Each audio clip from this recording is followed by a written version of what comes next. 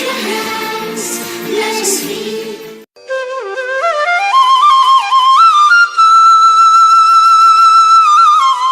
Om Namaste. Please join us this Sunday on a free global online episode, Yoga and Meditation for Body, Mind and Soul.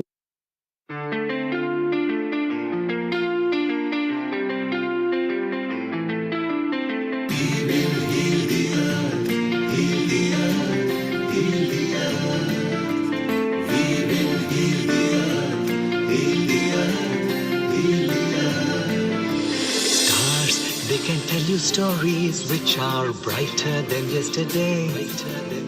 The streets have never been so quiet. The squirrels found a new hideaway. Tomorrow will never be the same. There is so much hope in our hearts. Brick by brick we shall overcome and walk right into a new start. Welcome to the brand new world. We're the children of our Mother Earth. Reach out your hands, let us lead our earth together. Welcome to the brand new world. We're the children of our Mother Earth. Reach out your hands, let us lead.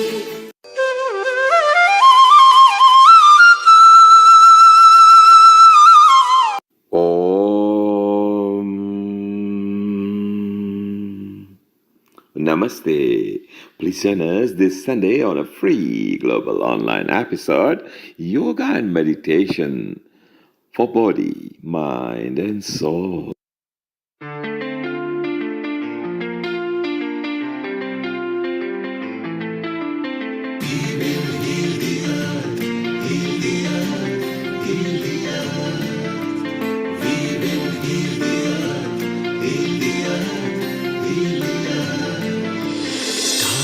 They can tell you stories which are brighter than yesterday. The streets have never been so quiet. The squirrels found a new hideaway. Tomorrow will never be the same. There is so much hope in our hearts. Brick by brick we shall overcome and walk right into a new start. Welcome to the brand new world. We're the children of our Mother Earth. Reach out your hands, let us lead our earth together. Welcome to the brand new world. We're the children of our Mother Earth. Reach out your hands, let us lead.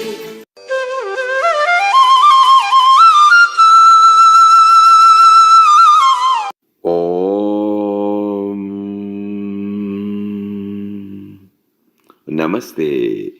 Please join us this Sunday on a free global online episode, Yoga and Meditation for Body, Mind and Soul.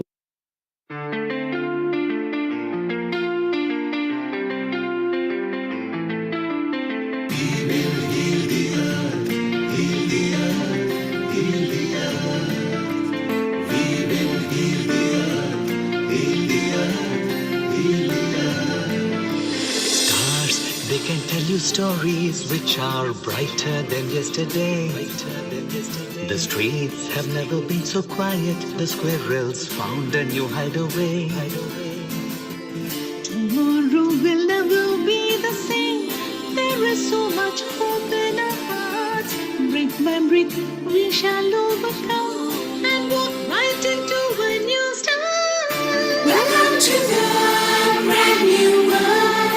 We're the children of our Mother Earth. Reach out your hands, let us lead our earth together. Welcome to the brand new world. We're the children of our Mother Earth. Reach out your hands, let us lead.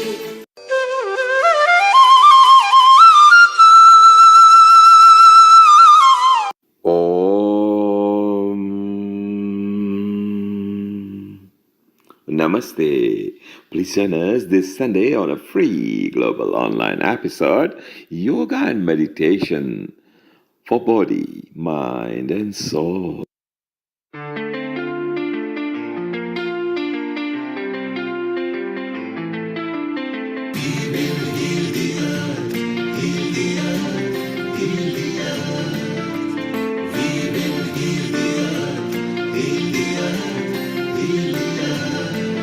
Stars, they can tell you stories which are brighter than yesterday.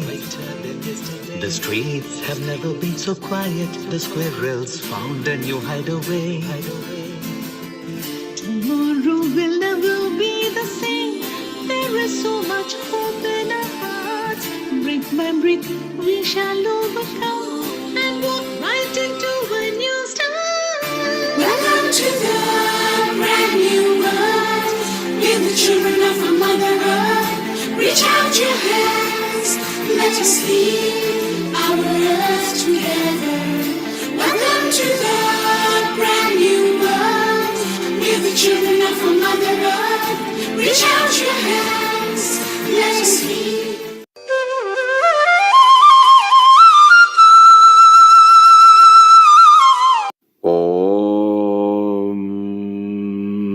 Om Namaste.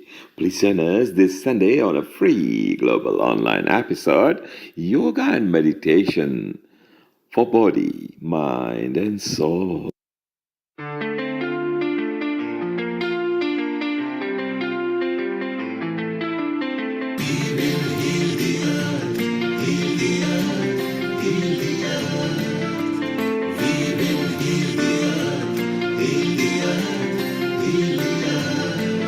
Stars, they can tell you stories which are brighter than yesterday.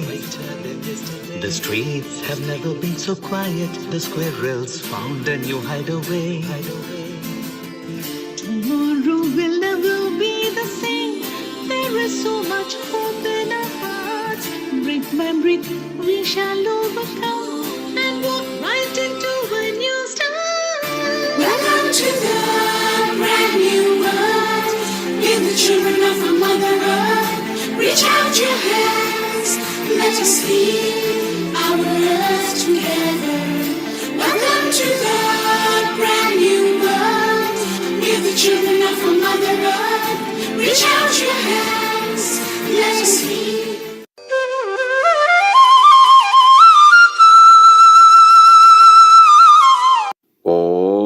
Om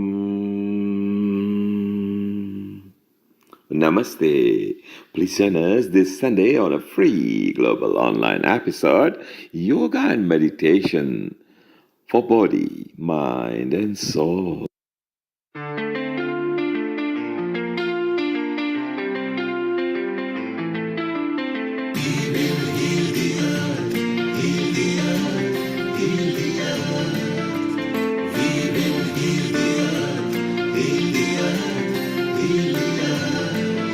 Stars, they can tell you stories which are brighter than yesterday. The streets have never been so quiet. The squirrels found a new hideaway. Tomorrow will never be the same. There is so much hope in our hearts. Brick by brick, we shall overcome and walk right into a new start. Welcome to the brand new world. We're the children of a mother earth. Reach out your hands, let us heal our earth together. Welcome to the brand new world. We're the children of a mother earth. Reach out your hands, let us heal.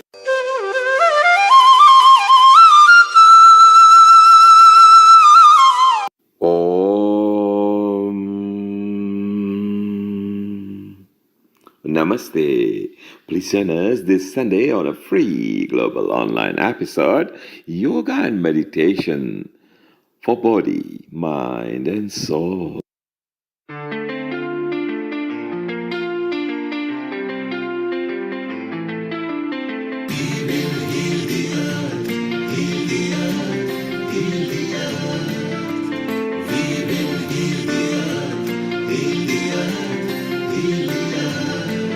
Stars, they can tell you you stories which are brighter than yesterday. The streets have never been so quiet. The squirrels found a new hideaway. Tomorrow will never be the same. There is so much hope in our hearts. Brick by brick, we shall overcome and walk right into a new start. Welcome to the brand new world. We're the children of a mother earth. Reach out your hands, let us lead our earth together. Welcome to the brand new world. We're the children of a mother earth. Reach out your hands, let us lead.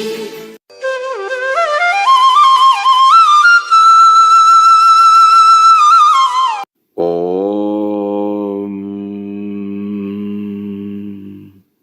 Namaste. Please join us this Sunday on a free global online episode, Yoga and Meditation for Body, Mind and Soul.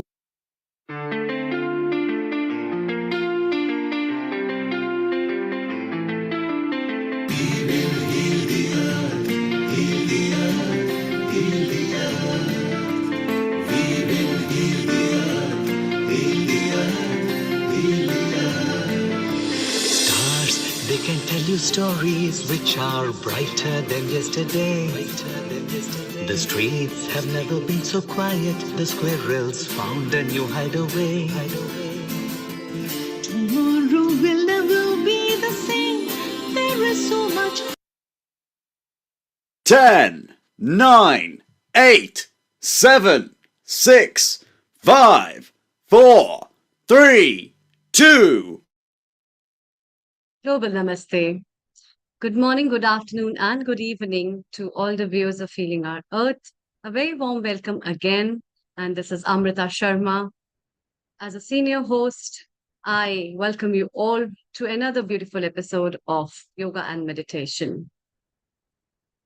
It has become an important part of holistic healing. It has become an important part of our lives to think about how lifestyle can be managed and we can cure ourselves and stay happy and enrich the wealth of wellness in ourselves by living healthy through practices of yoga and meditation.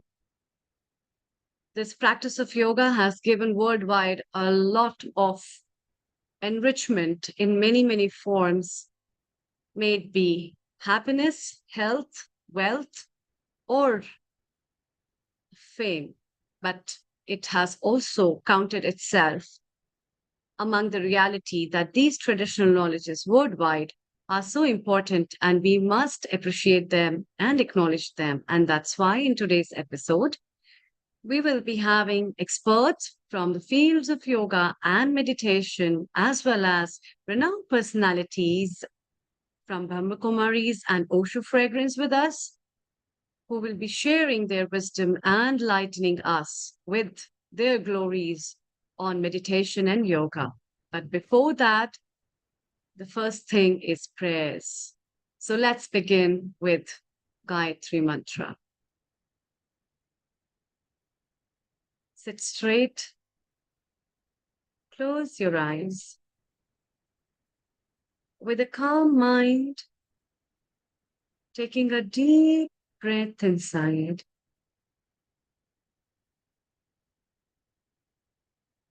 Pause for a moment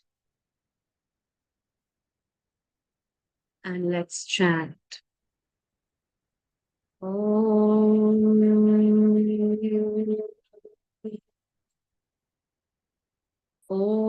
Bhurbhuva Swaha Tatsaviturvarenyam Bhargo Devasya Dhimahi Dhiyo Yo Na Prachodayam.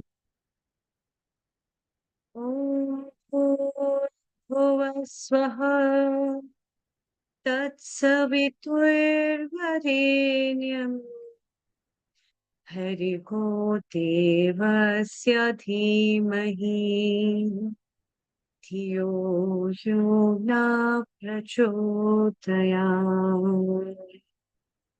ॐ भूर्भुवः स्वः तत्सवितुर्वरेण्यं भर्गो देवस्य धीमहि धियो यो न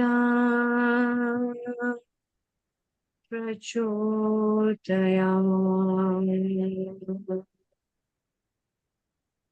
शान्ति शान्ति शान्तिः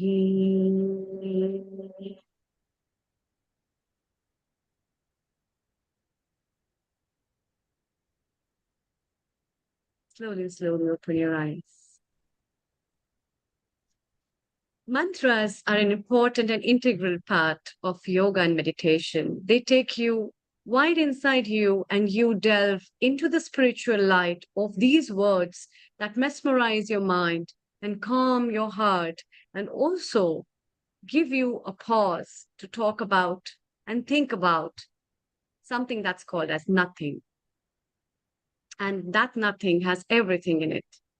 And that's why to know about what people have gained from this nothing, we'll be chit-chatting and diving into this spiritual talk today.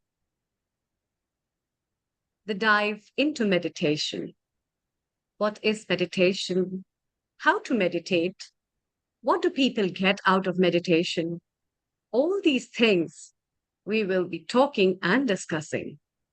And for this, today I also welcome my co-host, senior host, as well as producer of yoga and meditation episodes, Riddhi Vyas.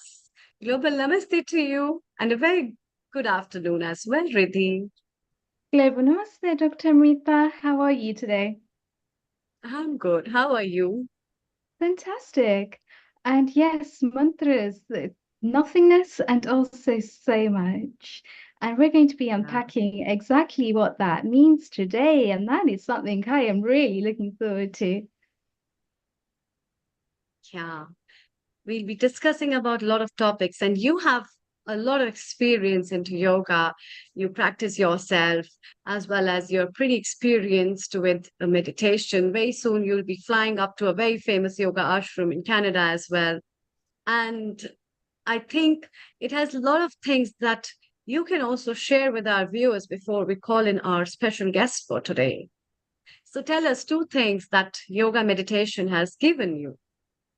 Okay, so mantras, well, let's start there. There's two types Mhm. of meditation, and that is nirguna meditation and sarguna meditation.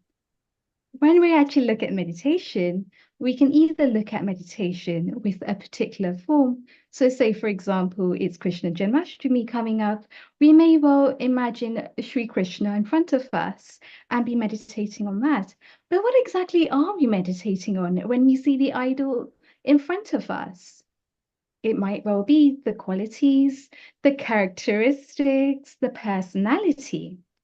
Or actually, what if we could actually take this a step further and say it's just Brahman as a whole?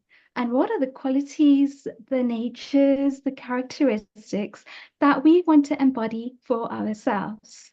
So, yes, we can look outward to be inspired, but true meditation is when we can withdraw our senses and come within. And as you correctly mentioned, mantras is a fantastic way to do that, whether it's on the gross level, where we're actually saying mantras out aloud and we're connecting with that energy, we're connecting with those emotions, we're helping to raise the energy, or it could even be on a more subtle level, where we're just saying it quietly to ourselves, we're saying it inside our own mind. But those are valid points and those are valid forms of meditation.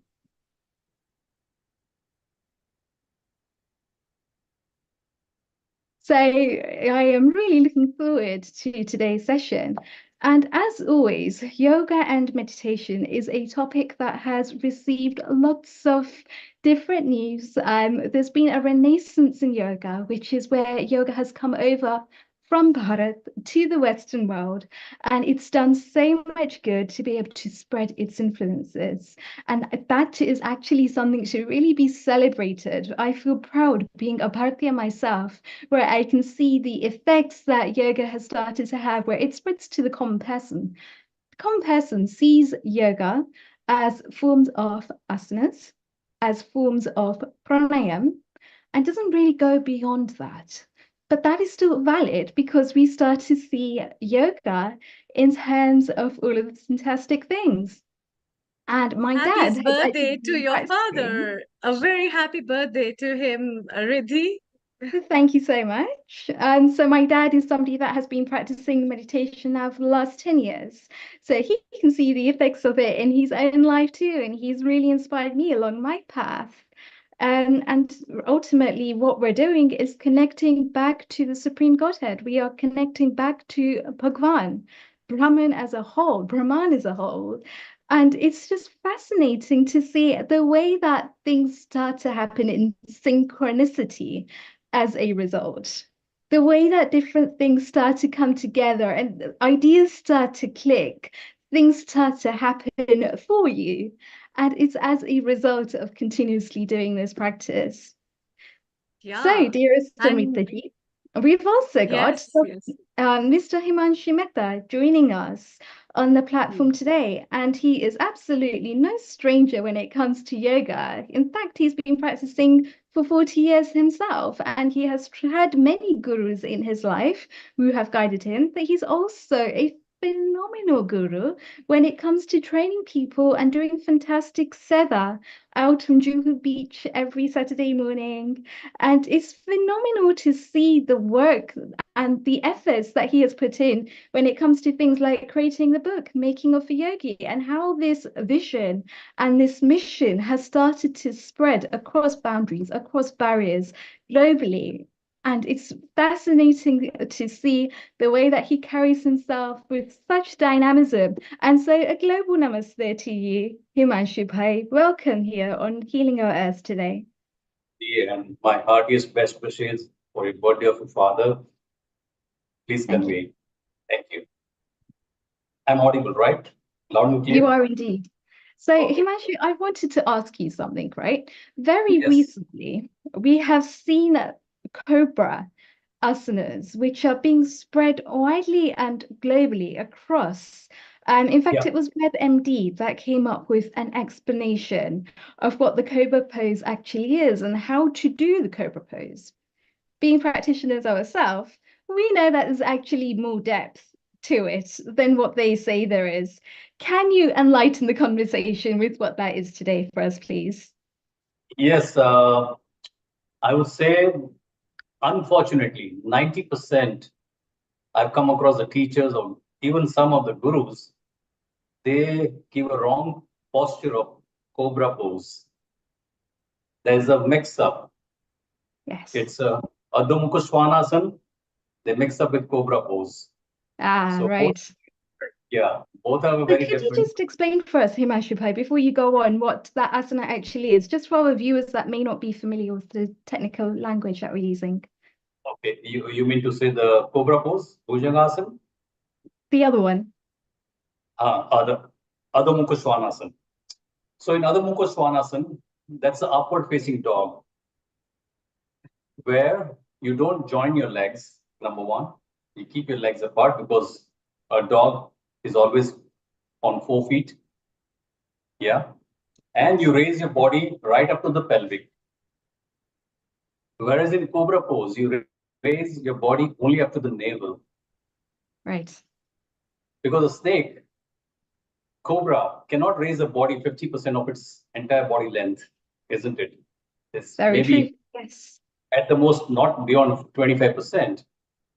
At the And then most. that means that they're recruiting other muscles to be able to help them with those stretches, which then isn't so effective. It's like doing their cobra position and being able to take the hands off the floor and really just being able to work the correct muscles, as opposed to students who have their shoulders up to their ears and they're really pushing hard, and we can see that their alignment just isn't there.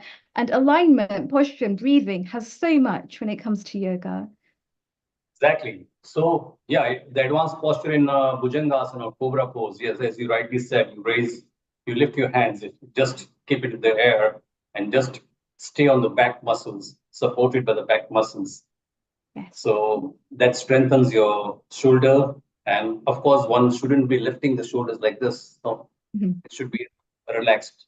You have to just be looking up, if possible, 90 degrees. Yeah.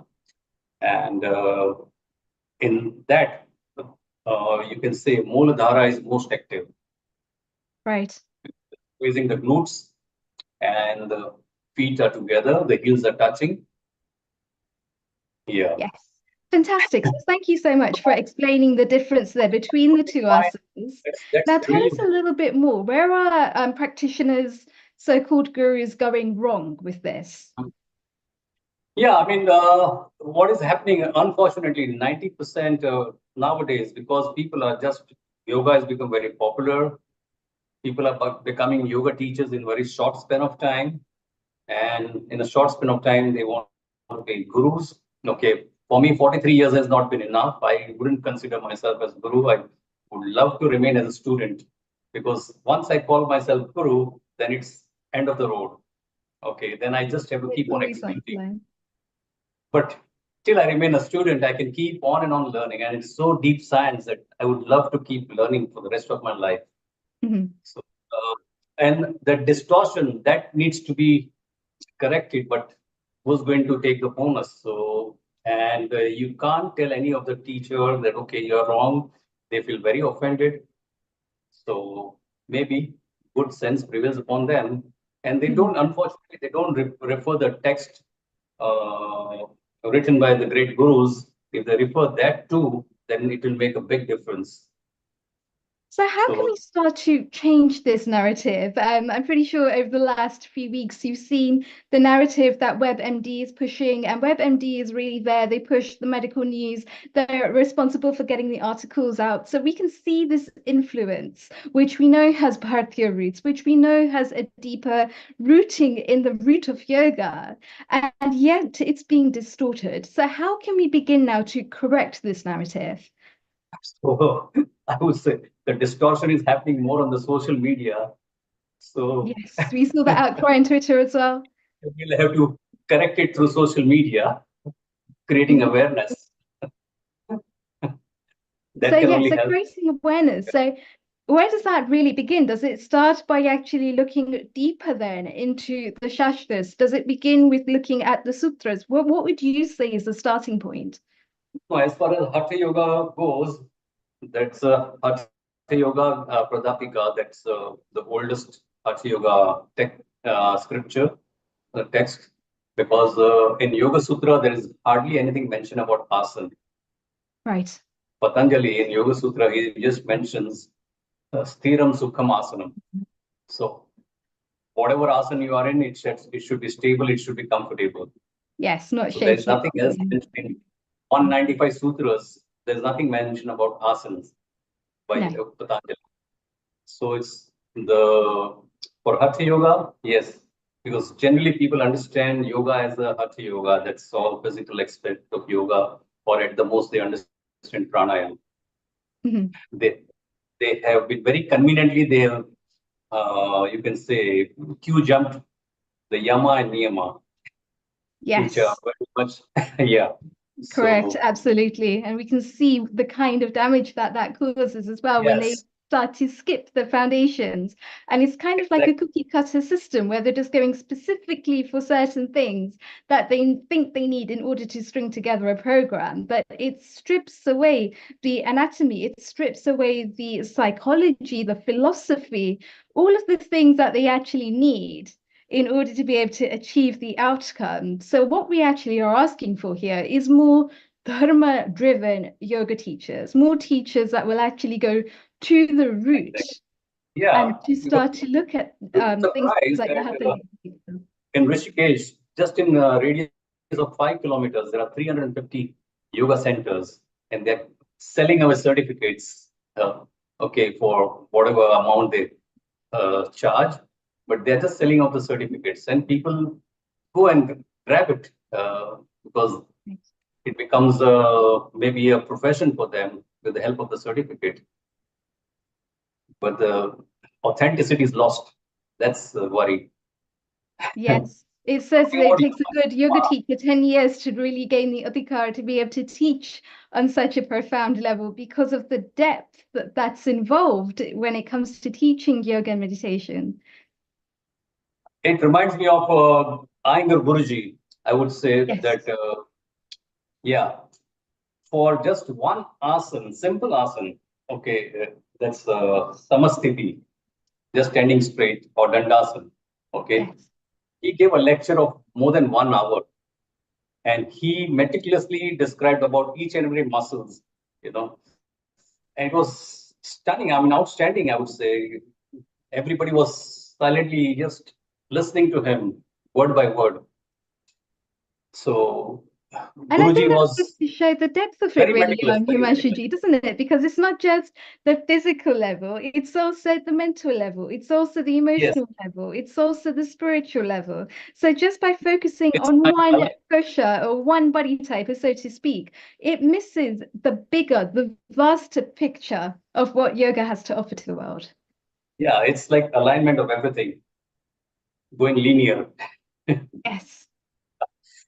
And we Yeah, can see with people's journeys, such as BKS Iyengar, for example, that there's just so much depth. In fact, one of my teachers was actually telling me that they couldn't progress to the next level until they really mastered Surya Namaskar Series A, Surya Namaskar Series B, to be able to do these things properly, in depth, with such precise breathing, with such precise movements, without shaking, without putting a step wrong. And the teacher just wouldn't allow them to progress to the next level until they really mastered the basics. And this day and age, we're living in a fast-moving society where people want fast results and they want to qualify really quickly and move on to the next step. But that's not what yoga is, because then they miss that bigger picture. people want everything in 30 seconds. How can you deliver?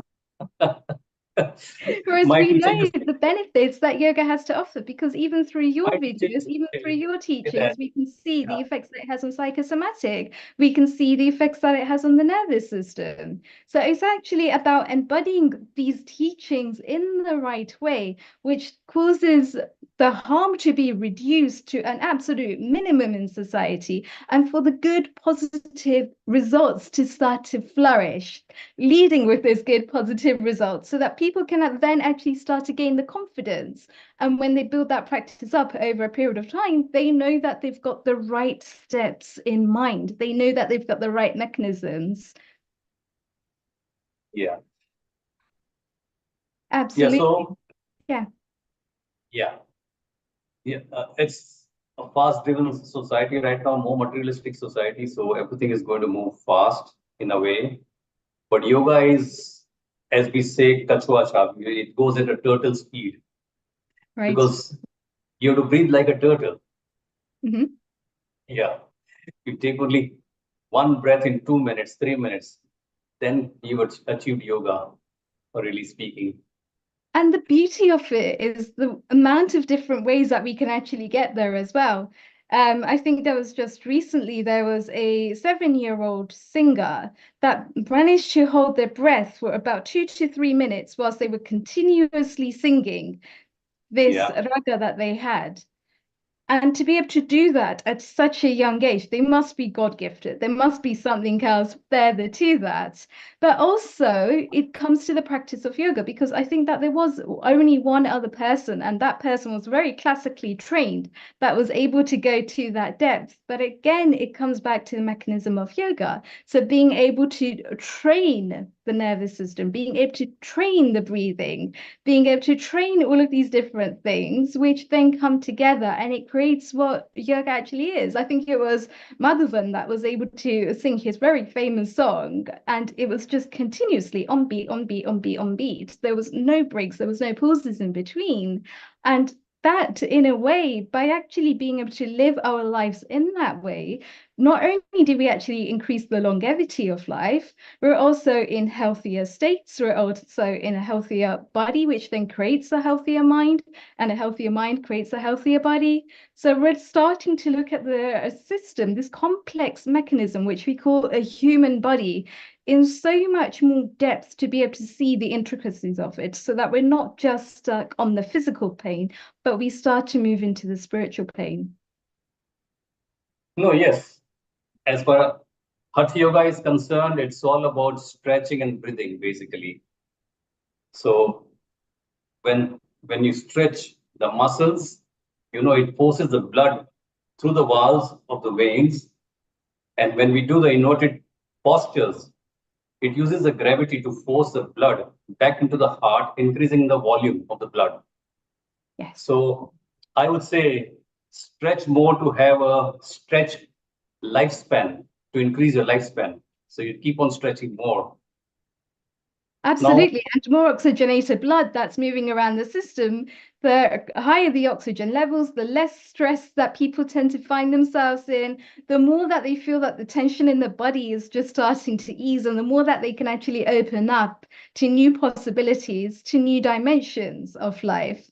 And the more that they're actually just able to enhance, because a lot of people, when they first come to yoga, they think that it's about creating a level of flexibility. They think it's about toning the body, until they start to practice yoga and build that up over a sustainable period of time, a consistent practice. And then they can start to see that there's other layers and there's deeper things there and there's deeper meanings. So I think realistically, it's about allowing people to go from where they are in life, meeting them where they are, and then taking them on this phenomenal journey of what we call yoga. Vis-a-vis the physical practices, other practices, maybe running or gymming or whatever. I mean, on those practices, it's an aerobic or a cardio exercise to increase heart pumping, So that is putting a lot of pressure on the heart. And that is one of the reasons that you find many of the trained athletes also having a heart failure. And these days it's becoming very common. Yeah. So then is it to do with a buildup of lactic acid in the body as well? Because obviously when the oxygen is being decreased, it's increasing that lactic acid.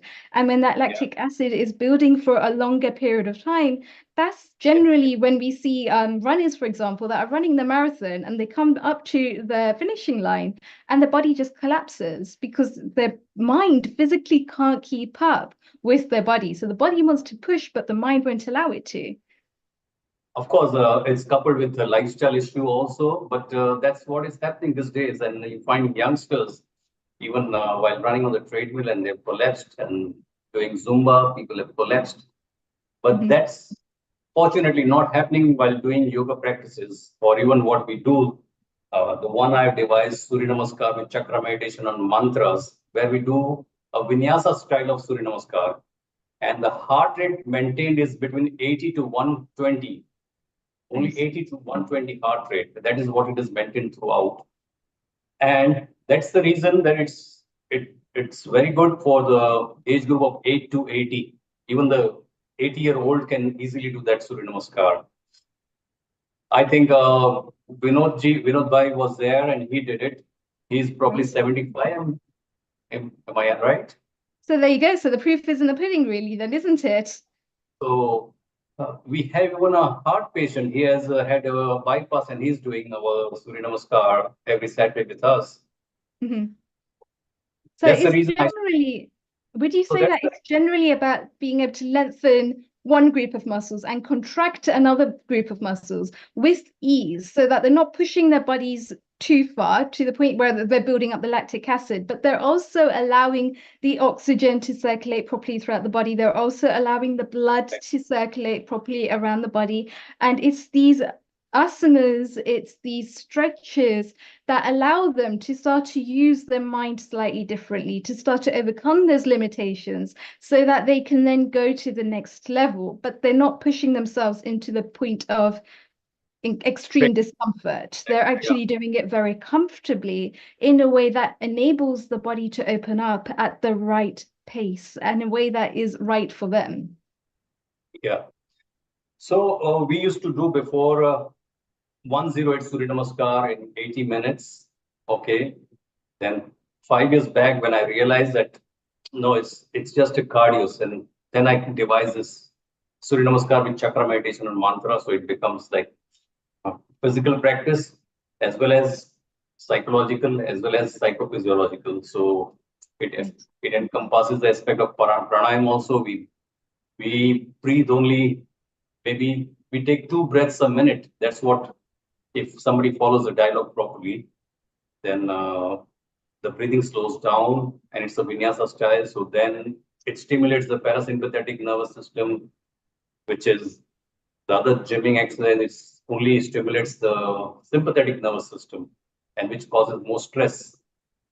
So, and as we know, slower the exercise, stronger the muscles. So that also works pretty well. And we had about 3 months back, we had the border security force joining us. And of course, they are very strong. But they couldn't continue after doing 3 because they are not used to doing slow. They are not used to doing holding the posture. They are not used to breathing in a rhythmic way. So even they have a very strong body and they could not sustain.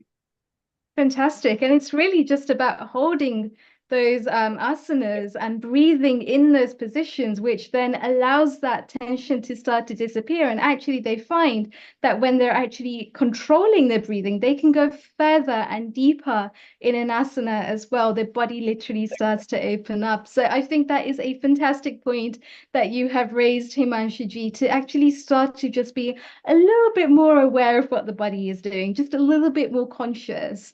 And I think that is a fantastic message for our audience today as well, is to not push yourself to the point of exhaustion, but to really just start to become more conscious of how you're holding your body, how you're holding your positioning, how you're holding your alignment, and then start to move further and deeper into your practice from there. Live like a tortoise, and you don't have to go to a hospital also.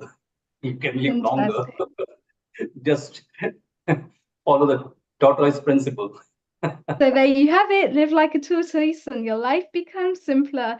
A global namaste, Himanshuji. Thank you so much for joining us today. Thank you, Himanshuji, for joining us. You keep enlightening our first few minutes and hour of our episode, which is really lovely. And we look forward to see you for the Independence Day special episode as well. Yoga and independence. Thank you, Amritaji. Global namaste to you also. Thank you. Global namaste as well. Riddhi, what a lovely conversation you had. And it was one of the very important conversations because people have heard about yoga. People don't know much about how to practice, where anatomy and physiology plays a very vital role. If you practice asana wrong, if you don't practice it by knowing your body specifically, you can make a lot of mistakes and you can injure yourself. And even you can harm up your body rather than healing. So this is one of the very important things, to recognize what postures are there and also to recognize your body specifically, which is one of the important thing, and dive into the spiritual wisdom of yourself that you have. And that's lovely. So continuing our same discussion, let's move on further to Israel. And we have Rena with us. Rena, global namaste to you and a very warm welcome.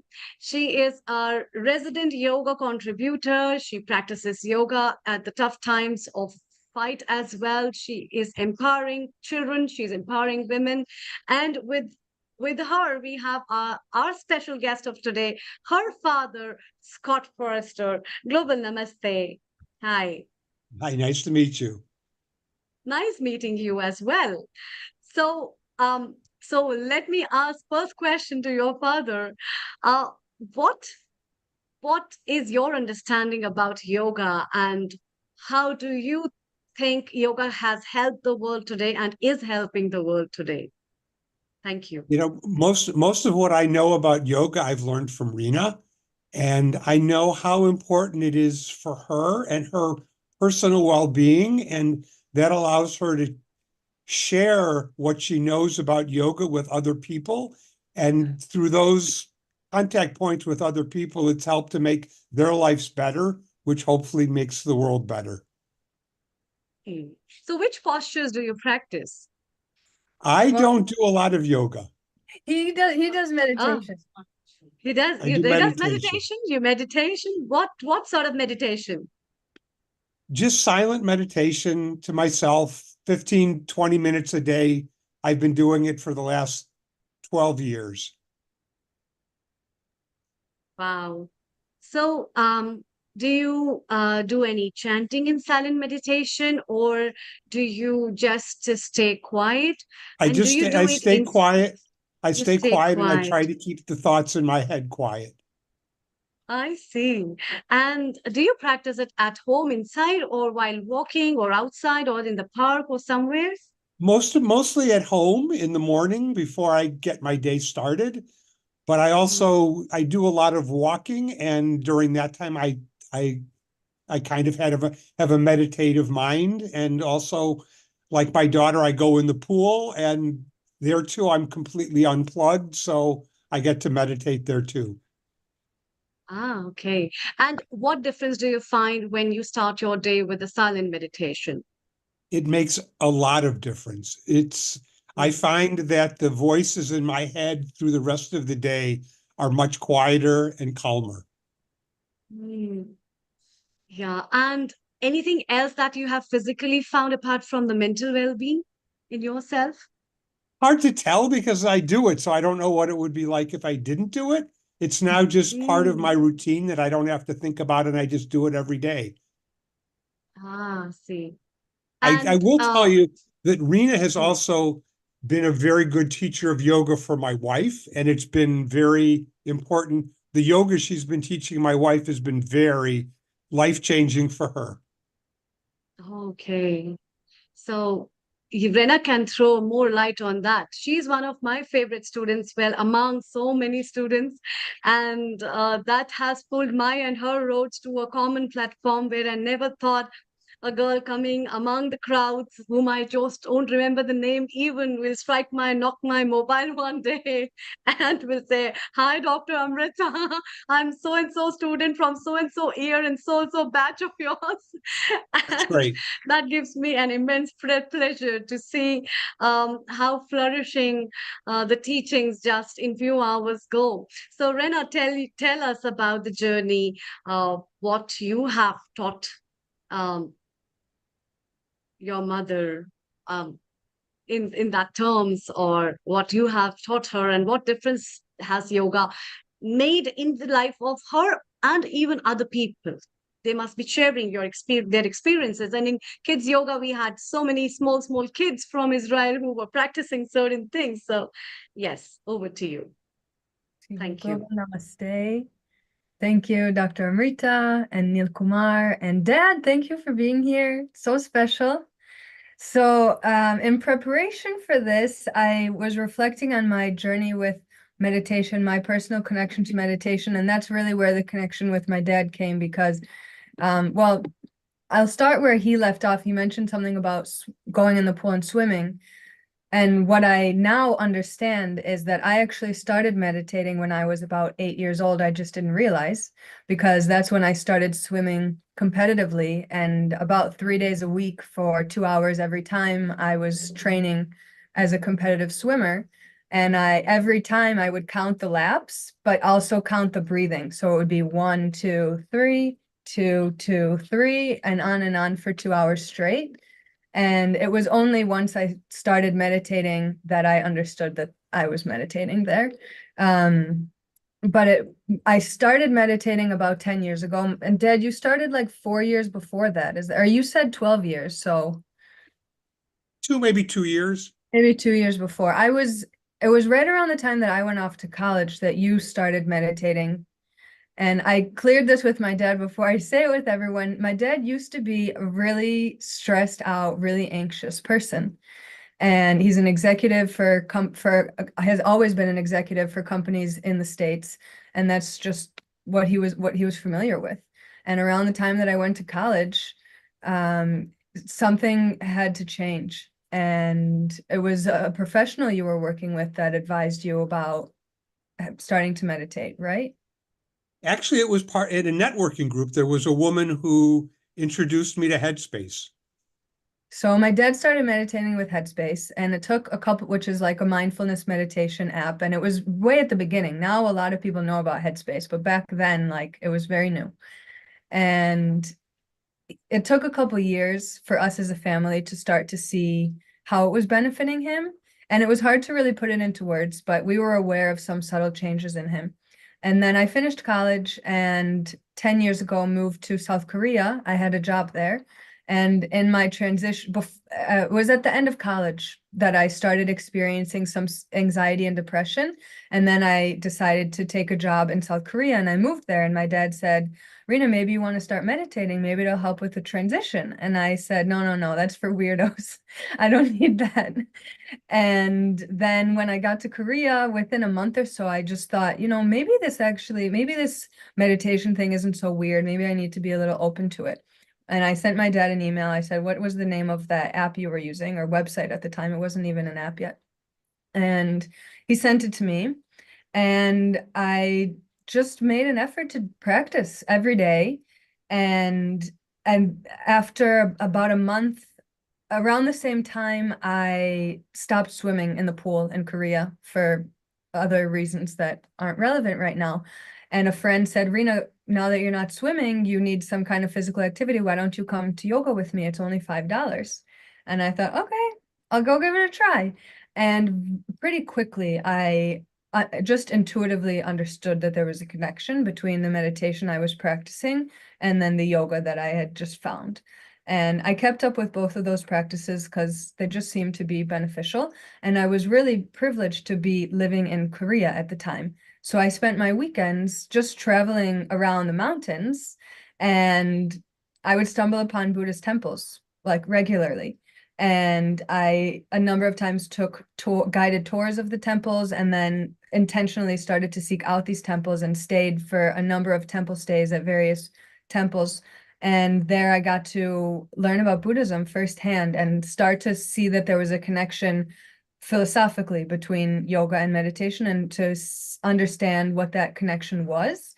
But it really wasn't until later. I kept up my regular yoga and meditation practice for a couple of years, and it was only once I got to India in 2017 when I took my journey more seriously and listened to a calling to actually study yoga and become a yoga teacher that I understood the actual path of the way that the Hindu Bible explains it and the way that the yoga philosophy explains it, understanding meditation kind of as the next step on the ladder after yoga, if we're looking at yoga as a scientific method for reaching enlightenment. So up until that point, I had always, it wasn't totally clear how they connected. I felt they were connected, and now I understand that yoga essentially is preparation for meditation, but often the way that I teach yoga is very meditative.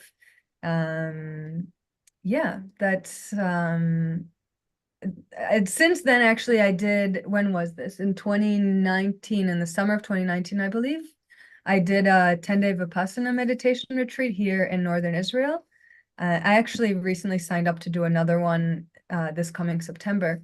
And that nowadays, I practice either the mindfulness meditation that I learned through Headspace, which some of you may have seen me practicing even just before I began speaking here, and other times when I'm looking for a deeper ritual, then I will practice Vipassana meditation on my own. And I tend to start every day with connecting to the sensation of the breath moving in and out of my nose and a few body scans. So once now you have taught so many students, you are teaching so many kids, and you are practicing yoga yourself, what difference you have found in the Rena who was a couple of years ago, and now the Rena who is now? And now Yeah, still you are sustaining in Israel at the time of amidst war and everything. So what difference does it make for Rena, the one who is practicing yoga and meditation daily, to the one who wasn't practicing that? What do you think? yeah. I'll share a little story to answer the question. A couple years ago, I woke up in California and I couldn't move the whole upper part of my body. And what I realized is that it was a symptom from a herniated disc that I have from a near-death motorcycle accident that I had while I was living in Vietnam. It took 7 years for the pain to manifest. And I was in California and I live in Israel. And so in that moment, there was about 2 days of trying to figure out what to do. And then I had to fly from California to Arizona, and I don't have headphones. So I had this flight and I was in excruciating pain. And I sat down on the plane. I said, okay, what am I going to do? How am I going to pass this time? I didn't take any painkillers. I had nothing, no music to distract me. And I thought, okay, I'm going to sit here and spend this entire plane ride in meditation. And that's what I did. And I closed my eyes and I did Anapana for about 15 minutes until we were up in the air. And then the whole rest of the plane ride, I was just in Vipassana meditation. And as soon as the plane landed, something shifted. And I was able to, what I learned from that experience is that I had tools for choosing to put my awareness where I want, and that I could put my awareness in the pain that I was feeling in my neck and in my inability to move, or I could choose to put my awareness into all the other parts of my body that were feeling nice or were feeling fine, and that I could also have the perspective of something beyond, that if I'm able to observe both where I'm feeling pain and where I'm feeling not pain, that just it helped me to keep perspective that I'm bigger than these physical sensations. That's something that now that I'm aware of this herniated disc that I have, we understand obviously the mind-body connection. I will get flare-ups of the pain every time my body and my mind feel like something's not safe, or feel like I'm not taking care of myself enough, which are things that have happened a lot while I'm living in a country that's actively at war. And so I constantly remind myself that I have tools. I practice these, like I said, I wake up every morning before I even get out of bed. I do a body scan to check in with all the sensations that I feel in my whole body. And when we have this practice in the body, then it's much easier to take it into other areas of our life. So That's really nice.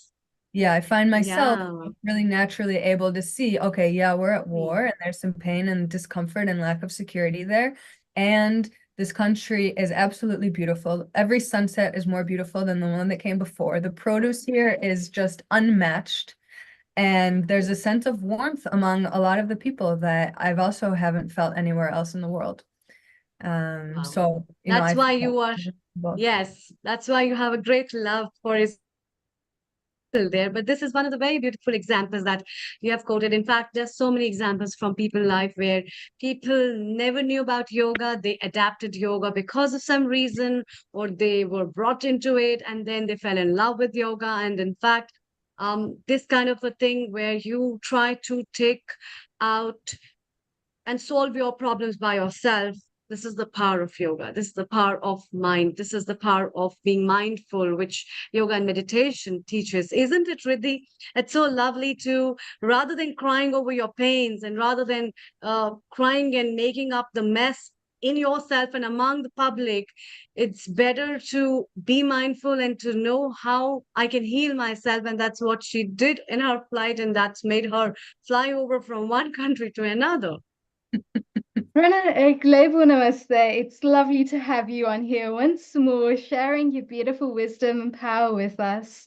And absolutely, I've got to say, the power of yoga, the power of meditation is that ability to take what you need, knowing how to adapt it and knowing how to apply it to yourself.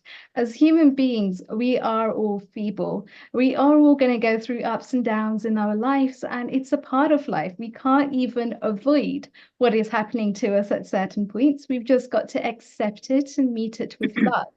the point that you've just made there is one where we can then start to think and start to observe it for what it actually is and not worse than what it is. So almost as if we're taking a 360-degree bird's eye view of exactly what's going on, exactly what am I feeling, exactly what am I going through, and being able to sit with that discomfort.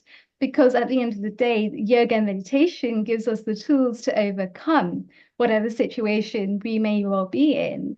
And I think that is a beautiful thing that you've just had the ability there to go deep within, to realize what that wound is, and to heal yourself, because it's so true. Through yoga, through breathing, through meditation, we have those tools.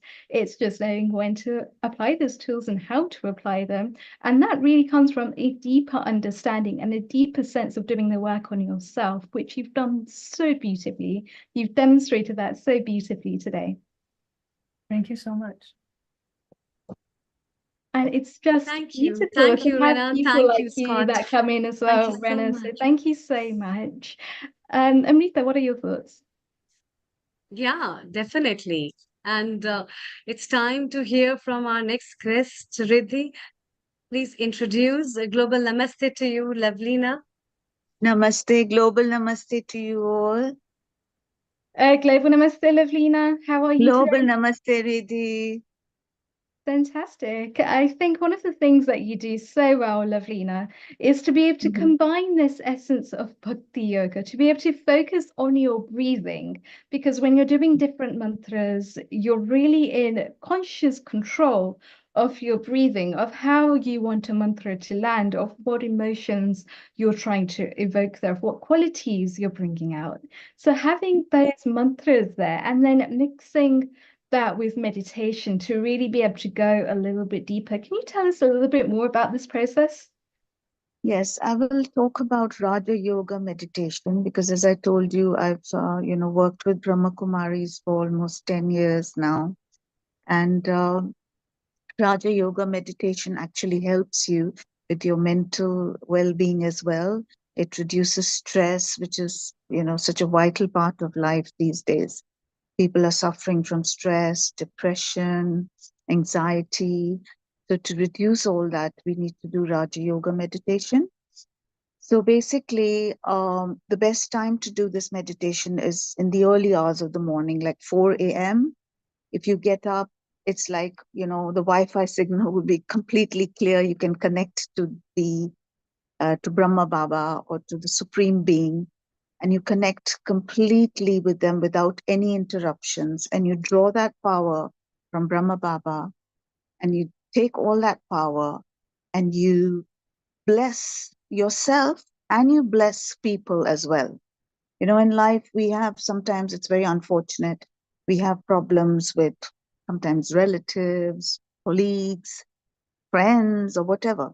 So you take that power from Brahma Baba, you first bless yourself, and then you pray for all those people whom you think are suffering. And it's amazing in those early hours of the morning how it would help. So I think this Raja Yoga meditation really helps because it clears your mind, of all the toxicity, because sometimes we also are suffering, from anxiety or whatever. So Fantastic. we get rid of that. I think that's a And really powerful point that you're making here, where we actually yeah, use these mantras, we use the power of meditation yes, in order to yes. be able to just calm and just create Calm peace ourselves. Yeah. within the mind. And when we're able to Yes. do that, we feel And like it's actually we're the rays of, Brahma Baba coming into you. And it's amazing because it's here. That's where the soul is. It's called the Brikuti. Where we put our bindi, Hindus put the yes, bindi, that's where the soul is. So you take that power there and you bless yourself. You take first, because you've got to first bless yourself. You can only help others if you help yourself. very Even true. Shivani Ben, I've interacted a lot with Shivani Ben of Brahma Kumari. She says, you have to first help yourself. Because you Yes, cannot help others if you're not in control of yourself. So that's then you very do that. true. Yeah. But we are in the last stage of Kali Yuga, and sometimes you even pray for people and they still don't change and they're still in your path, creating problems for you, then there are other ways also to deal with it. There's the law, there's the police, there's every way. But you have to keep praying and keep praying for those people. And dua, wish them well, give them blessings. And So we can only go as far as miracles we're can willing to go happen. ourselves. Seriously, miracles can happen. Today, I think, in Oxford, there's this Brahmakumari Center, and they're doing this seminar on miracles, how miracles can happen actually, because people can change. You can change their feelings for you. They might hate you, and they might just wake up. They might have some soft feelings for you, some good feelings for you, because they'll know that you're not feeling bad. You don't have any harsh or hostile feelings for them. But what is wrong has to be corrected, because it cannot carry on like that. Because, then there's so much suffering in the world, as we see in the microcosm and the macrocosm. There's so much suffering. So that suffering has to be eliminated. And the only way we can do it is through meditation. So, Lavina, can you give us a 5-minute meditation to help all of us to just bring peace and ease within ourselves? Yeah, so you sit up straight, sit up really straight. You don't have to shut your eyes. Shivani Ben never tells us to shut our eyes. Just sit up straight and look straight and just concentrate on Brahma Baba.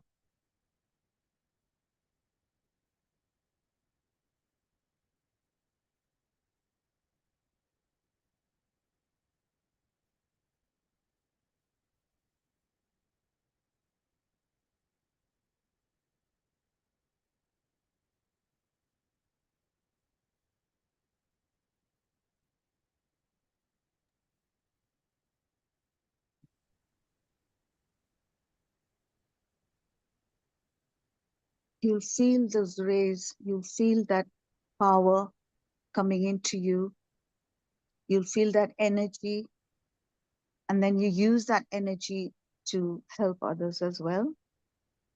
And they'll feel that energy as well. And there's this song a bhajan which I want to sing for you. Ye mat kaho khuda se meri mushkilein badi hai. ये मत कहो खुदा से मेरी मुश्किलें बड़ी है उन मुश्किलों से कह दो मेरा खुदा बड़ा है उन मुश्किलों से कह दो मेरा खुदा बड़ा है. So you're basically saying that everything is in the hands of the divine.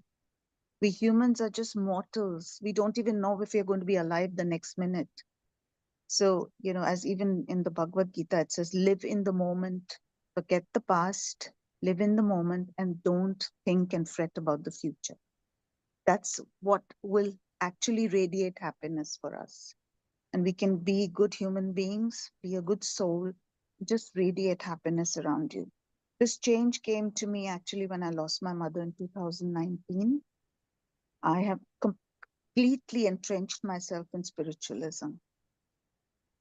I was spiritual since 2012 when I joined Brahma Kumaris. But in 2019, I just have completely, and I just want to serve humanity, to help people, because my father always taught me that give back to society as much as you can. And that's what I want to do. So, Lavina, how has it personally helped you? How has it changed your life since you started to practice Sarguna meditations on a daily basis and you've created this consistency? What changes have you realized in your own life? Yeah, Riddhi, it makes you a very calm person, It calms you down. If you see, I wear white a lot because white generates a lot of peace, tranquility, calmness. I have become calm as compared to before, because you just, you're entrenched in a world of tranquility. You know what's going on around you, but you still just want to stay calm. And you want to pray. You want to be spiritual. You want to be connected with the supreme power, and that can only be done through spiritualism and divinity. Of course, we all have to do our karma. We're all wearing hats. We have families to look after. We have a profession. I'm a singer and I also look after my father's business. We have to do all that. We have to wear those hats. But at the end of the day, if you want peace, which is the best route to take in this world, you have to be spiritual. There's no other way out. So then would you say So, by actually being spiritual, by having this sense of calmness, that it's yeah. helped you to navigate through some of those really challenging moments in your life? Yeah, absolutely, Riddhi. Absolutely.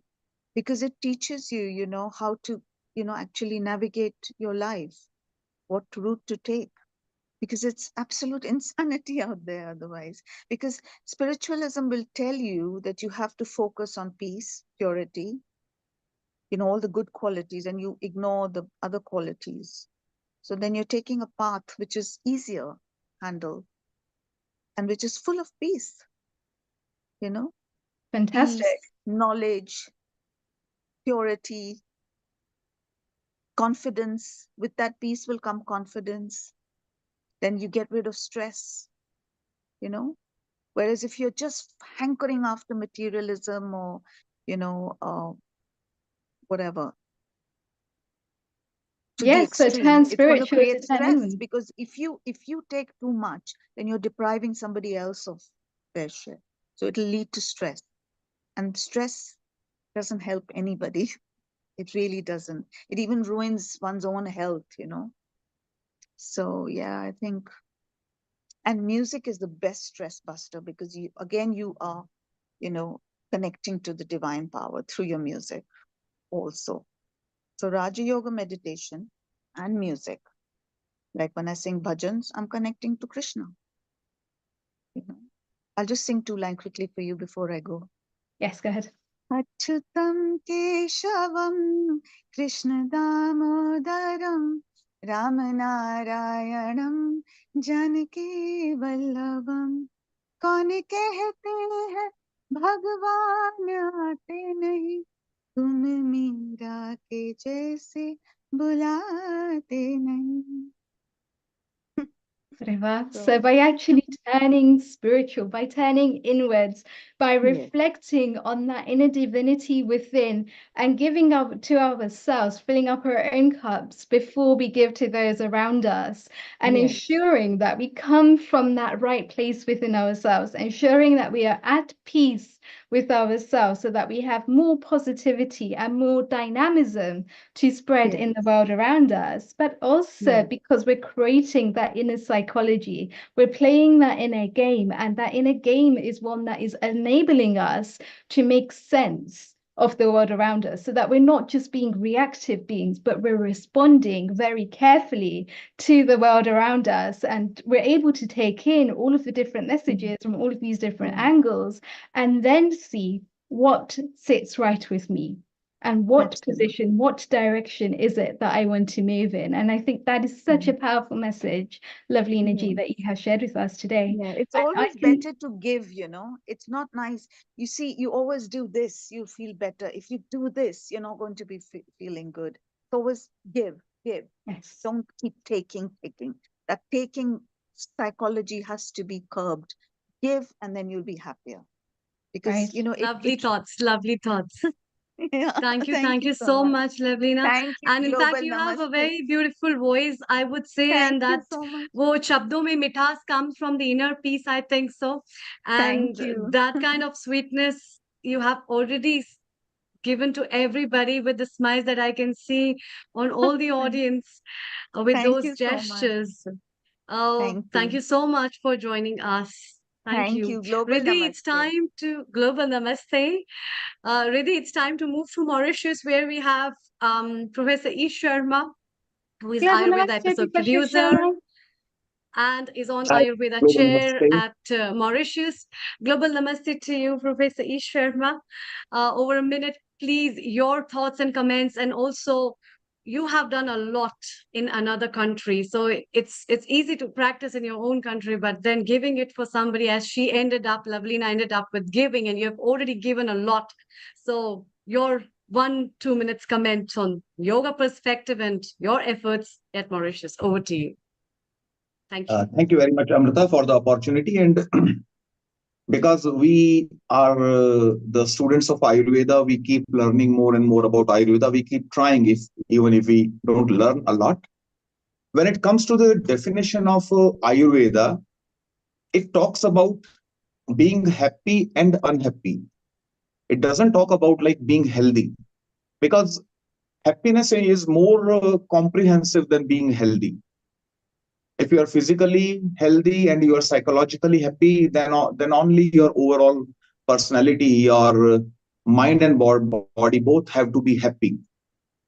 And interestingly, before you yourself being happy, the basic definition to Ayurveda is you should be advantageous. You should be nice to others. You should be of social relevance. You have to be good to the others before you yourself are physically or mentally happy or healthy or not. So, this environment around you is your responsibility. And Ayurveda also gives one more quotation that maybe I can speak one Sanskrit quote and then I'll translate it for you. Kritsno hi loko buddhimatam acharya. It means the whole world is a teacher for the wise. If you are a wise person, then the whole world is a teacher for you. Shatruscha abuddhimatam. If you are not that wise, then the whole world is like an enemy to you.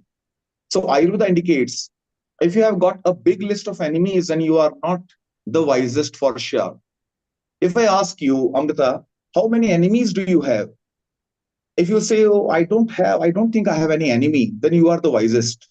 But if you have a big list, he did that bad to me, she did that, bad to me. If you have got a big list of enemies, then you still have a great scope to improve. So surely it is such a wonderful learning platform. I'm here to listen to all of you. And I'll not be going into what we did in Mauritius because this is such a wonderful day, to listen to all of you. But if you have got any question for me anytime, I'll be more than happy to respond, Amrita. Thank you. Thank you, Professor Sharma. We keep inviting you and have your talks, and we definitely would love to take all that. Thank you so much.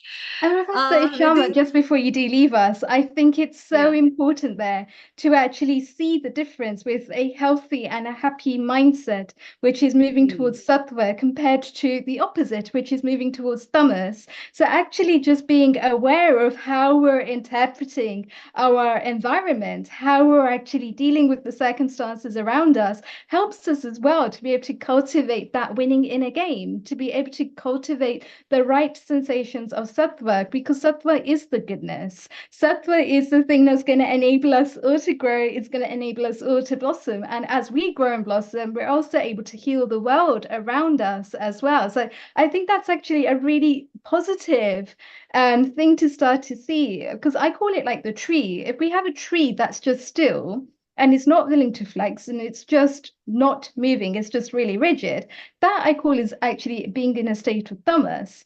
But if it's a tree that's flexible and it's moving and it's adapting and it's growing, then that to me is a state of sattva. Would you agree? Very much, of course. Right. And somebody that Yeah. actually does do this really well is Sarah Mills. And I am so glad that she is joining us on the platform today, being a winning entrepreneur, being an author who's going to be writing a book on the winning game to be able to create more healthier, more sustaining habits. And she's also got a 7-day detox, which she takes her clients through in order to be able to adapt to this. So Sarah, welcome. A global namaste here to you today. And being a winner of this in a game, you've won awards in 2022, you won awards in 2023. You really know your thing when it comes to creating habits. What would you say are the couple of things where people always trip up, where they're just not able to quite follow through to be able to create these healthy habits? Yeah, hello everybody. It's lovely to be here, and thank you, Riddhi, for inviting me. And I'm loving hearing all of your amazing wisdom. Thank you so much, everybody that's already contributed. What a lovely afternoon I'm having here in the UK. Well, it's a very interesting one, and some people have already alluded to this, but most of it is is around our mindset. It really is. You know, it's around what are we willing to continue doing? What are we willing to stop doing? And what do we think is going to take us in the direction that we really, really want to go with purpose and passion? And I absolutely agree with everybody that's spoken before. You know, we have to create our own inner world of peace and happiness. And thank you, Riddhi, for introducing me to the principle of sattva, which I didn't really know about until you mentioned it to me, about, you know, this whole harmony of peace and harmony, and this very you know, this high resonance of creating that goodness around actually everything that I talk about anyway in winning healthy habits, because it is what you put in your mind, what you put in your body, the food we eat. I mean, it's all completely related. So for me, it's being able to, for people to be able to, the thing that people find hardest is just to create new habits, because it could be years and years of conditioning that has taken them in a direction that actually isn't necessarily conducive to where they want to go and that feeling, but it's a conditioning. So sometimes we have to unlearn everything that we know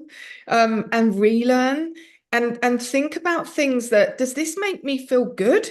Somebody's the amazing professor that just spoke before, it is about creating that inner happiness. And you know when you feel that, and therefore if you know that you feel that, why would you want to stop it? Why would you allow outside influences, as we've already heard, to change our inner compass? Really, you know, we really have to create that. And for me, you know, it really is, then it becomes that heart of winning. It becomes the place I'm supposed to be and the place I'm supposed to go, you know. So, Sarah, I think that's a phenomenal point that you've just raised. But as you know, as well as I do, as well as that our viewers do, is that habits die hard. And sometimes somebody wants to be able to change the direction. Sometimes somebody wants to be able to eat healthy for 7 days. They want to be able to create that positivity, those good results. But something is there that's a trigger that's preventing them from being able to break through that wall. What would be your words of advice for that person? To me, it always comes down to support. It's so much easier to do things when you've got somebody else cheering you on. It's so much easier to be part of a group that are all thinking, feeling, doing, and going in the same direction. Because then it's easier to push away those outside distractions, you know, and not just be with your thoughts that can often lead you in the wrong direction, because, you know, we're with our thoughts all day long, but sometimes they're not the healthiest ones for us, as we all know. So I think, yeah, definitely, but I think as well, you just have to think, do I really want to do this? Okay, so I sort of tip it on my head with people and say, what are the consequences of you not doing it, right?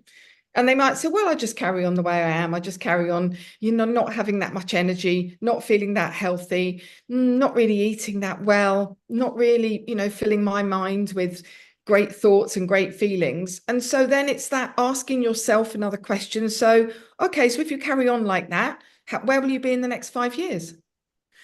Okay, well, I'll probably be exactly where I am today. Well, is that how you want to be? No, it isn't. Well, how about, you know, you take some very small steps, and if you see and feel a result, what would stop you wanting to continue with that? And if you know you've got accountability and you've got someone supporting you, actually, do you know what? You can achieve anything you really want to, but you've got to have a big heart and a reason and a why to want to do it. So being able to set those intentions, being aware of what those intentions are, and ensuring that it's heart-centered. I know in your book you write quite a bit about coming from a place of heart, creating those habits because it's things that will create a better life for us moving forwards. It enables us to let go of all of that goo and that gunk that gets caught, whether that is emotions, whether that is thoughts, whether that is even the wrong foods that we are eating, which is creating then the wrong results for us, to be able to really start to clean, to be able to detox, to be able to move into a state of healthy, fresh longevity in the long run.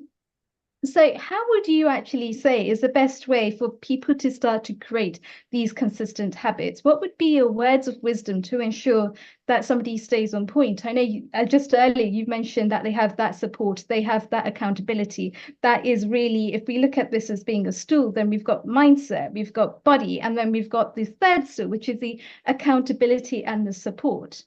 How can actually somebody that is a very busy professional ensure that they create that right atmosphere to be able to build up consistent, healthy habits over a longer period of time to be able to get the results that they truly intended to receive in the first place? That's a very good question. It just starts with one small change. It sounds so simple. And I think we can overcomplicate things so much. If you know that there is something that's already out there, I mean, like I say, I have a 30-day and I have a 7-day wonderful program that's created, around healthy habits, removing toxins, nurturing our bodies with healthy food in a really simple way, right?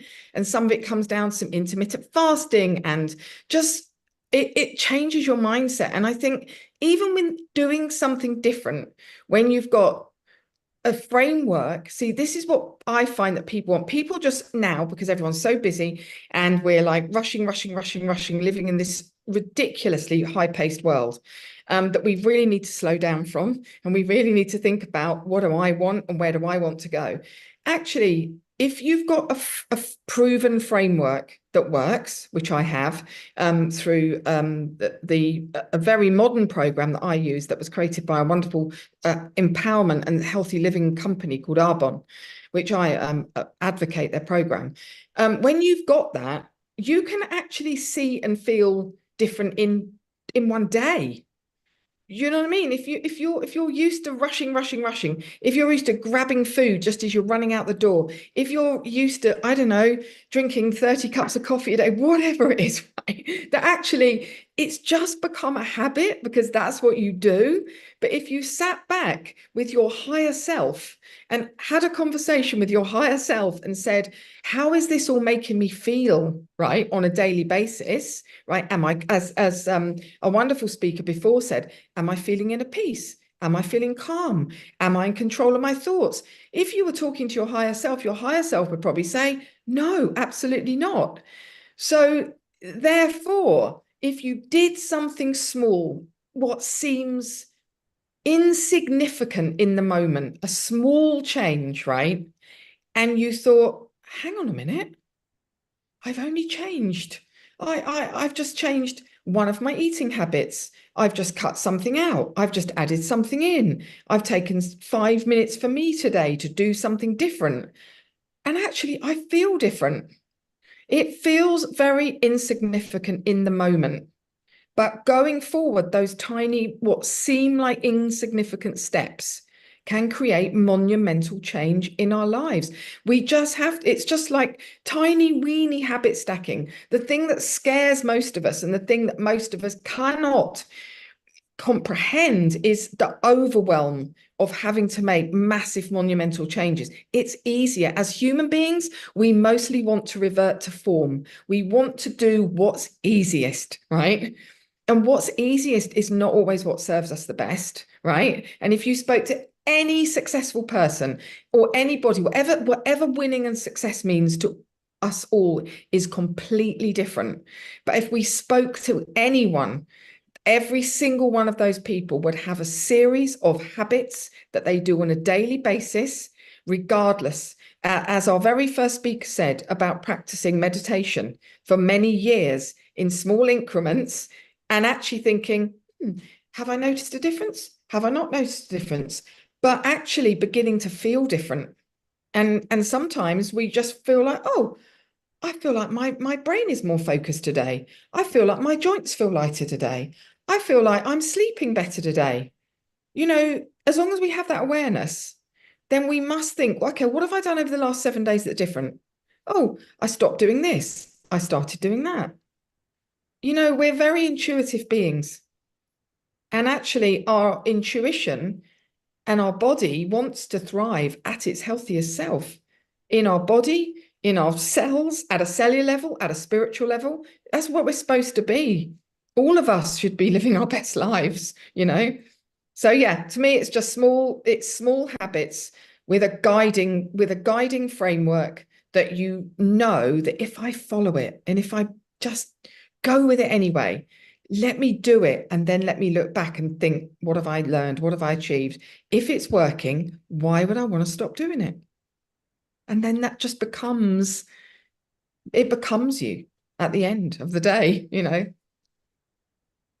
And I think that is so powerful to actually focus on the results that you want to gain in your life. Focus on the things that are giving you that energy to start to make those small incremental changes on a daily basis that lead up to the massive results. And I think that is so important, especially nowadays when we actually live in a quick win society. Everyone wants quick fixes. They want to get rid of their cravings, or they want to gain some more energy. And so they're looking for things on the outside that can actually help them to do that. But by actually creating the right sustainable habits, building those habits very slowly, starting to reprogram the way that the neurons are firing, and to start to create new habits and new loops and new psychologies around these things, which help them over a longer period of time to be able to create a deeper level of energy. And at the end of the day, that is the essence of spirituality,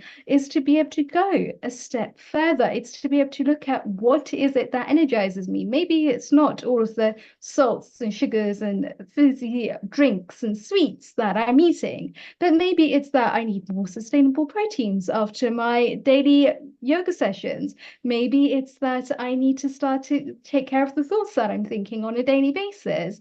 Maybe it's that I need to shift certain emotions. And the way that I'm going to do that is just by starting to drink more water instead of actually going for all of these quick foods, quick wins, which don't enable me to actually move forward. So I think that is a phenomenal way. And one of the things I'm really looking forward to with you, Sarah, is your book that's going to be coming out on the winning habits. And you've done so well already on social media to start to create these little buzzes for people to start to really be able to reflect on what is it that's keeping them stuck, and to start to build up these healthy, powerful, enriching habits that can lead to the results that they want if they're consistent over time. Amrita, what are your views? Definitely. And it's really interesting. I'm looking forward to read the book, and once it's out, to know the wisdom, because I think books are always written when they hold a lot of depth and experience of a particular life. And that's what we are looking to. And um, being an entrepreneur in the field of wellness, in the field of yoga and mindfulness, it's a marvelous thing. In fact, this is really a great opportunity for people to progress. And when I sometimes give talk in the schools of Indian schools or other schools, I especially emphasize people to join this stream, because this will not only help you making up money, but also serving nice with that money. And also it's a healing thing for yourself. So where you're imparting an education to others, you are also getting it for yourself. That's what it is. So thank you so much, Sarah, for joining us. And we really wish you all the best for your book, and we look forward to have you again. Thank you.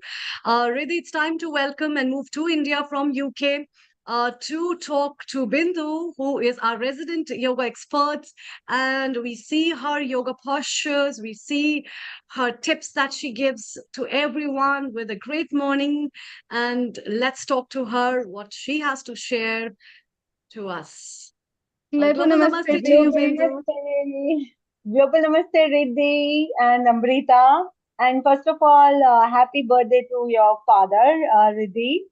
And happy Friendship Day, everyone on over here. Everyone, happy Friendship Day. So this is a wonderful topic, and which is very close to my heart, as everybody has shared a wonderful experience of how yoga and meditation can be so life changing, and that has done for me as well. one trigger situation and it get into this wonderful experience of your life. So that has happened with me as well. Something has triggered the situation and it has changed 360-degree of looking at the life perspective. It gives you acknowledging yourself rather than complaining, and it release all the like the blockages what we hold on to it, and we let go things and we accept the way you are. So this how I started getting to the yoga practice. Initially it was just a routine that like okay, 1 hour class and I'm coming back.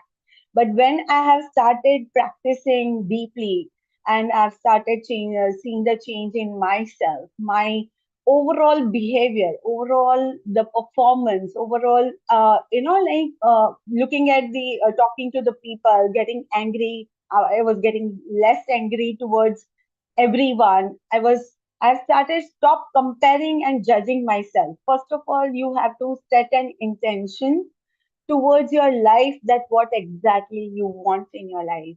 Once it is done, then half of the battle you are win.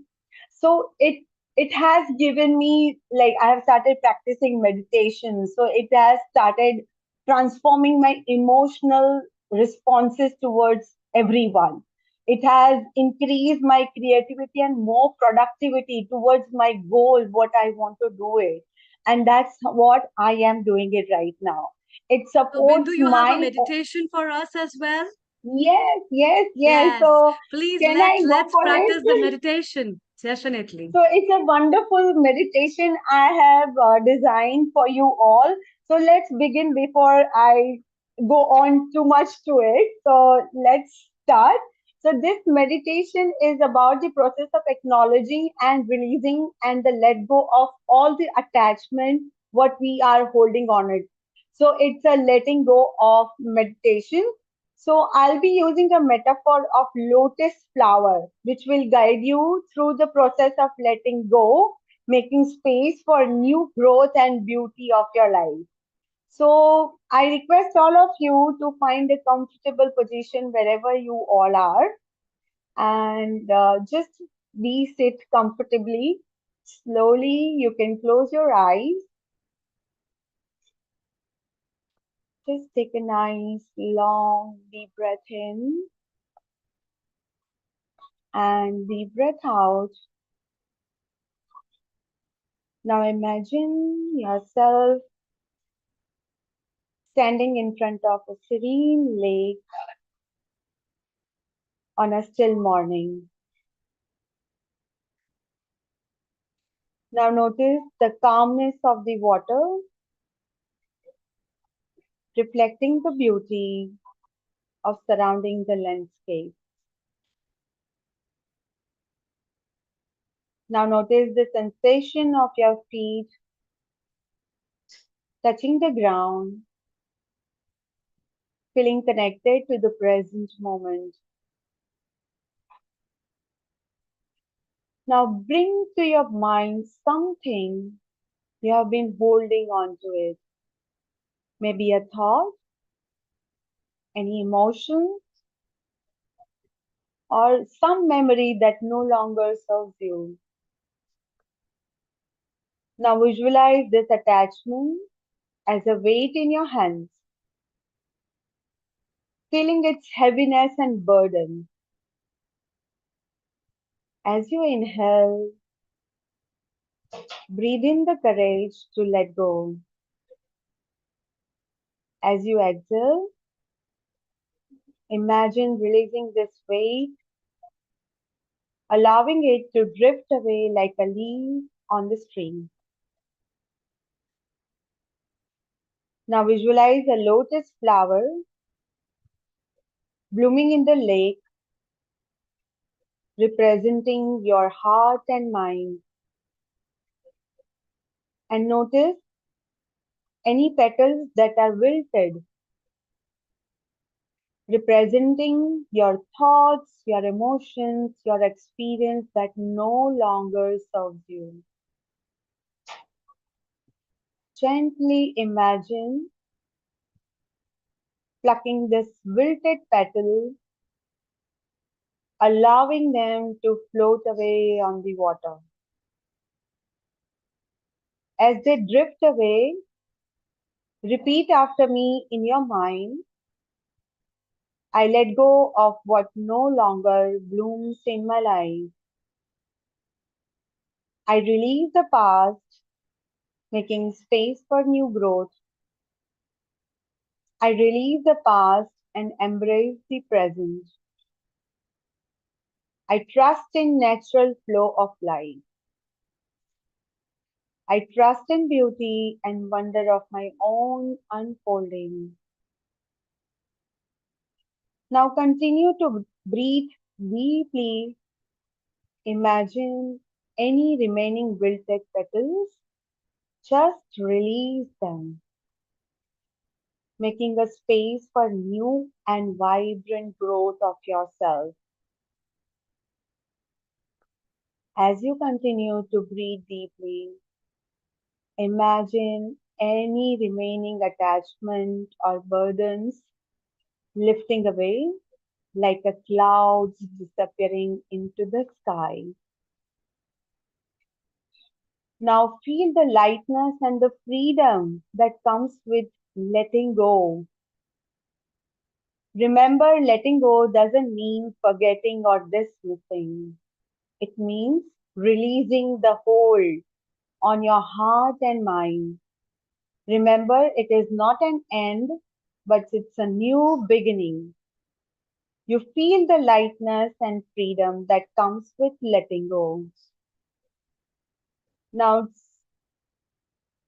last, take a one final deep breath in.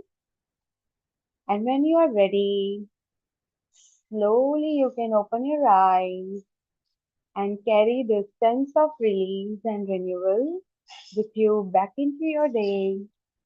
Thank you.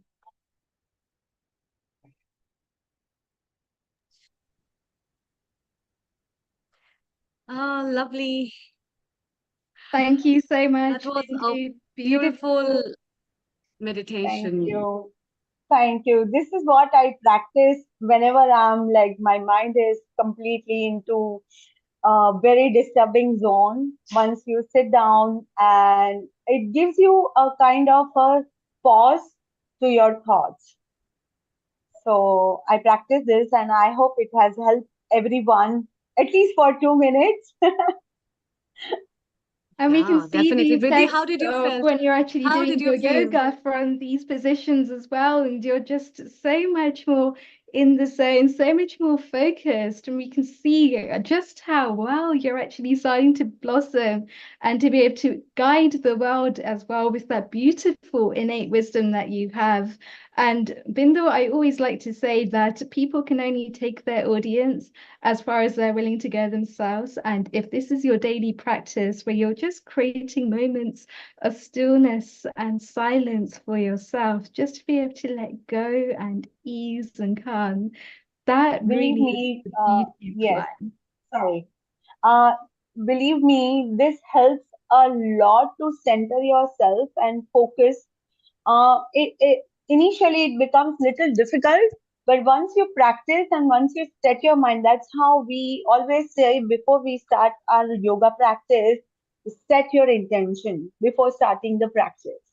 So the same exactly, you have to set your intention for anything you start with, and then it definitely happens and you get into it, and you definitely with the consistent result you will get the result. Consistent practice. Thank you, Bindu. Thank you so much. And Thank you let's so all much. together welcome Swami Shailendra Ji from Osho Fragrance, who is the brother of Osho. And we are really delighted to have him for a yoga and meditation episode because none other than him can give us the tips of right meditation and how to meditate, basically. So, Swamiji, a very global namaste to you.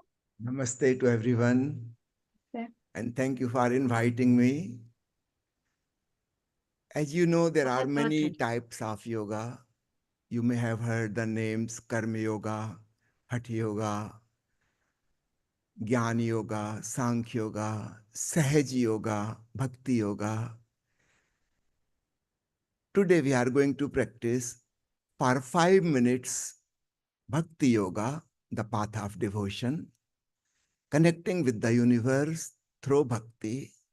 And for next 5 minutes, we will use one technique of Hatha Yoga, focusing on the breathing. So I will just explain in very short. We are going to sing a song, a bhajan, which says, Om Hu Anand Hu Brahma Satchidanand Hu. The meaning of these words are simple.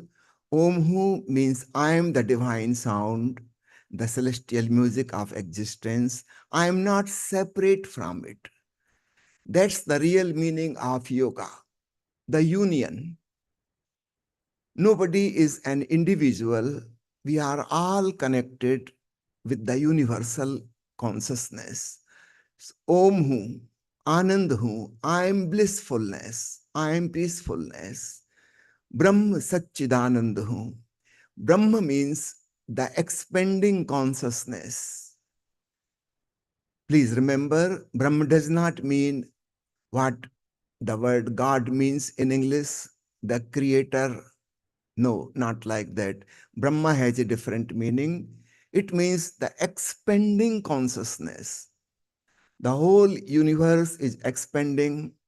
Scientists have discovered this fact about a century ago. But the seers of Upanishads and Veda have discovered within themselves thousands of years ago that the consciousness there is not something static. It's moving, it's expanding, it's becoming bigger and bigger, vaster and vaster. So that is the meaning of Brahma. Brahma Satchidanand. This is called a Mahavakya, the great sentence of Upanishad. Sat Chit Anand. Sat means the truth, the eternal truth, which never begins and never ends. Chit means consciousness, Chaitan, and Anand, we all know it means bliss. These three qualities are combined in Brahma. It is expanding consciousness. It is the eternal truth. Everything else changes, begins and ends. But this eternal consciousness, it never started and it will never be finished. It's always here. And it is full of peace and bliss. So these three words are very much symbolic of the inner experiences which happen to a meditator in a deep state of samadhi. Samadhi means the eighth, the last step of the ladder of yoga. So this is the song we are going to sing. If you can dance, that will be even better. Otherwise, with closed eyes, clap and repeat with Ma Amrit Priya's singing and music. Om Hu Anand Hu Brahma Satchidanand Hu. After 5 minutes, we will stop this kirtan and then we will start another method which is part of Hatha Yoga. Taking slow, deep breath, inhaling with great awareness, consciousness, and exhaling with great awareness and lovingness. So there will be a music with a mantra, so hum. So when you hear this sound, during that period, inhale without repetition. When you are inhaling, you cannot utter a word. When you hear the sound hum, you can also say hum and let the breath go out completely. There will be pause for a second. In that pause, listen to the cosmic music of Om. So this will continue for 5 minutes and then that will also stop. And now the time for real meditation, when nothing is happening. We are not doing anything, not controlling the breathing, not singing, not even the feeling of devotion is there. No physical activity, no mental activity, no emotions, just pure consciousness echoing with divine sound. We will be able to hear. We don't have to produce any sound. So that is the ultimate target of yoga and meditation. So please get ready to sing. If you can dance, that will be preferred. Clap.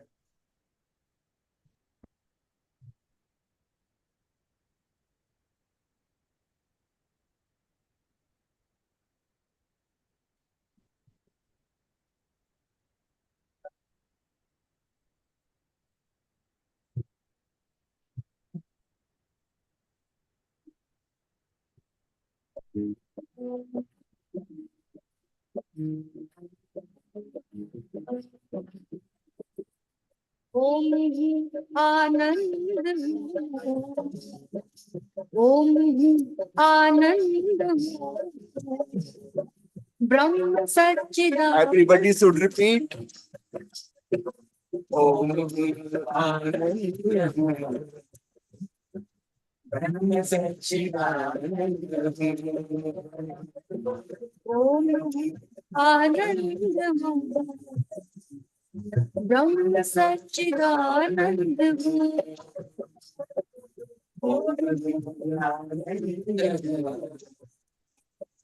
Brahma Sachchidanand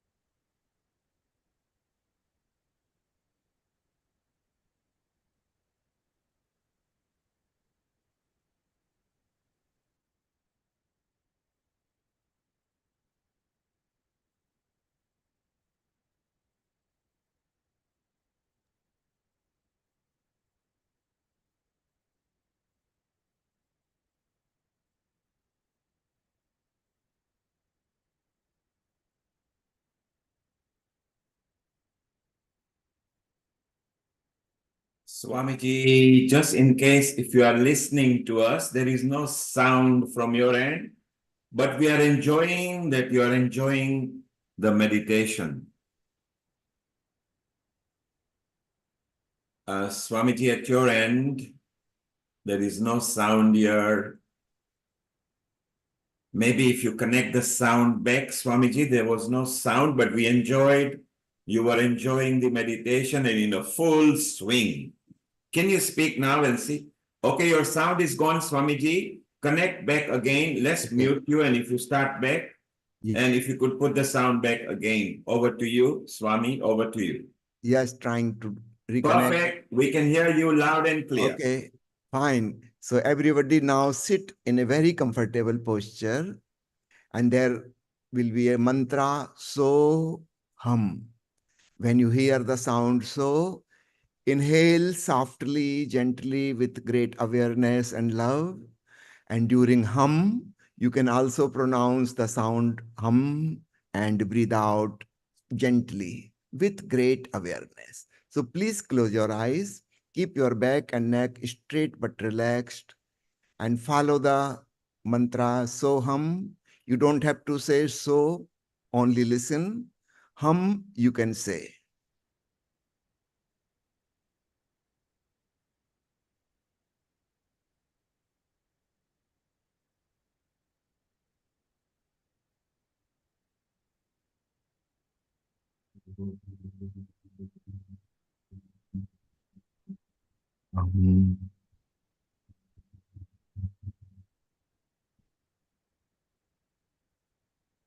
So inhale.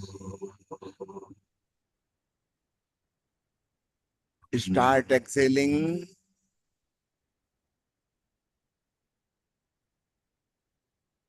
So breathe in. Breathe out. Follow the rhythm of music.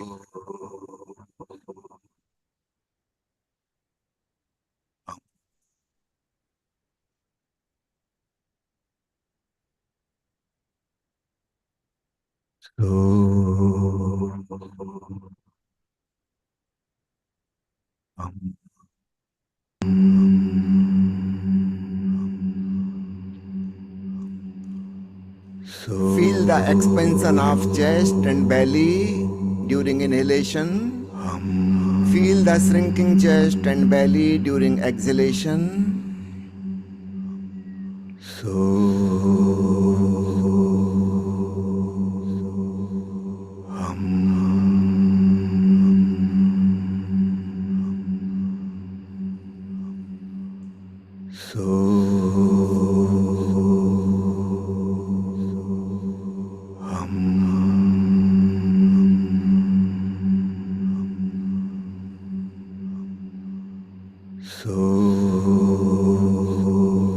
Forget the whole world.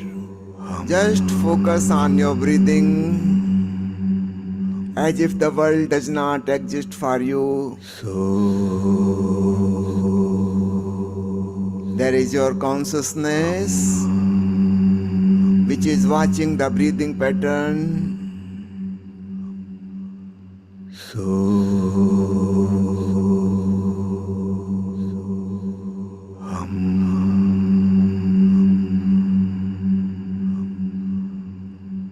Be more and more aware in a very relaxed manner.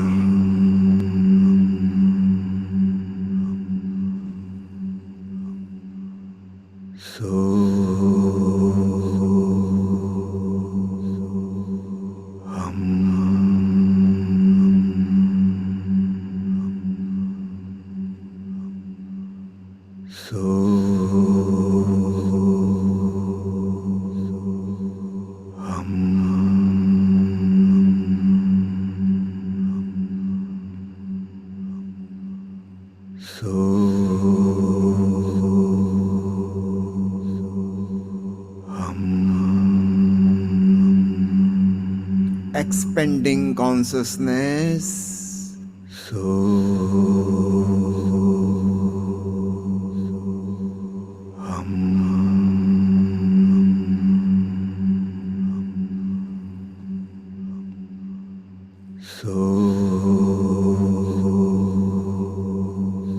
Feeling peacefulness, blissfulness,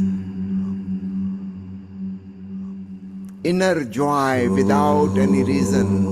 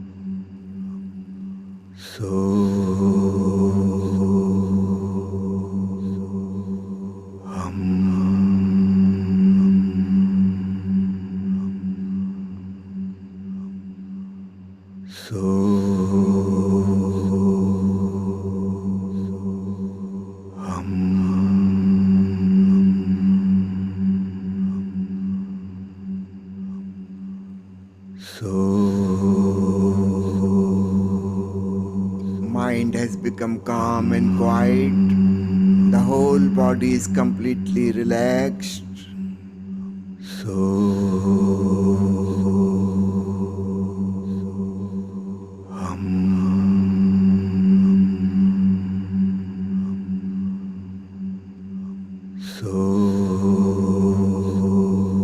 We are just preparing the ground for meditation to happen.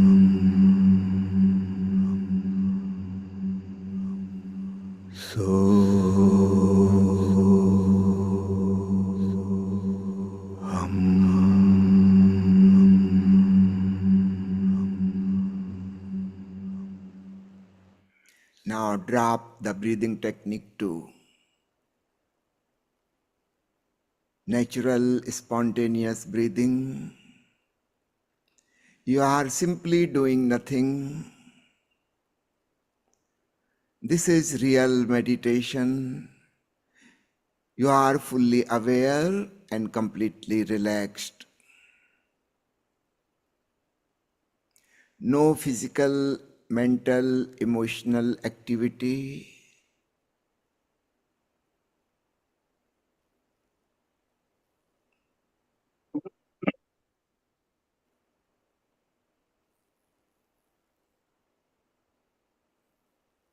Just watching the natural breathing process. You are watchfulness. You are that consciousness which is part of Brahma.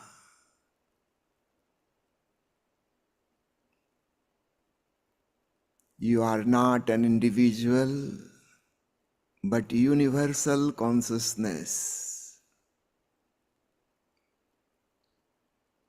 echoing with divine melody of Om.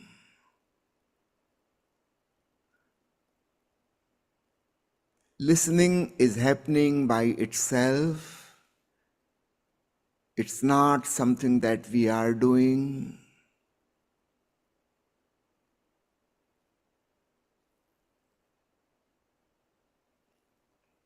As the heart is beating, the breathing process is going on.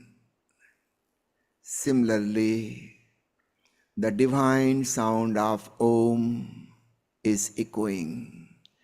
It is called Nad Brahma, the music of godliness. Listening is happening by itself.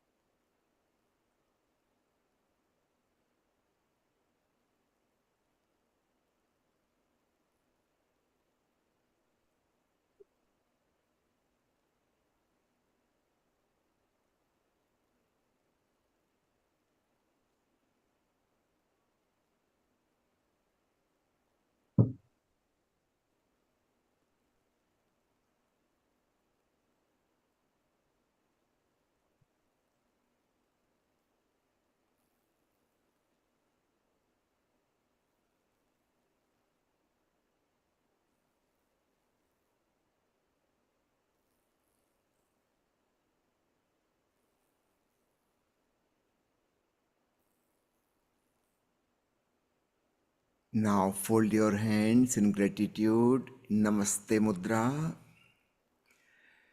Take few deep breaths. Feel your body again.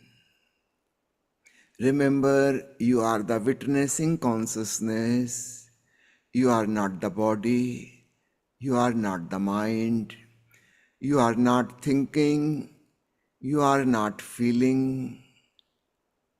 You are just pure awareness. Feel thankfulness towards the whole existence, including yourself. Please open your eyes. Thank you very much for participating in this small meditation technique. You can do it whenever you have 5 minutes time. Just use the breathing technique. You can use any music, any devotional song you like to raise the energy, and then the breathing just for a few minutes, and then drop everything. That is real meditation. When we do something, singing or dancing or watching the breath, that is preparation for meditation. That is not real meditation. But the moment when we are doing nothing, just pure being is there. That is real meditation. Thank you, So thank you Swami. very much. Namaste to Global all. Namaste, Swamiji. It was so wonderful. I love the Soham experience personally. And from their moment, you can see everybody on the screen. They were just mesmerized and taking into it. Swami, today I would like to introduce few people to you. You met our Himanshu Mehta, who came to see you in Pune very recently. Yes. He really enjoyed the I experience. enjoyed his company there in Samarthgarh. Yeah. Yes, and he really enjoyed there. And shortly he will be saying something. I want to introduce Sneha as well over here. Sneha is in from London, and she has been doing Global Namaste, Sneha. Welcome. And Sneha, for over 20 years, has been experiencing healing and energy and soul evolution. That's one of the outreaches amongst others that she's doing. Sneha, just for about 30 seconds, what was your experience when Swami was doing Soham?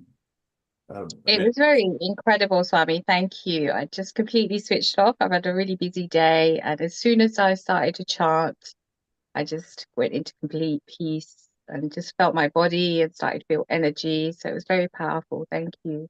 And Sneha, you will be connected to Swami through Amrita and Riddhi, and we can keep in touch because Swami has got a lot of following in WhatsApp and Telegram and social media, and there are lots of outreach he does in English and Hindi. So stay around, Sneha. We'll chit chat with you. Swami, going to Scotland from Patanjali, one of the very senior member, is Sam Potter in Scotland. Sam, global namaste to you.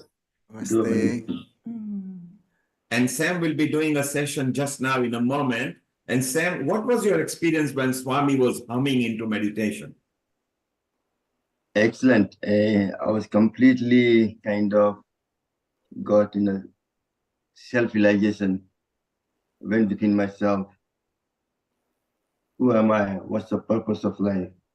What I'm doing here? It's like a breath. Breath is the main secret which gives you connection with yourself. Learn to control your mind, which is and through the mind you connect with your soul. Once you connect with your soul, that leads to your spirituality. And Sam, I noticed you were so embraced in it. You enjoyed it so much. So Swami, if ever you come to United Kingdom, then in Scotland you are welcome. Sam is there, and Sam is very senior. He's also an expert in care and other matters of humanity. But he's such a nice soul. So you're welcome to Scotland at his place anytime you like. You will be again connected through Next week I'm going to USA, and my friend Masto Baba, he will go to UK while returning from USA. So next week I'm planning to go to USA. So Swami, we will connect to the Scotland. Amrita will make sure that everything is done. You mentioned USA, so let's go to Hitendra Rana from Salt Saxon, who is coming here a bit later as well. And he is in North Carolina in United States of America. Hitendra ji, say hello to Swami over here. Hello, Jai Atmeshwar. Namaskar. Namaskar. And he runs a big group here called Salt Satsang, not just in his state, but other state as well. So again, he will be connected to you. So Swami is nice introducing few people over here. Let's go to Sarah Mills, who is an expert, and she loves winning the heart of people. She does it from a different way. Sarah, I saw you were very much engrossed when Swami was doing the Psalm meditation and then subsequently breathing. What was your experience like over the next 30 seconds? Just really exactly what Swami said, which was just removing myself from my physical body, my thoughts, and just being. And when Swami mentioned about, the universe expanding, then I just felt like I was consciously expanding into that space as just thoughts and awareness. And it's absolutely fantastic. And Sarah, isn't it nice that we from different countries, we got different continents here. We got Shubha waiting up there in the Africa. We got Kit Sharp here in London, you in London. We got USA, we got India, we got Scotland. And we can merge a different integrated way of meditation. Isn't it beautiful? So Sarah, stay around. We'll come back to you in a chit chat later. Bindus, Swami, you met our Himanshu Mehta. At the other end, in South Mumbai, we've got Bindu Vora, who has gone through tremendous amount of upheavals in her life, and now she has become a healer. So Bindu, say hello to Swamiji over here. Namaste, Swamiji. Namaste, Bindu. Namaste. And Swamiji, you'll be connected to her. So now when you go to Mumbai, you got more than about 200 healing our earth people who are all specialists and leaders in their field. So it would be nice someday maybe to go to Mumbai, where Himanshu, over the next 30 seconds, will say how much he enjoyed in Pune. Global Namaste, Himanshu, your experience in Pune. Global Namaste. Oh, yeah. Swamiji, Namaste, Pranam. Namaste. I would say it was a blissful experience in attending Swamiji's Shibir. It was more like a soul connect. I'd forgotten everything about my business, my work, everything. And we had a great time. And yeah, and I remember the singing we had in the night after dinner, long walk with Swamiji. So it was lovely, wonderful, Swamiji. Yeah. So I welcome you all, invite you all to come to New Delhi, and our ashram is about 2 hours away from the New Delhi airport. So whenever you visit India, please do visit our ashram. Thank you very much. Global Namaste, Swami. We are going to move to Scotland now to Sam. Swami, we love you because you always come with bountiful of energy, different ideas. Thanks to Amrita who keeps in touch with you. And we will see you in the Independence Day next Sunday to get the message of Bharat and how India has progressed into a world leadership. Thank you, Swami. Thank you. बहुत धन्यवाद Swami ji. Thank you. Isn't it wonderful to have that? And now, Sam, slightly later, but nonetheless, there aaye, durust aaye, but we are still here. Let's move on to you for our next 10 minutes, and then we'll fly to Kenya with Shubha. And then again, we will have a chit chat, and maybe Sneha has got 3-4 minute tips for us as well. So we've got so many people who are always interested in this episode all the time. So it's nice to have a big family. Sam, over to you. What tips have you got lined up for us? Because you got an exciting topic today. Yes, everybody is talking about meditation. Yes, it's important. But before you do that, you got to have every good, healthy body. Everything happens in your digestion in the middle part. So I'm going to show you, Swamiji has produced Mandukasan for digestion, for diabetes. But I see when you go to uni, they give you the basic. And then it's your job to develop into something much more to complement them. So what I've created is a Mandukasana for increasing your digestive system. You do half an hour before the meal time. To improve your digestive system, you have to exercise your pancreas, your liver and gallbladder, your spleen, your stomach, and your kidney, adrenal gland. Within 5 minutes, you can do all that. We do half an hour before the meal time. Okay? So first you make a tight fist. So best way is the Vajrasana, sitting on the floor. But I have a knee problem, so I can't sit on the floor. So I'm going to do the chair, no problem. To make a tight fist, you breathe in and you breathe out completely. Your stomach goes in, put this in your belly button, that's where the pancreas is. And you go down all the way as far down as you can and look up. As you look up, you're exercising your pancreas and you do Kapalbhati for 40 times.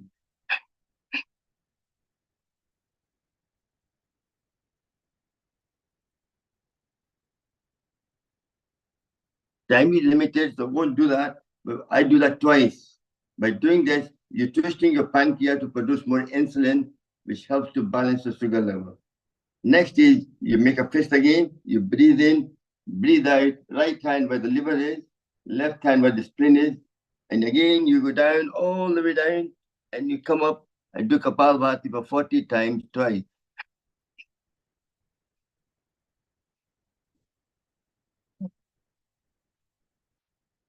So right hand pressing your liver and gallbladder, you produce more biles, which help to digest your food, and the left you produce more white blood cells to fight infection and increase immunity as well. So you're doing that together. Next is your stomach. Every time you eat food, you digest your food, food goes out of your system through the pipe. There's still some gases left. This stomach exercise will get rid of any gases to start the new process of eating again. So you breathe in, breathe out completely, put your left hand over right hand, you go down again, you go up, look up and do Kapalbhati.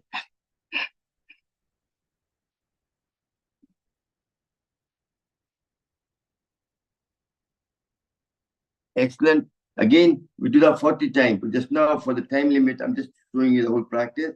Next is a kidney adrenal gland. If you follow your belly button around the back, just above the other side of the spine is the kidney. Above that is adrenal gland. Make a fist and you tap there for 40 times. This way, any kind of forming in the kidney clears away, and your blood can clean the blood properly. So no stone gets formed due to uric acid or anything else. So that's one. You do that half an hour before the meal time. Next is just before the meal time, if you take your both hands in the front, your forefinger tight against the palm of fist and thumb on the top. Little bit. If you look at the right hand, little finger presses your liver and gallbladder, your ring finger, your pancreas, your middle finger, kidney, and index finger, adrenal gland. And the left hand, heart, pancreas, kidney, adrenal gland. So you put the forefinger tight against the fist and put it from. Do that 20 times. This will improve all your digestive system in the body. Prevention is better than cure. You have to do it daily, especially at my age. I'm 70, so you have to do that regularly to improve your digestive system.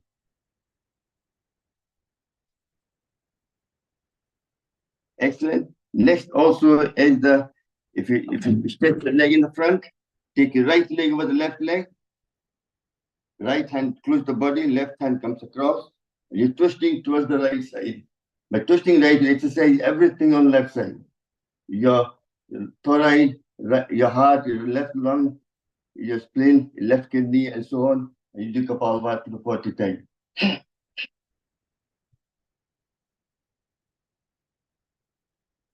And then you come back slowly one at a time and do the same thing. Left leg over the right leg, left hand close to the floor, right hand across there. You're twisting yourself towards the right side.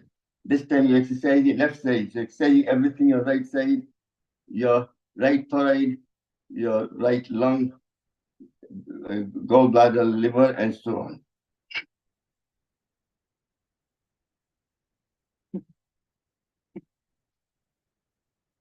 Excellent.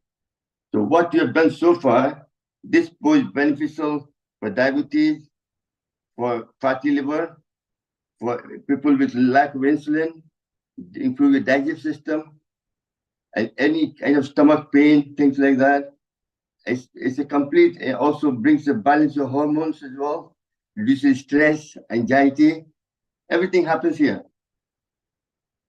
So that's what that is. But the Patanjali, Swami, what happened before Swamiji brought the yoga into practice? Yoga was so difficult. Most people won't get leg around the neck and they won't do it. So yoga was not that common. Not everybody done it. But since Swamiji made the yoga so simple, so really the different grade of people love yoga teacher. What Manchu said, very excellent. You have to be perfect. He might be 5-star, very highly, but I might be 2-star, doesn't matter. We all are teaching yoga to get to the maximum, to promote health. Our main mission is to promote health first. If you're not healthy, then nothing happens. You can't meditate either. So first you have to get the body healthy. And my mission is to get people directly benefit health-wise.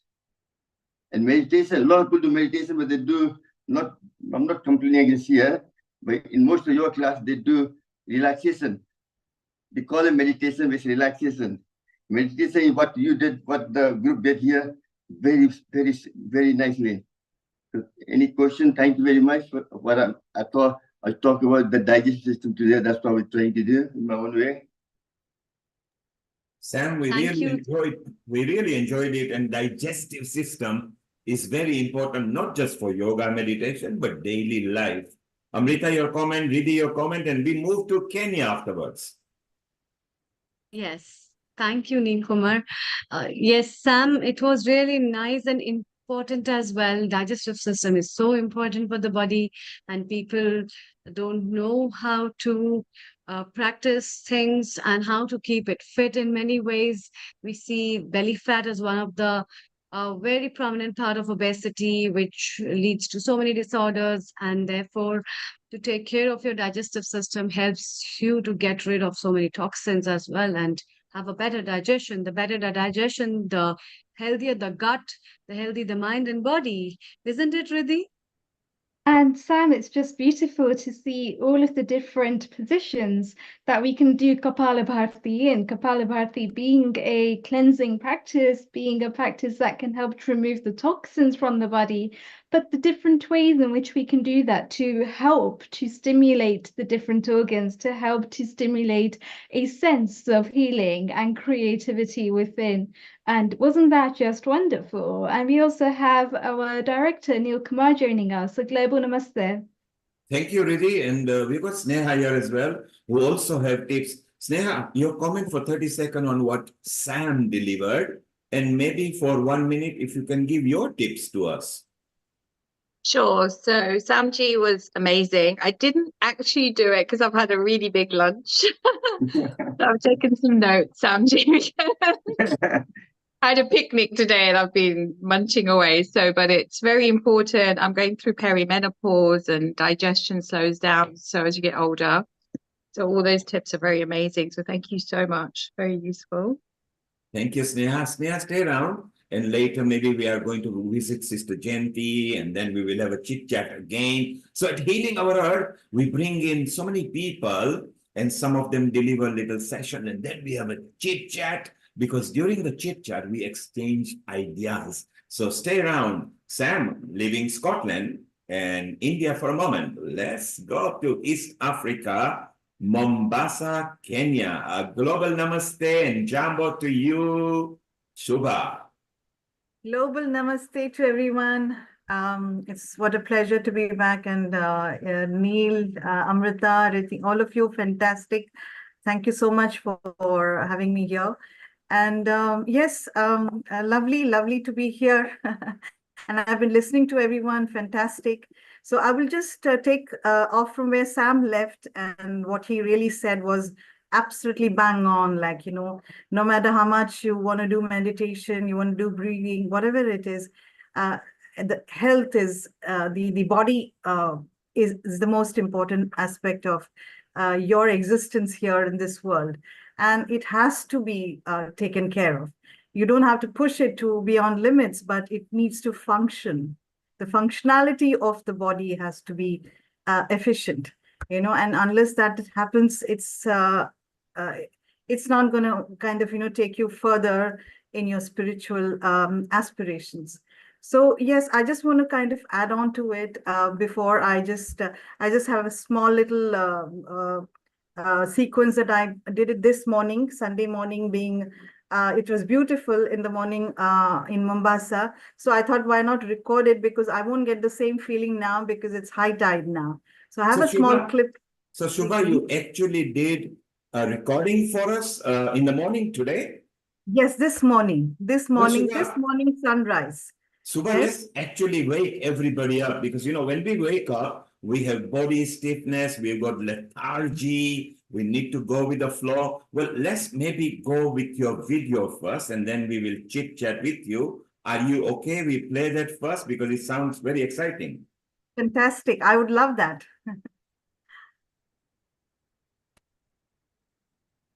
And shortly we will play that. So it was a beautiful morning today. So, like, you know, enjoy it, enjoy the scenery, of course. And it's important for all of us to kind of, you know, not worry about how much we're doing.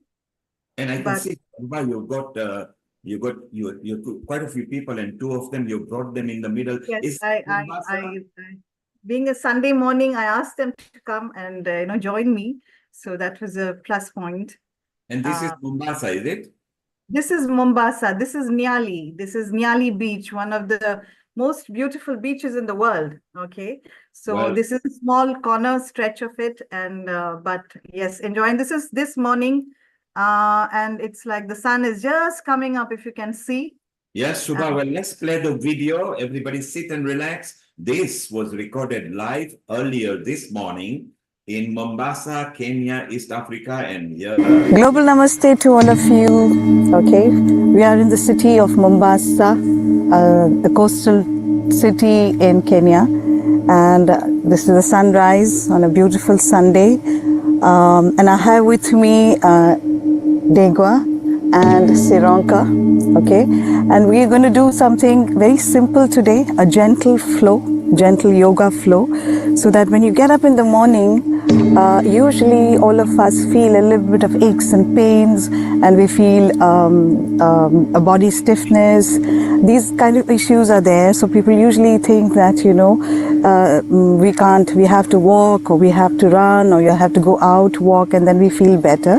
You don't have to do any of those things. You can get up in the morning, have a mat in front of you, and do a gentle flow. So it's going to be a very gentle flow, which you can. And also this can be used as an exercise if you repeat it 4 times or 3 times. Okay, but we're just going to do it once so that you have a sequence which you can follow at your leisure. Okay, let's start now.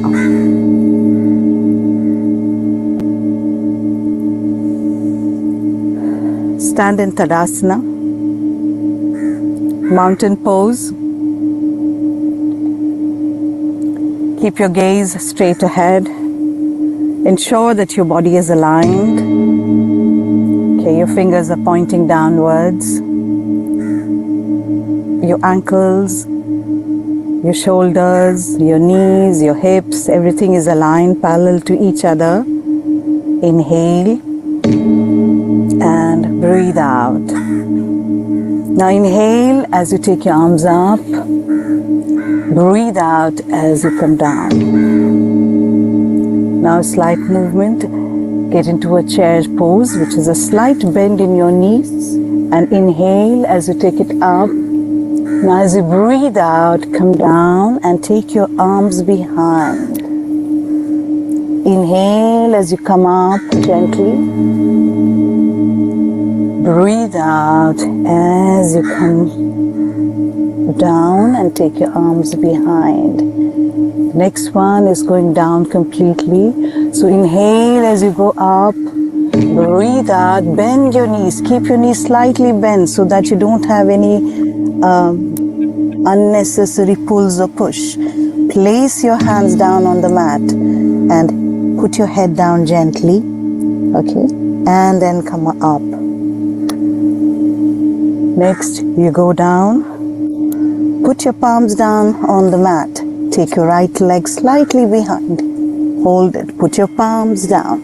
Okay, take your left leg back. Hold it in that position. If you find this difficult, put your knee down. Hold it there.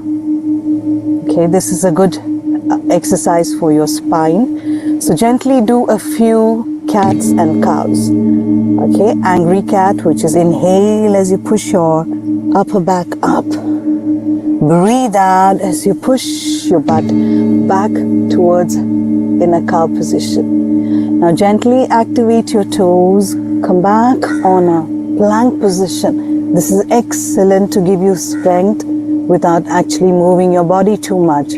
Hold it this way for a few counts.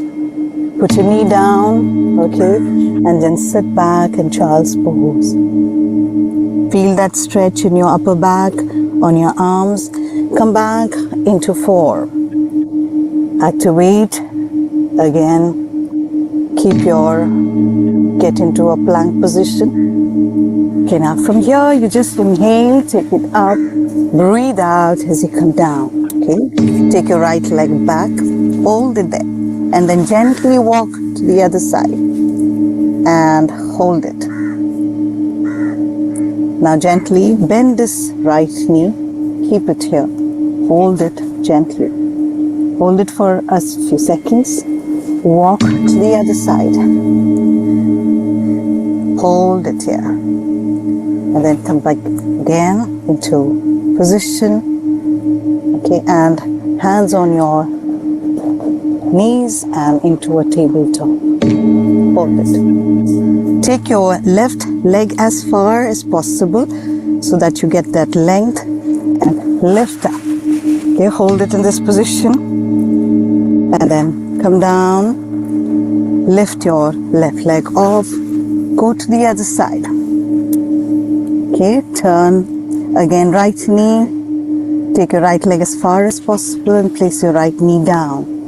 And take your hands up, hold it, come down again, lift it up. This time come to the center, okay, hands on your waist, okay, into a tabletop, hold it. Now gently place your palm down onto the floor, okay, and bend your knee gently. Come up, back straight. Now gently bend your knees, okay, and hands onto the side and hold it. So hold this, keep holding this, and then place your hands on your thighs and gently press your right shoulder forward, and then come up, take your left shoulder forward and come up and straighten out your body, correct your feet, come to the center, bring your legs together and inhale and straight.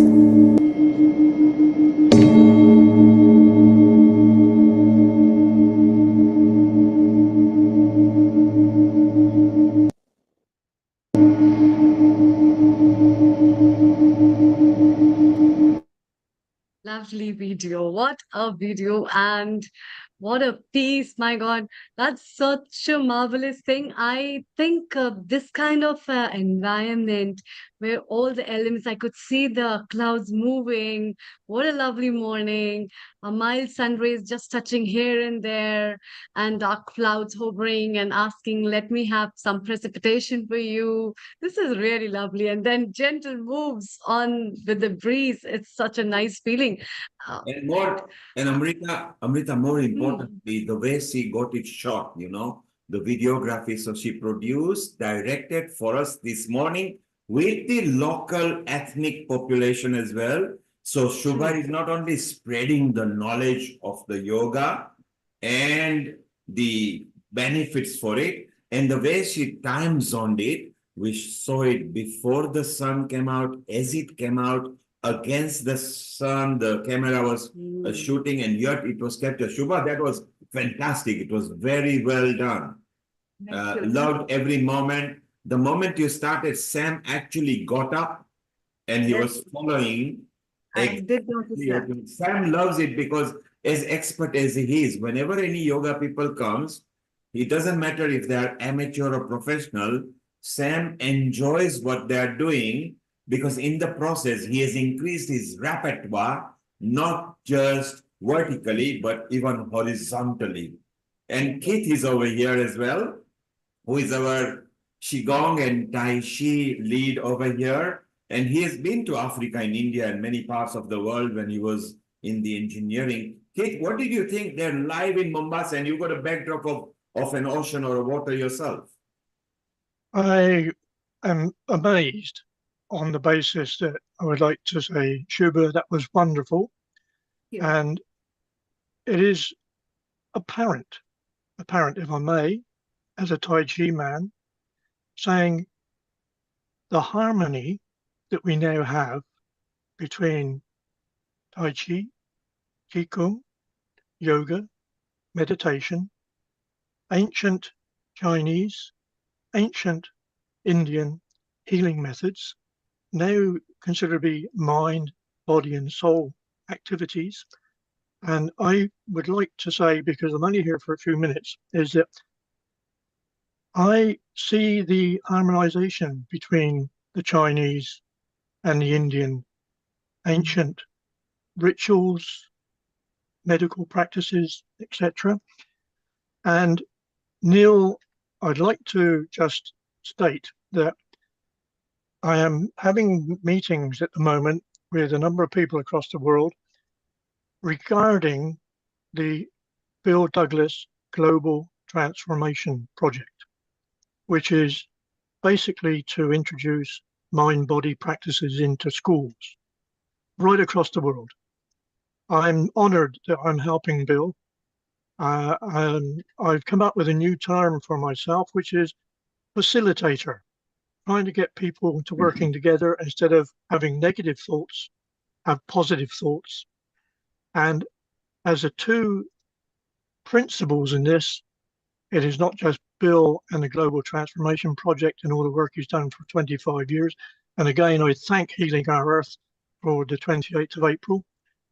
And also with Healing Our Earth and the marriages that we need to actually change the world.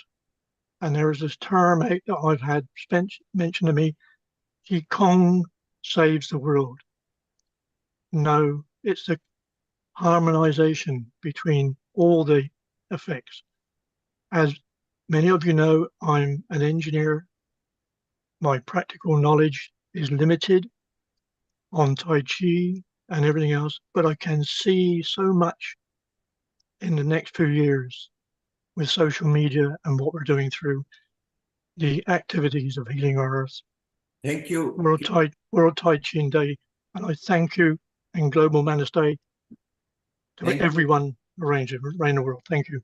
Thank you, Keith. We will bring another episode with that. And you got a new title, but I think rather than just a facilitator, let's call you a chief facilitator because you did a wonderful job last time.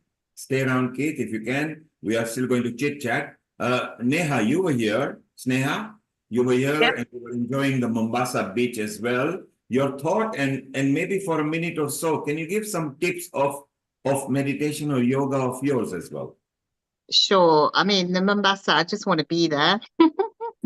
It's sunny here, but it doesn't compare to that beautiful beach. So thank you. That was amazing. You mentioned that you want to be there. So Shubha is also a retreat organizer, yoga organizer retreat with Vasanti over there as well, and Meena Ben, and shortly she'll be meeting Seema in Kenya for next year. And Shubha just this month is doing the migration Masai Mara retreat, aren't you, Shubha?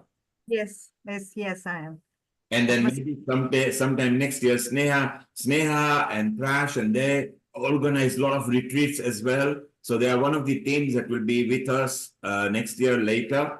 And wouldn't it be wonderful that all of us together maybe can be on the same beach, same time, same place where you are doing yoga for us. So it'll be wonderful over there. So Sneha, yes, if you were on the beach, what would you be talking or giving tips on? So my tip is building on what Swami said. Basically, when we're meditating, we're just remembering who we are. And we connect with Bhumima, which is the earth, to keep us in the body, as some people have mentioned, how the body is important. So it's a triangular body, mind, soul. And so when I'm meditating, I go to the heart center and I use the heart as a portal to remember that we are all source, we're all source energy. And when we start to connect through the heart, connect to the earth, it starts to bring peace. The mind obviously wants to bring in what you want to do for the day and your to-do list and what you're going to eat. And I allow the mind to do its jumping up and down a little bit. And then I start to, as Swami said, prepare with the breath. And then as soon as I start to remember who I truly am, I start to expand into consciousness. And there's no truer feeling, because once you become consciousness, you realize the true meaning of who you are. You are true love, you are source, and we are all connected. With this world, there's a lot of separation that's been, through the ages, promoted separation. I'm different from you, you're this religion, but ultimately we are love, we are source. So when we meditate, we can really connect with that part of ourselves to our higher self. So the ego gets put to the side, the false ego. And I've had many downloads, many insights from meditation. Meditation has been my savior. I do, even if I can do 5 minutes, I try to do meditation and Reiki, my healing every day, because I know that it keeps me the best I can be in this avatar. I've been given this beautiful avatar and I have to make the most of this life. But when I connect back to my true self, I can put some of my emotions and ego aside. So that will be my top tip, is really connect back with your heart to your higher self.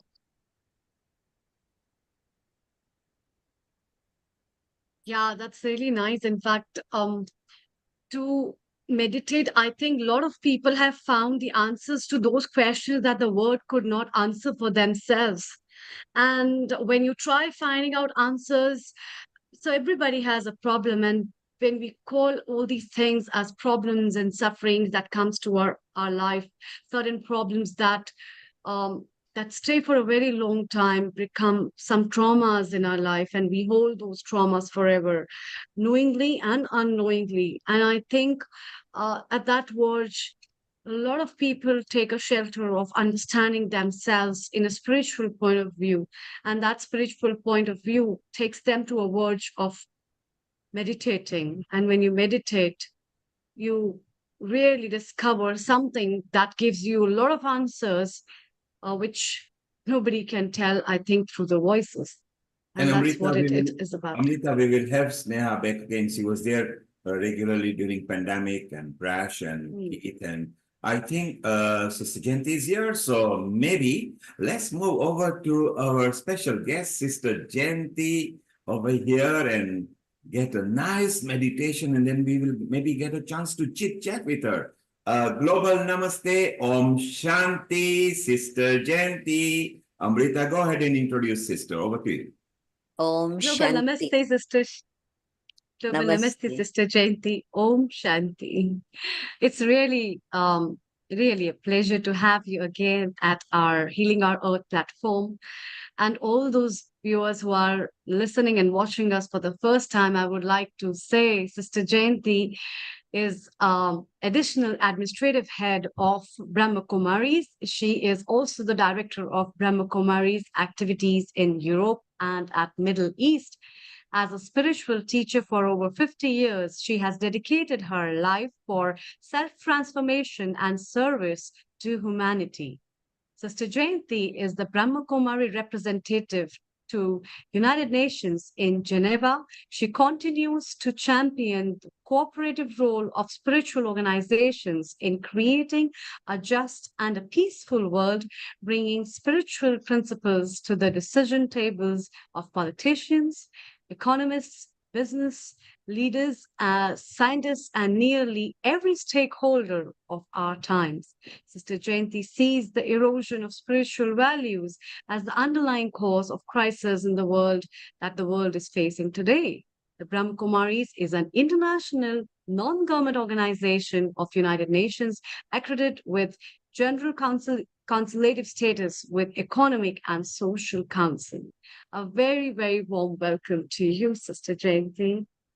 Global namaste to you and all my team, friends, and the audience that has already joined us. So it's lovely to be with you again. And of course, it's my favorite subject, the subject of meditation. And it's beautiful to see how there's been a growing interest in this subject over the years. I know that at first people used to think that yoga just means the physical exercises, but then gradually they've come to understand that there are different stages in yoga. And Raj Yoga is the yoga that's described as the highest yoga. And in that, why the highest? Because it's very specific. It's yoga with the one who is the supreme, the one who is the highest. And so, shall I share some of the concepts of Raj Yoga meditation? Because sometimes people think that, oh, that's too far away from us. We can't manage it with a life as a householder or in the family or at work. But in fact, Raj Yoga is very, very simple, because Raj Yoga means, firstly, to know myself, secondly, to know the divine, and the third step, to connect with the divine. We could even say it's inwards and upwards, and then the experience you have, you use in the world out there. So just 3 words: let me go in, let me go up, and then let me go out, carrying the fruits of my meditation. And of course, the biggest question is, well, what happens to the mind in meditation? Are we supposed to forget about the mind? Are we supposed to silence the mind? What are we supposed to do? Well, it's very difficult to forget it. It's very difficult to silence it. But what we can do is channel its energy in a specific direction. And so the first step would be what I would describe as initiation, in which I simply watch my thoughts. And I see them scattering in many different directions. And then the second step, meditation, in which I learn that I can be the master of my mind and therefore my own thoughts and my feelings. And you can imagine how powerful a formula that is to be able to use in today's world, a world of constant chaos and crisis. In fact, they describe it as perma-crisis. There isn't a moment that we're free from crisis. One has not yet finished and another one has begun. And so it's a permanent state of crisis. Given that, to be able to become the master of my own mind, my thoughts and my feelings, is a very powerful experience, one that brings a huge amount of stability and strength, one in which we're able to be fearless, be able to rise above all the conflict and come to an inner state of peace and calm, which can stay with us throughout all the upheaval that's going on. We're not ignoring it, but yet we're able to stay up above it. And through that, we're able then to give help and support to others who need that. And so this first step, initiation, then meditation, in which I learn about the soul, and I go on this inner journey, and I see that I can channel my thoughts in a very specific way. I want to think about the higher self, not the physical self. I've been thinking about that the whole of my life. I've been thinking about what I eat, what I drink, what I do, I've been thinking about my physical form, my position, my possessions, my relatives, my friends. So all of those things belong to this domain, the physical dimension of the world. But now I want to explore the inner dimension, the being that I truly am. I existed before I took on this body. Think about it. Nobody made me. My parents were the creators of the body, but it wasn't a human creator of the soul. The soul is eternal. It does not die. The wind cannot touch it. Fire cannot do anything to it. Water cannot leave an imprint on it. It's infinitesimal, a tiny point of light. And within this inner being that I am, located here in the center of the forehead, in here is my faculty to think, to feel, to experience, and all the other signs of living consciousness that I know about. My memory, my personality, all of these things are within this infinitesimal spark of light, the being that I am, separate from the brain, but using the brain. And so now in the awareness of the eternal soul, the eternal being of light that I am, I let my thoughts move in that direction, and I explore the original qualities of the inner being. Just as this body is made up of bones and flesh and carbohydrates and proteins and all the things you know about, what is the soul made up of? The soul is made up of peace, of truth, of love, of purity, of joy. These are the 5 essential ingredients of the inner being. And in meditation, I'm going on this inner journey and letting my thoughts travel in this awareness to explore the stillness that lies within, the peace and all the other treasures that I carry within myself. And the second step, in this awareness of the soul, I become aware of the presence of the divine. And where people say, but how do I know there is a God? How do I know there's a higher being? How do I know that there is someone who is up above?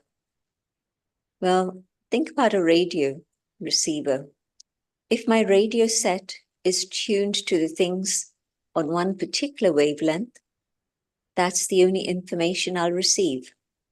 If I change the frequency, if I change the wavelength, I can maybe connect to another transmitter and discover a whole new source of information.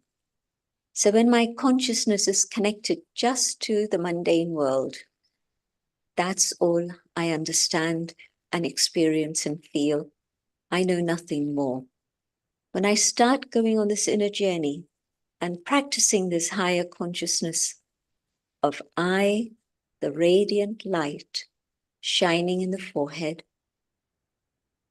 holding that awareness of the inner being, I can feel the presence of the divine.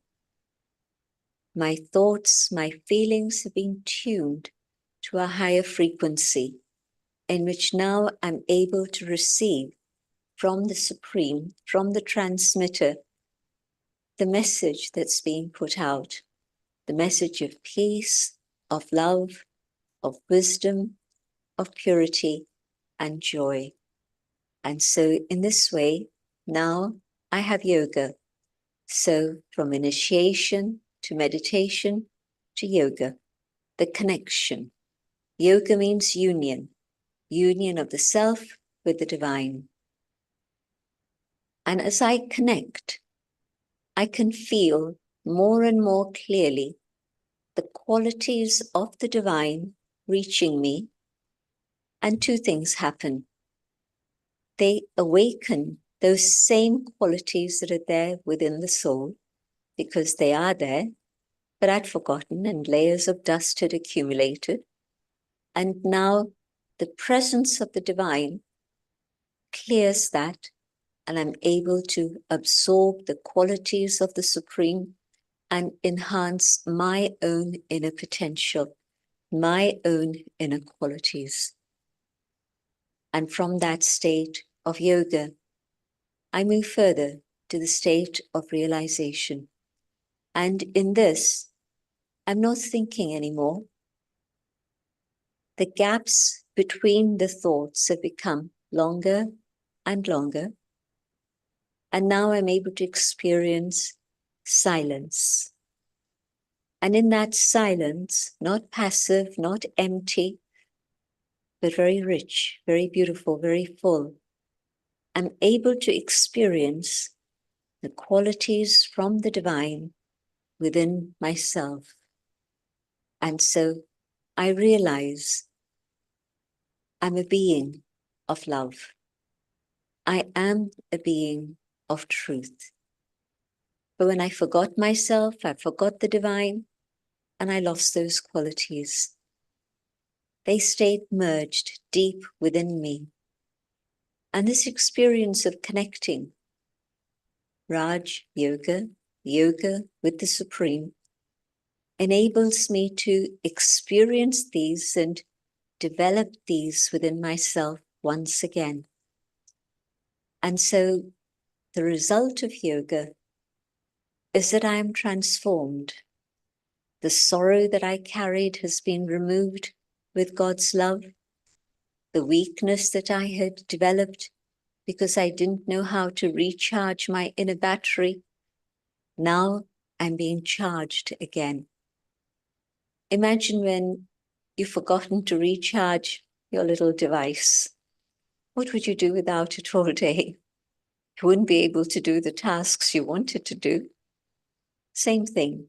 We forgot ourselves. We forgot about the divine. And so the battery has been reducing and is getting discharged until only a tiny little part remains, which is why we see the world as it is today. We see a situation in which there's mental health issues. It's a pandemic. It truly is. We see that wrong decisions are being made that are taking humanity further into darkness. We see that people mistake money and love. They mistake peace and power. There's total confusion. And so the values on which civilization is based have crumbled. And so we see civilization crumbling. But the remedy, come back to the inner qualities, the original values of the soul. And as a result of that, then yes, we're going to be able to, again, bring values back into our lives, into our activity, our relationships. And so what I see ahead is a world of truth and love and harmony. So the healing of the soul, but also the transformation of the world happens through this union with the divine. Human capacity cannot manage to bring about change in the systems of the world today because the basic foundation has been lost, that of values. Restore the foundation which exists in human beings, and the human beings become better human beings, humane human beings, and as a result of that, we see a world of values come into being. So the vision that I want to share with everyone today is a vision of hope, that there is a better world ahead, a world of love and harmony. It's just waiting for us to experience that within ourselves, and it'll become manifest in the world also. So thank you so much to my dear brother Neil for giving me this opportunity. Global Namaste, and to all the different hosts here and abroad. Thank you. Global Namaste, Sister Jayanti. In fact, it is privilege to have you. So it is nice that you are always there, because in the social media, So many people always send a comment. They are waiting eagerly for you. As you know, Zoom is a private spot where the facilitator and the team are. But on the social media, everybody is there. And I think generally people are asking just one question at the moment. How can you stop the distracted mind, although you've covered it, just in a one simple tip, if you were to give them, how can you stop the distracting mind constantly wavering into the current scenario in whichever country they are? What is one tip, sister, that you practice? When there's something beautiful, you're drawn to something of beauty. And when I see the beauty of the soul, the goodness of the soul, the spirit itself, I want to focus on that and taste the sweetness of this. So just one very simple tip. Remember that you, the soul, are a beautiful being of light, and you shine with goodness which you've forgotten. But take a moment to go inside and feel the sweetness and the goodness that lies within. And it'll be a very good motivation to continue with meditation. Well, there you are in a simple form from a very nice soul. If you can practice this, you can bring the peace in your mind in your daily life. Sister, just for next 3-4 minutes, just want to introduce you quickly to a few people. Here, sitting in USA, in North Carolina, is Hitendra Rana, who is running Soul Satsang there. And you do visit America many times. So it'll be nice if someday he can visit you. Hitendra ji, say Om Shanti to Sister Jayanti, please. Om Shanti, Global Namaste. Om Shanti. Wonderful to introduce you. And then we have our Professor Sudhir Sharan. He's friend of one of our producers, which is Rotarian Lal Goel. And he was there in Guru Purnima. And we had a lovely session. So Professor Sudhir, please say hello to Sister Jayanti. Global Namaskar, ma'am. Om Shanti, Namaste. Very divine soul. And Sister Jayanti, Professor Sudhir is also visiting faculty into USA and in a high position in India as well. So maybe at some point when we do a joint sessions like how we do, in fact, just to remind people, in pandemic, Brahma Kumaris, through the guidance of Sister Jayanti, Healthy Mind, Healthy Planet was one of the biggest episodes we produced with 35 contributors, all the continents, and I think we visited 17 countries. So what a wonderful time it was, sister, 4 years back, where everybody was new to Zoom and everything. So it was so beautiful. And our regular, our resident Europe outreach, Dr. Riddhi Vyas is here as well. So I'm sure you want to pranam to sister. Pranams to you. It's always lovely to, have you here and hear this wonderful way of transmitting something which is unbelievable. How you took the entire Raj Yoga from one phase to another, and then by the time you ended it, the mind became so calm and absolutely silent. I really appreciate the way you conducted. Thank you very much. Om Shanti, Lakshmi Ben. Thank you, Dr. Lakshmi. And Sister Jayanti, because in fact, you were in East Africa, in Kenya, just a couple of months back, I think.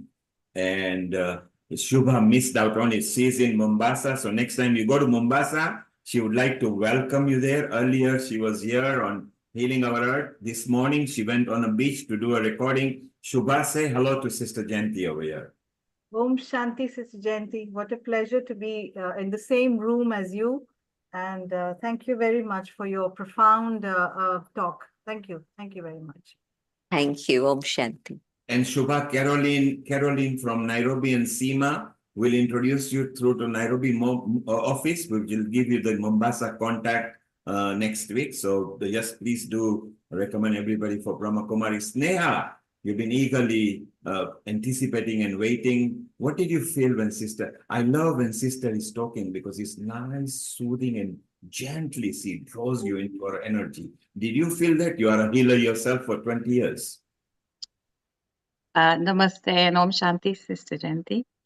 It was just so beautiful. My Masi was a Brahma Kumari. I went when I was young, and it just brought me lots of emotions, actually good memories, but also very calming. And your voice, I could hear it all day. It was so beautiful. Thank you, sister.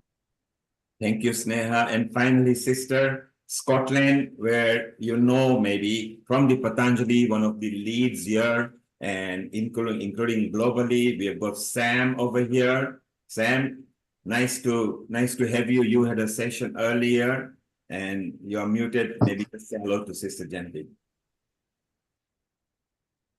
Sam, you muted yourself again. Just unmute, please. Thank you. Thank you, Jayanti. That was lovely.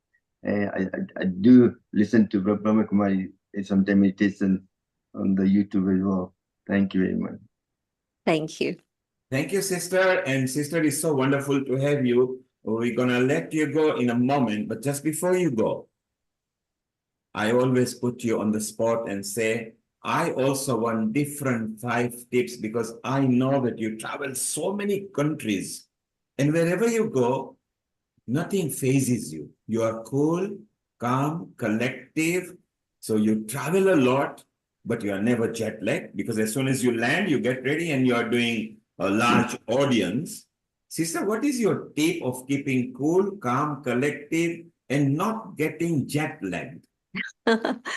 If you stay in the awareness of the Atma, the soul is beyond time and space. And so whether you're in Mauritius or whether you're in London, however long the time distance may be, it's okay because the soul helps you just simply have that energy. If you're connected with one, that energy will work.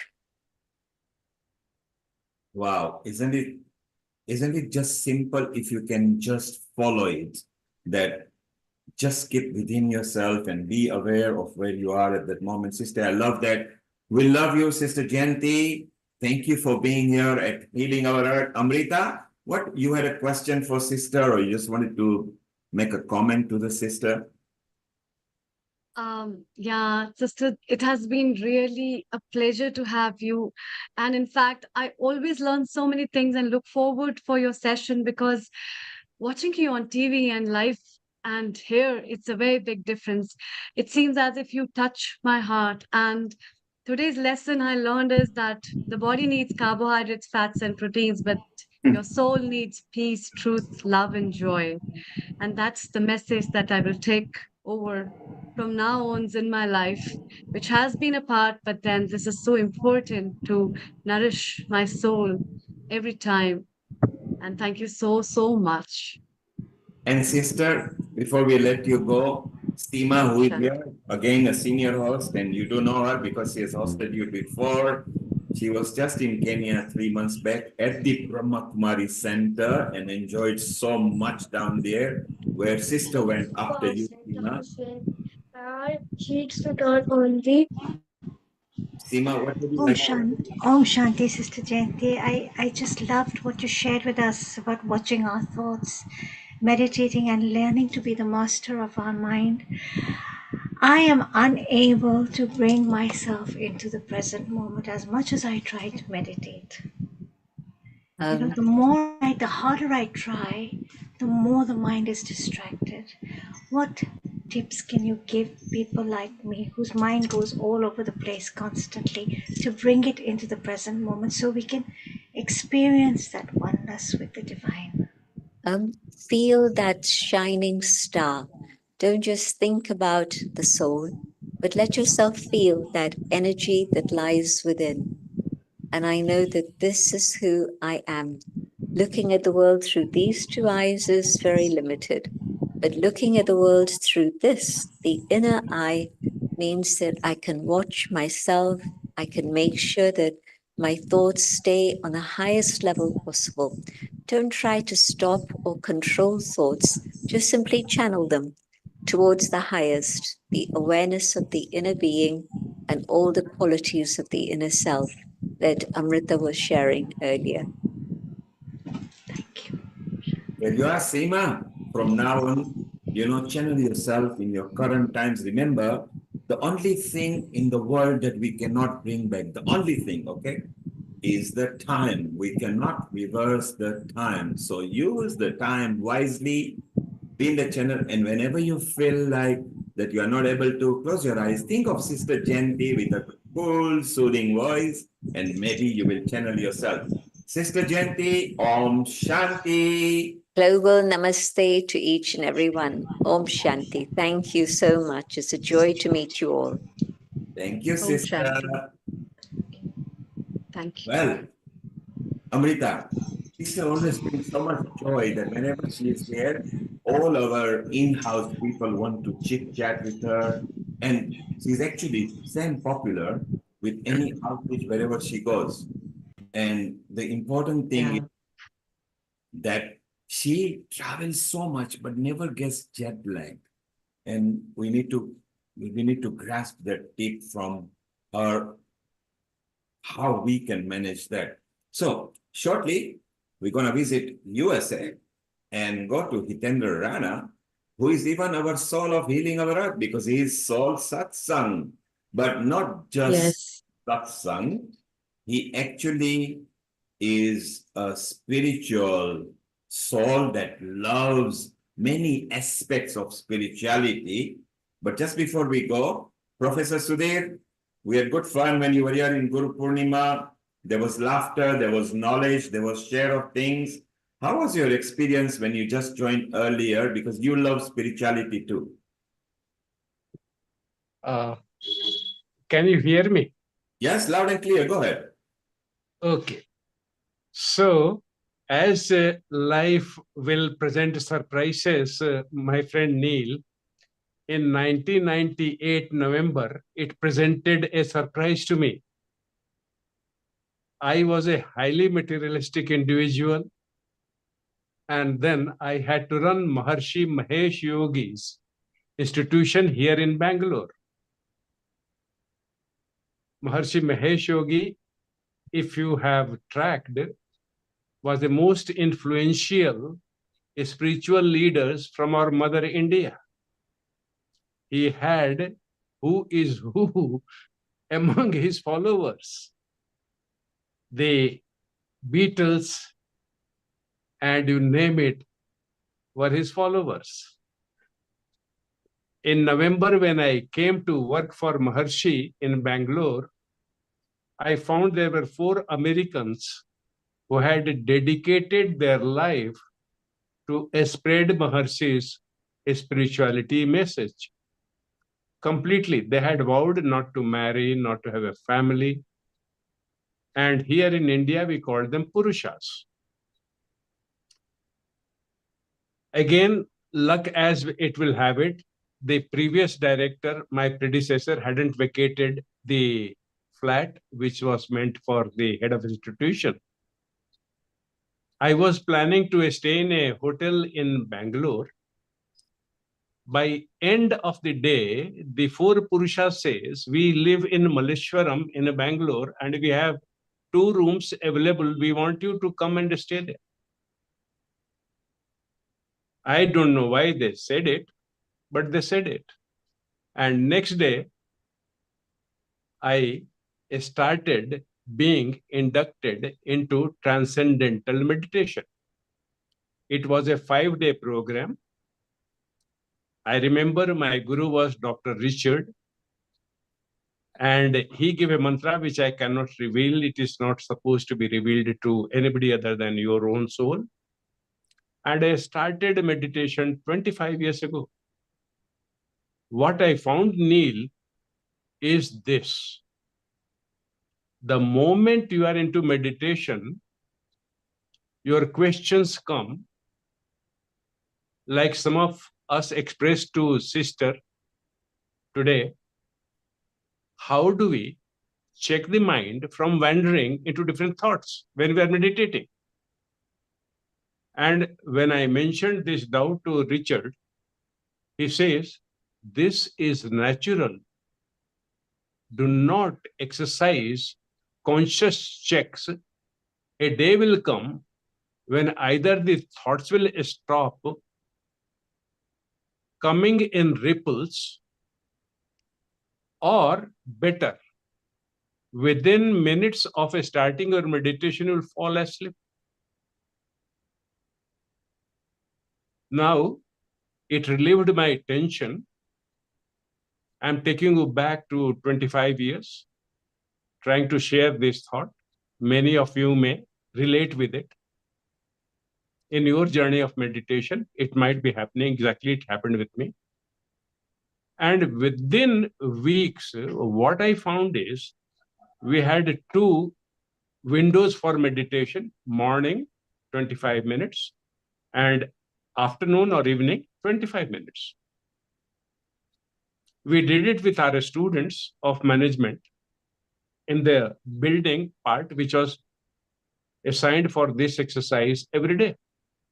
There'll be fragrant, incandescent lamps. There will be Maharshi music playing. Atmosphere will be set.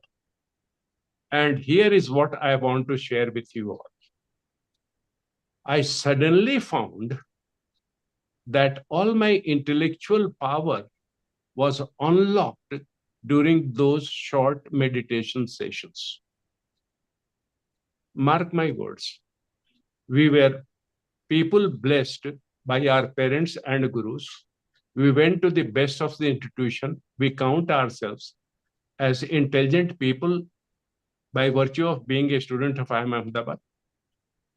But my classes in Ahmedabad did not release my intellectual prowess to the level those 20 minutes of meditation did.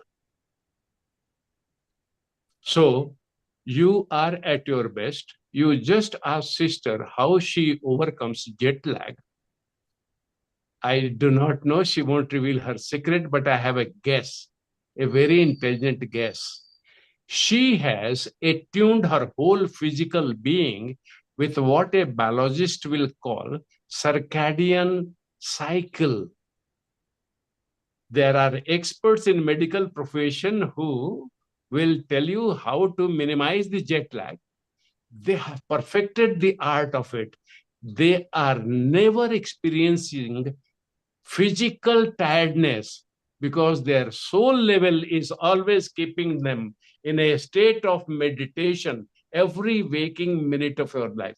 We find 40 minutes a day a tough task, but for them it is child's play to remain in meditative frame of existence every waking moment. So Neil, that may answer. I'll stop here. Thank you, because, Professor. You allowed, yes. Thank you. Very much. Yes, that's an alternative way of looking. Mine is very simple. When I travel on a plane, I look at it that I've gone to a restaurant to enjoy my cuisine, and my travel is going to be so much fun that 8 to 10 hours just goes without anything because it's mind over matter. Thank you, Professor. Amrita, I think it's time to leave Africa, leave India, leave London. Let's go to North Atlantic, the other side of the world, and into USA with our smiling Hitendraji Rana. We has got something lined up for us. Isn't it going to be enjoyable? Can we introduce Hitendra Rana to our audience? Thank you. Thank you. Thank you, Neil Kumar. Thank you, Professor Sudhir, for giving such a beautiful insight in your experience, and that really marks up as an experience of understanding and knowing. And let's have another beautiful soul at the other end of the world from India as we move to US. Hitendra Rana.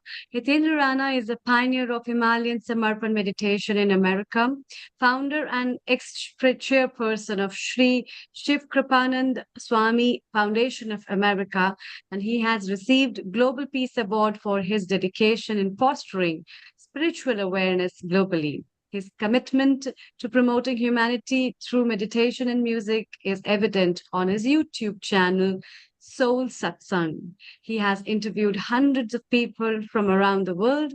He passionately shares his wisdom while patiently listening the life stories of his guests, contributing to the spiritual enrichment of uncountable viewers. In August 2001, Hitendra met a living Sadguru, Sri Shiv Kripananda Swamiji in Montreal, and who introduced him to Himalayan Samarpan meditation. And he strongly believes the only way to return a guru's favor of Guru Dakshina is by giving Guru Dakshina of spreading his knowledge of experiencing consciousness through meditation to the people around us. And he wants to fulfill his Guru's mission of Vasudev Kutumbakam by creating the single global family connected through soul. And that's what is Soul Satsang about. And here we have Hitendra Rana talking more about his assets of spirituality and his secrets of his life. Global Namaste.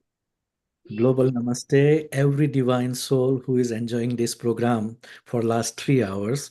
And we have such a great privilege on this platform of healing our earth. When we say healing our earth, we are trying to healing our humanity, because earth has been carrying the vibration of human being and every creature that is existing on the earth. So as we have learned from many people in today's program and from the internet, from YouTube, wherever we are going, we come across some living gurus, living masters, and teachers. We learn everything. It is coming from the external world to our mind. It develops our intellect, buddhi. And when we apply those knowledge, those practices, and we start gaining some experiences, or when we start gaining some success in the life, whether materialistic or spiritual, we knowingly, unknowingly start getting into the ego or ahankar. So because we are human being, and like every other creature, we also have duality. We have to go through the nature's system of day and night, season, and we have to face all the karma from past life, from this life, and we have to survive. Now, the question that comes is, how can I liberate myself from the bondages of this karma? How can I liberate myself from the stress, anxiety, all kind of things that we have been listening for last 3 hours, worries and guilt and whatnot? Meditation is the only solution. It has been the solution from centuries, and it is going to be the solution for the future. As a person who has lived more than 15 to 20 years in different countries, India, Canada, and USA, I feel that human beings are same everywhere we go. Humanity has the same problems for last 2000 plus years of our knowledge that we try to connect with religion, with wisdom from different cultures. But have you noticed that the problems that we are carrying and we are facing are not new? We are facing the same problems. We are going through the same challenges, and we are trying to resolve with the same attitude. If we keep doing the same thing with the same approach, we are bound to have the same results. But if we go inside instead of keeping all the information outside, what will happen? We will have the results like Swami Ji has taught in the meditation, and we will feel the Brahmanad, we will hear the Brahmanad. We will have the results like Sister Jayanti has taught us, and we will be able to feel the love, peace, joy, harmony, and pure consciousness, real truth at the soul level. So, are you ready to experience your soul? Are you ready to go from outer world to start your inner journey? Our outer world is the information coming through our mind. And as I mentioned earlier, mind, intellect, ego is the gift of the outer world that has been creating problem for us throughout the centuries. But the solution comes from becoming a Holy Spirit, becoming a pure soul. And that is how we are going to meditate. Are you ready? So it's wonderful. We'll have maybe some of your style. You are going to play some music, are you? Yes, we are going to have a music. And it's not a copyright music, not from internet or any. No. It is it's your own music. It is a free music. It is already that musical track has already been on our website, our YouTube channel. So it has been free from any copyright. Thank you, because we are actually transmitting this episode, including your channel, onto several channels.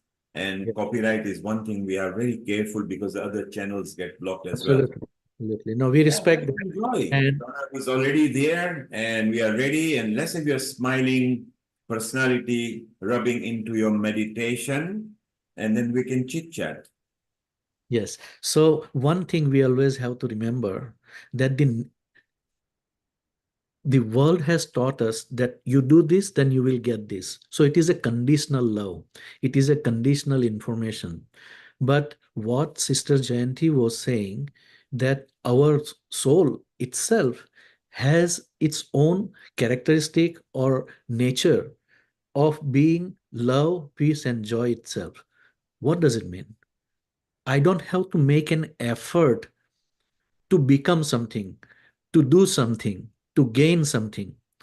As we have discussed through Professor Sudhir's information also, when we are trying to use our intellect or mind, we end up putting an effort. But if we stop putting the effort, what will happen? We will become who we are. And that is what meditation is all about. You are very right. When we are young, we go to nursery, then we are told how to behave. Our parents tells us how to behave. Of course, they mean well. Then our teachers in the primary and secondary tell us what we should be doing. Then the media and the politician tell us what we want to be. So when can we ever be ourselves? So release your soul and listen to your inner self. When you got peace of mind, which is called sukoon, then you are more richer than a rich person, a clever person, intellectual person. Absolutely right. Go ahead. Thank you. One more thing that I would like to add is, apart from learning everything that our parents, our society, our workplace, our university has taught us, have you noticed some words that we use in the language? We say, I fell asleep. You don't say that I got into sleep. I achieved state of sleep. I say we fell asleep. And anything that happens naturally is like love. I fell in love. You don't say that I attempted and I won the love. So meditation, I'm going to fall into meditation naturally. I'm not going to use my mental awareness. I'm going to lose my mental awareness, and I'm going to allow my consciousness, my chetana from within to become active and show its lila, so its play of consciousness through this meditation. So can we have the meditation track played? When we are playing the meditation track, what we want to do is keep our attention on the crown chakra. We have heard Sister Jayanti was talking about the Agya chakra, which was here. The meditation method that I have learned from my Himalayan gurus, he taught us to go on the crown chakra simply because he says that the door, Dasam Dwar, what we call, to our existence of this physical body is the crown chakra. Our soul, our consciousness enters through this door when we were in the mother's womb during the first trimester. So we want to go back to that level, so that by putting the attention there, we will slowly open up the doors to the heaven. And that is what, when we say kingdom of heaven, it is the kingdom of joy, love, and peace that is going to allow you to connect with the universal consciousness. So keep that in mind. And anytime your attention goes into the thought, you say that I am here in the present moment. I am nowhere else. Another thing that I want to add is I was there with you guys during the Guru Purnima time, and I mentioned that my guru is from Himalayas. His name is Sri Shiv Krupananda Swamiji. Today, I am bringing the gift directly from him, his own voice. He is going to chant with us in this meditation track. I am a holy soul. I am a pure soul. मैं एक शुद्ध आत्मा हूँ, मैं एक पवित्र आत्मा हूँ. So we will have Hindi and English both in this track. You are going to enjoy it. So if your mind keeps wandering here and there, you can repeat that mantra again. I am a holy soul. I am a pure soul, because I want to focus on my soul consciousness. So that's why we are using this. Okay. So let's have the meditation track. Thank you. Keeping our chitta, attention on the crown chakra.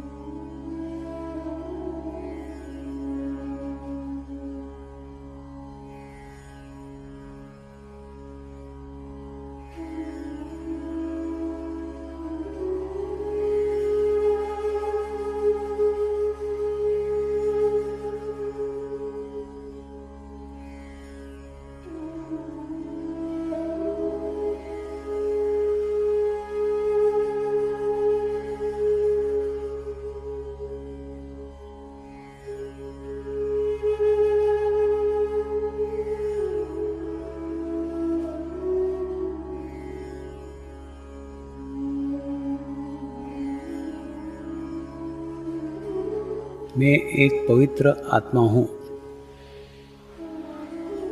मैं एक शुद्ध आत्मा हूँ। मैं एक पवित्र आत्मा हूँ। मैं एक शुद्ध आत्मा हूँ। मैं एक पवित्र आत्मा हूँ। मैं एक शुद्ध आत्मा हूँ।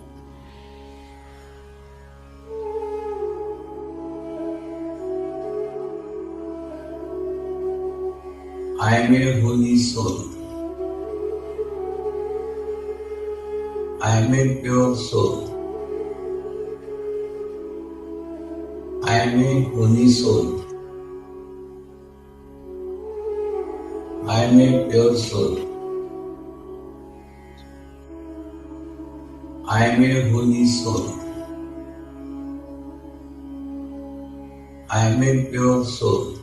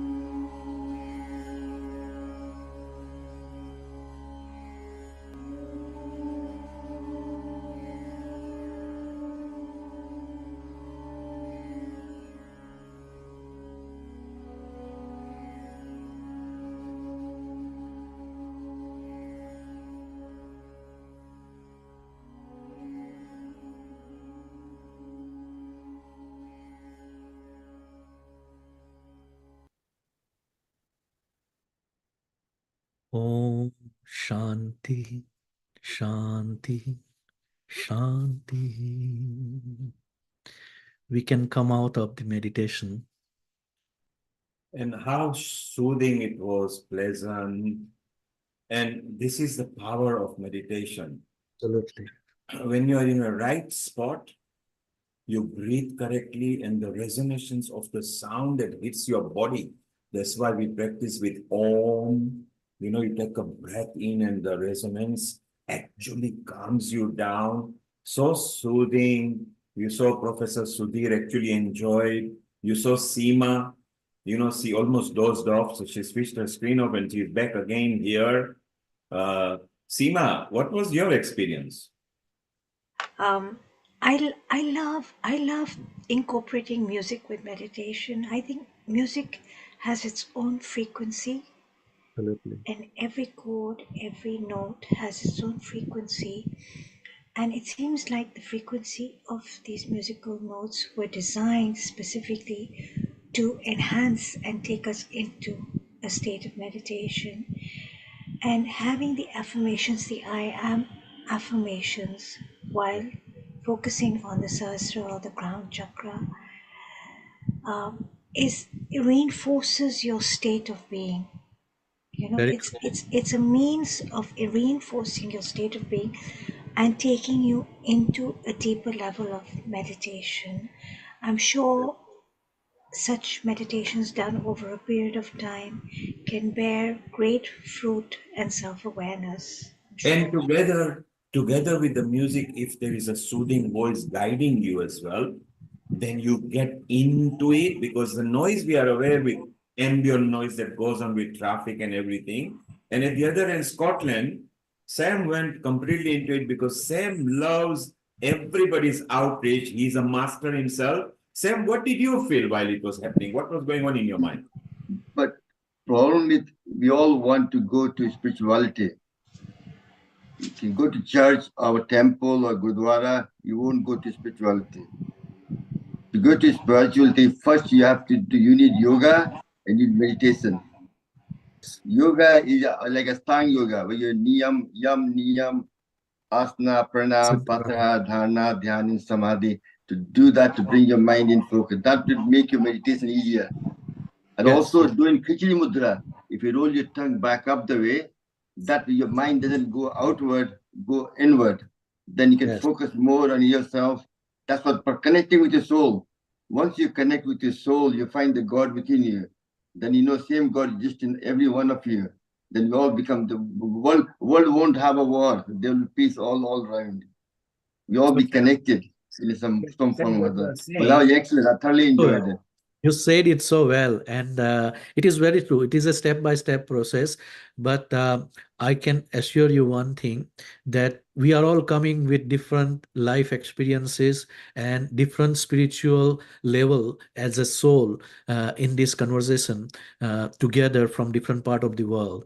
And we have gone through different level of yama, niyam, asan, pranayam, pratyahar, and it encompasses, today's program is encompassing people from all different level. You can pick and choose whatever you like, whatever you want to use from variety of information that has been shared and practices that has been shared. So if you are at the body level, if you are at the mind level, or if you are at the jiva or spirit level, then you will absorb that level of information. But ultimate, as we have learned from the wisdom of our ancestors, and from any culture, from anywhere in the world, the wisdom will always connect you with the universe, with the nature. As once you become pure consciousness or soul, then only we will be able to connect with the higher level. Meaning that at that level, you have to filter out all the information that we are getting through our body, mind. But again, as you said, body with the yoga and physical health is also equally important, because without human body you cannot have that level of high consciousness. Without human body and human mind, we cannot have the experience of all the good and bad, right and wrong karma that we are facing. And then You have to make mistake and you have to unlearn everything that you have learned from the society, from the books, from the scripture. Then only you will become a soul. So becoming a soul is very important. And if you are lucky, right time will come in your life when something like this will happen, and you will take it, you will absorb it. That's a very beautifully said, Sam. Thank you. And Hitendra, what we learn from what Sam said and what you said, you don't have to go to temple, mandir, church, synagogue, anywhere. Your soul is your temple. If you go to the purity of your soul, then you become a powerful entity, and that allows you to grow and find the peace of the mind. And going to a temple is okay. Going to a church, you meet people, you find nice energy. If you can't, the temple lies within your soul. So it's so beautiful. Sneha, do you agree with that? I totally agree, Neil Kumar. It was beautiful. And they say that when you pray to God, you are talking to God, but when you meditate, God is talking to you. And that was what Yes, happens. Yeah. that is very And true. there was a Because piece. Sorry, you go ahead. somebody who was a guest speaker before, she said very beautifully, ये मत कहो खुदा से मेरी मुश्किलें बड़ी हैं, ये मत कहो खुदा से मेरी मुश्किलें बड़ी हैं, ये कहो मुश्किलों से मेरे खुदा से बढ़कर कोई और नहीं है. Meaning that don't go and complain through prayers and asking for the favor from God, that give me this and my problems are big, I have this sickness, I have that problem, but rather tell the world, tell that body, tell that mind, tell that intelligence that is trying to disturb you, and tell that my God is higher than you, and that God is sitting inside us in the form of our soul, our Atma. And once you realize that, then believe me, good and bad time, right and wrong time, it is all same. Sthita Prajna Sthiti that we learned in the Gita is something that you attain automatically. And once you become consciousness, as Sudhirji was saying about Sister Jayanti, your body will perform its functions at its body level. Your chitta will control your mind. You will become the master of your mind. So you don't even have to worry what is wrong or what is right and how I will do it. It naturally happens because you become joy, you become happiness, you become love, and it is flowing through your vibration. You don't have to tell people that I want to get this and I am this. Please listen to me. Please respect me. No, you don't have to ask for it. You are becoming and you are showing and exuding that energy, light, vibration, whatever you say. Isn't that true, Snehaji?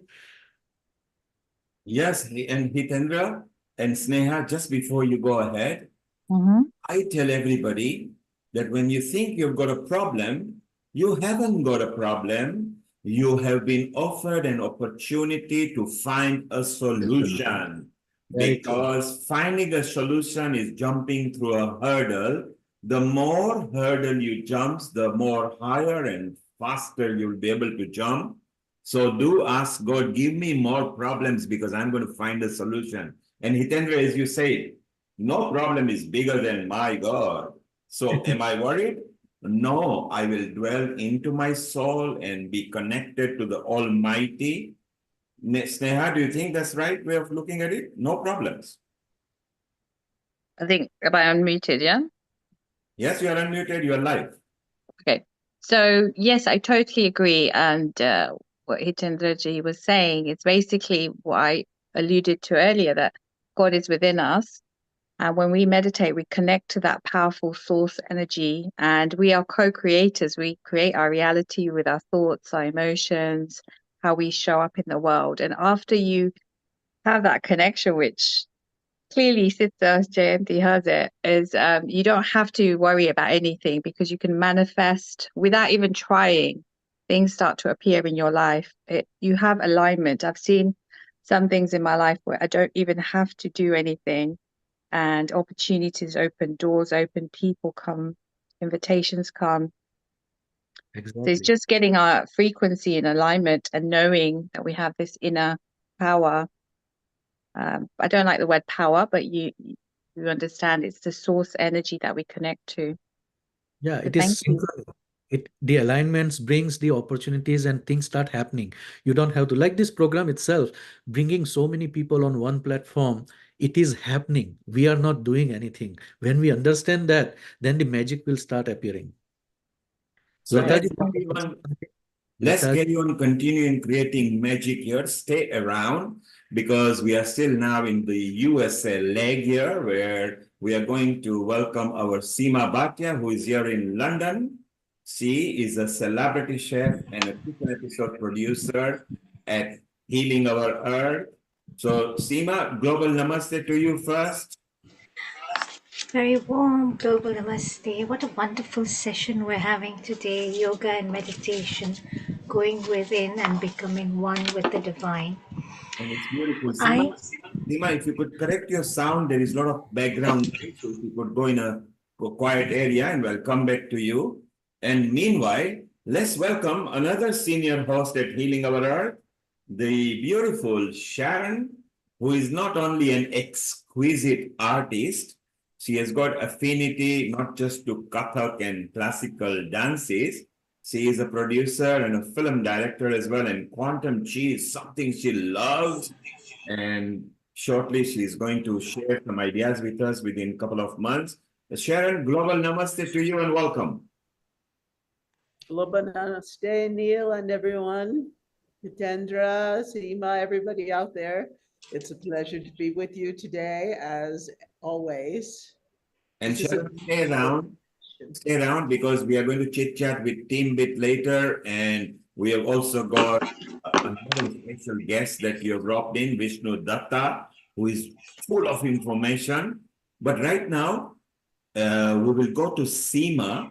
And Seema, let's talk more about Paul Tavares, who is a young, dynamic a person, Seema, and he's new to Healing Our Earth, but he's not new to the world of spirituality and coaching and mindfulness and everything. And Paul is an empowerment, health, and well-being specialist, but he covers stress, anxiety, coaching, counseling. Maybe Seema, you can tell us more about Paul. And Paul, global namaste to you as well. thank you, Mr. Kumar. Very warm welcome to Healing Our Earth, Paul. And I've always been of the belief that science and spirituality has always contradicted each other. And it is so fascinating to see someone like you, a scientist, a lecturer in biochemistry, who teaches empowerment and well-being. You're always interested in enhancing the human state, and you have created a modality for just that. You enhance health, people's state of mind, strength of body, controlling their emotions, and through a process of your power meditations. How fascinating and inspiring it is. I had the great opportunity of virtually connecting with Paul a couple of months ago, where he very kindly invited me onto his YouTube channel to speak a little bit about nutrition and Ayurvedic nutrition. And we've been saying we'll connect on a personal level. And just last week we met, and I was fascinated to know that this young gentleman teaches martial arts and also Qigong. And automatically when you spoke of Qigong, the first name that came to my mind was Sharon Rose. And I said, you must connect with Sharon Rose. I'm a member of Healing Our Earth, and why don't you come onto our platform? She's a wonderful lady. She spent time in India with Sitara Devi. And Paul said, oh, that would be wonderful. And I can see Sharon Rose here. And it's just so beautiful how our platform has so much synergy and brings people together. Don't you agree, Sharon? Totally, I totally agree. It is so been, great. How many years now have we been doing this? Since the pandemic, and we have so many people who've connected. It's on Friendship Day, I'd like to say today, we've made so many connections through this platform. And making those connections has also enhanced our well-being in many ways and many facets of our lives. You know, it's been wonderful. And I am so intrigued by both of you. Paul, you have an ancestral background that hails from my very own country of birth, Kenya. I believe your parents were from Kisumu. You were born and raised in the United Kingdom. Sharon, you are in Denver, not in Denver, in Crestmore, in Colorado. I'm seated here in the UK, and you know, we're just connecting through this platform. Now, Paul, tell us a little more about yourself. I'm sure Sharon would love to know how you, as a scientist and a lecturer in biochemistry, delved into the world of enhancing the human state, coaching, meditating, teaching martial arts, and so much more that you do on the health and well-being and holistic side of things. Well, firstly, thank you very much for that wonderful introduction, Seema, and really enjoying the talks, although I've been silent, but in the background, I've really enjoyed all the talks and all the meditations. I've been here since 2 o'clock and I've really enjoyed everything. I got into all this because I grew up in an area which was quite heavily ridden with crime. And so I learned martial arts to protect myself from being physically beaten and mugged. And that being said, I still felt quite traumatized because at a deeper level, something like that can affect you emotionally, mentally, and even at the spiritual level. So I decided to look into meditation. And at the time, and it's very humbling for all of you to call me young, but at the time we only had cassettes, tapes, and that's all we had. There was no internet. There was no way of really finding meditation. So I used audio tapes, cassettes, and I got really deep into it. And eventually I found teachers, masters, shifus, gurus, senseis, so many people who were really so happy to guide me and take me through processes that helped to enhance me and bring out the very best in me. So I followed a passion and an interest in science, but I also knew that it's only one model of reality. How can one model of reality have all the answers and one idea from one group of human beings? So I looked at ways to understand the universe myself through meditation, through attending some yoga classes, and Tai Chi and Qigong and Xingyi, which are the internal arts that complement the Gong Fu and the harder martial arts like karate. So I was just fascinated by all of this and really looked at what was missing in science. What is the placebo effect really? Is it just your imagination? Or are we just sidelining things? And that is why I don't call meditation meditation. I call it power meditation, because it doesn't, in my opinion, do it enough justice. That in itself is so powerful, what you said. That power meditation, I call meditation power meditation, because it doesn't do itself enough justice. Now, Paul, you have been in the UK since birth, and you run a number of corporate events, and you run a number of classes, and you meet a lot of people. Just to sum it up in one sentence, what is through exploring this path as a scientist and a lecturer in biochemistry, you delved into a totally different area. What has been your biggest experience or growth in this holistic field, I would call it, of wellness and well-being? To sum it up in one sentence, How would you sum that up for Sharon and I? I would sum that up as balance, but it has to be the ultimate complement of balance. And when I think of balance myself, I think of well-being, gentleness, and tenderness, but also tenacity, strength, power, resilience. That's the true complement of balance.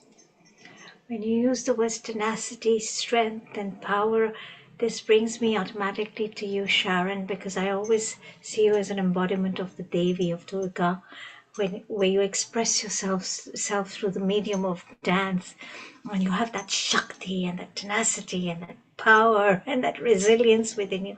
Isn't it interesting how the different art forms, martial arts or Indian dance art forms, bring in this power, bring in this Shakti and allow us to reach into levels of our being that we never knew existed within us. The experience of myself coming from deep immersion in Indian classical dance and Kathak, living with Sitara Devi, and also many years of yoga, Iyengar style, and meditation. I first started, when was that? Meditating in about 1972 through the transcendental meditation, and then went on to many, many different traditions. And as you know, the last 7 years I've been focusing on Qigong and Tai Chi and Taoism, and also ancient Egypt and the Hebrew traditions and all of these, and the correspondences between, look, we have Shakti, we have Chi. The correspondences between the essence of all of these traditions, this nature of mind work. This has been my path to really balance, harmonize my mind, so that the thoughts, as my Tibetan teacher Namkhai Norbu Rinpoche said, the mind, the nature of mind, it's not just we're going into like no thought. The nature of mind is to have thought. These waves of thought arise, they manifest, they flower, and then they dissolve back into source awareness. And what we as meditators work to do is to allow that to happen, rather than be aware of the thoughts, but rather than allow them to build and grow and drive us crazy, just to let them dissolve and relax into that beautiful, what we call flow. Mm-hmm. You know about that in Tai Chi, in Qigong. And speaking of martial arts, in Quantum Chi, which we are working very hard now to complete finally, we talk about Qigong, especially the flowing meditative aspects, the inner healing aspects, because we're bringing Qi constantly in this fluid, beautiful, graceful manner. I associate with maybe Saraswati, that kind of beautiful flow. We're working to bring that yin and yang, that balance within us all. And that, many of the teachers talk about how that is really the essence of all the martial arts. Yeah. And for me, that flow is also the essence of dance. And so at this point, I'm starting to integrate. I feel in some ways more graceful because of the Qigong practice, because it really, Kathak is very fast and quick turns, but the Qigong is just like, empty your mind, allow the contracted, distracted, restless mind to rest in silence, in stillness, and in spaciousness. which really I think is the essence of meditation, resting. And we've been talking about that today, source awareness. So Qigong, you would say, is a lot more meditative. Am I right? Oh, it's one of the, as one of the masters in quantum Shi says that there was no, he's at Wudang now monastery, and he said that none of these great masters would allow you to spar, to do the fight, until you had learned meditation, because it's the root of it all.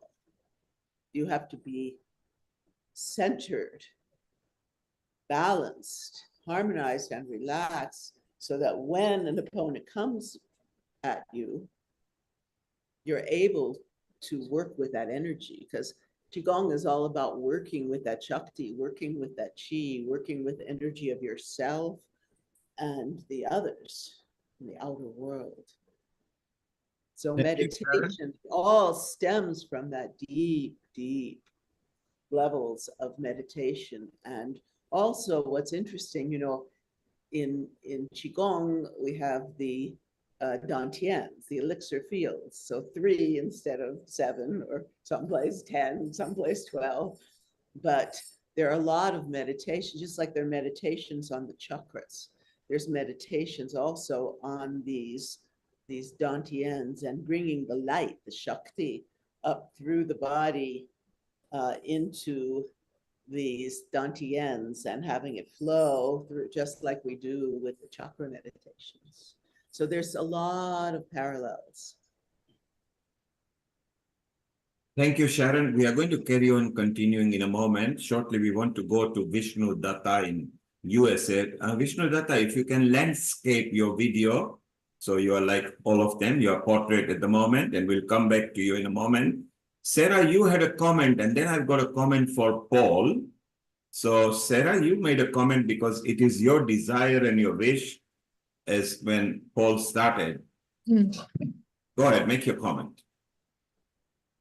Well, it was just fascinating because what you said, Paul, about bringing science as thinking of it as one modality, right? I know there are many modalities within science, but if you saw it as one modality, and then you looked at the other side, the holistic side, the well-being side, I think of it as, yeah, our human power, our vibrational energy side that can't always be explained by science because it just is. It's always been, since I was in my 20s, and I'm now 30, 40 years older than that, but since I was in my 20s, it's always been my wish that why can't we as humans just see the two things as completely complementary to each other, rather than, oh no, it's not science-based, oh, it's holistic-based, and it's like the yin and the yang rather than a collaborative, you know? Yeah, so it made my heart sing when I heard you say that. No, you know, Sarah, that's such an interesting point. I mean, I would do studies as a project manager on people who had depression, anxiety, and look at the genetic basis. And interestingly, we'd give some of them a placebo, which if no one has heard of that before, it's a pill that contains nothing, just sugar. And some of those people would get better. So interestingly, with the Tai Chi, the Qigong, or even the harder martial arts, we get people to go into a state where they can break through a piece of wood with ease, or break through tiles with their bare hands. And one of my first teachers, who was a real Shifu from China, and it was a pleasure to learn from her. She was a master of the snake form. So she showed me, she said, if you do this every day, you crush walnuts with your bare hand. And as a really young person, when I first started, and I started as a teenager, I've been doing this for 30 years now and teaching for perhaps 20. But she said, I can crush walnuts with my bare hand. I said, no, you can't. And she got one and she crushed it with her bare hand. And I thought, wow, okay, I'm learning as much as I can from you while I can. And Paul, Sarah mentioned something very important, complementary, what we classify now as integrated as well, because we want to integrate lot of, because there is Tai Chi, Qigong, yoga, meditation, they're falling in love with each other. So there is a new trend that is happening. So at Healing Our Earth, we have got Sharon Rose, we've got Keith Sharp, who is actually going to lead. And then we have got others who is leading for, he was here earlier. Seema will actually integrate, again, she will integrate you with all these people. While I've got you on the line here, Sarah, Sam, Paul, Seema, you can lead the way. Because these are all people in London or in UK, Sam is in Scotland. Maybe it's time for us to find a nice integrated yoga, meditation, Tai Chi, Qigong, and very simple meditative way.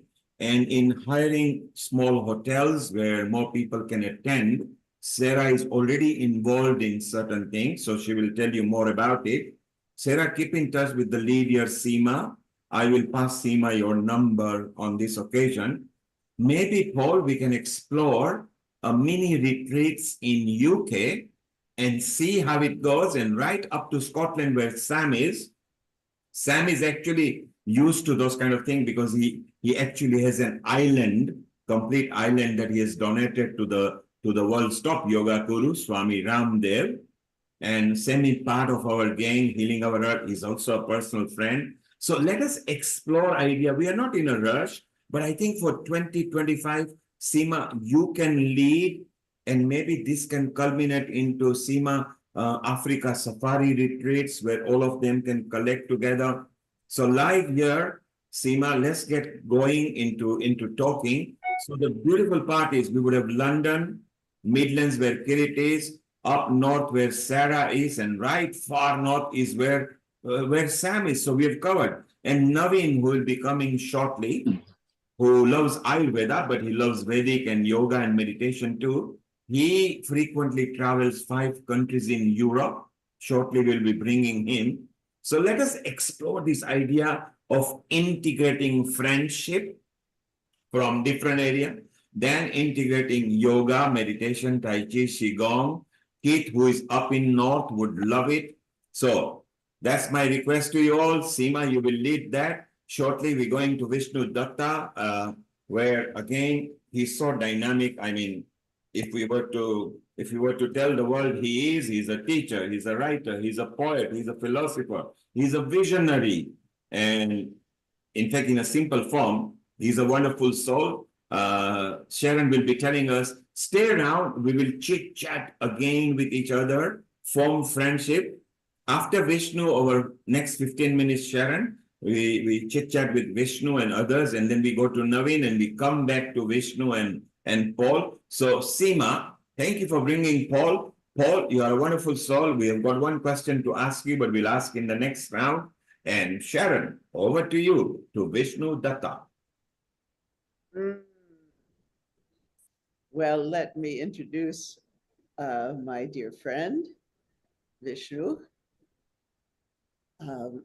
He and his wonderful, beautiful wife, Brahmi, have really spent their lives exploring spiritual traditions.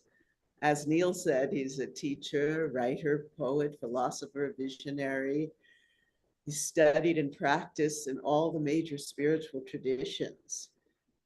He has important teachers in Maharishi Mahesh Yogi, Friar Thomas Keating, Sheikh Noor al-Jarahi, the Dalai Lama, Ma Amritananda Mai, Avatar Mayor Baba, and immortal root guru Sri Punti. Tell me, Vishnu, how do you pronounce his name? Sri Punitacharya Maharaj, and thank God he has this affectionate name as Bapu. So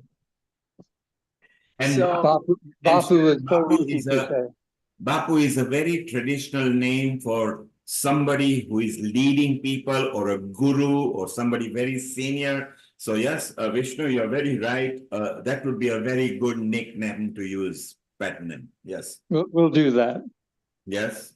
Yes. So Vishnu and his wife of 40 years founded Sanctuary House in 1994, and for 10 years built a multi-faith retreat center in Crestone, Colorado, with a Jewish Christian shrine room, a Buddhist Zen shrine room, a Hindu Vedic shrine room, and a Sufi Muslim shrine room, all centered by the labyrinth of Chartres in its original 64-foot diameter and oriented toward Crestone Peak, the most sacred mountain in the world for the Hopi peoples.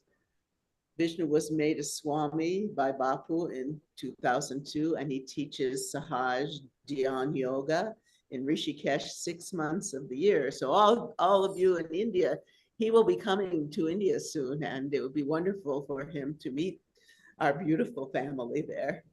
Yes, Namaste.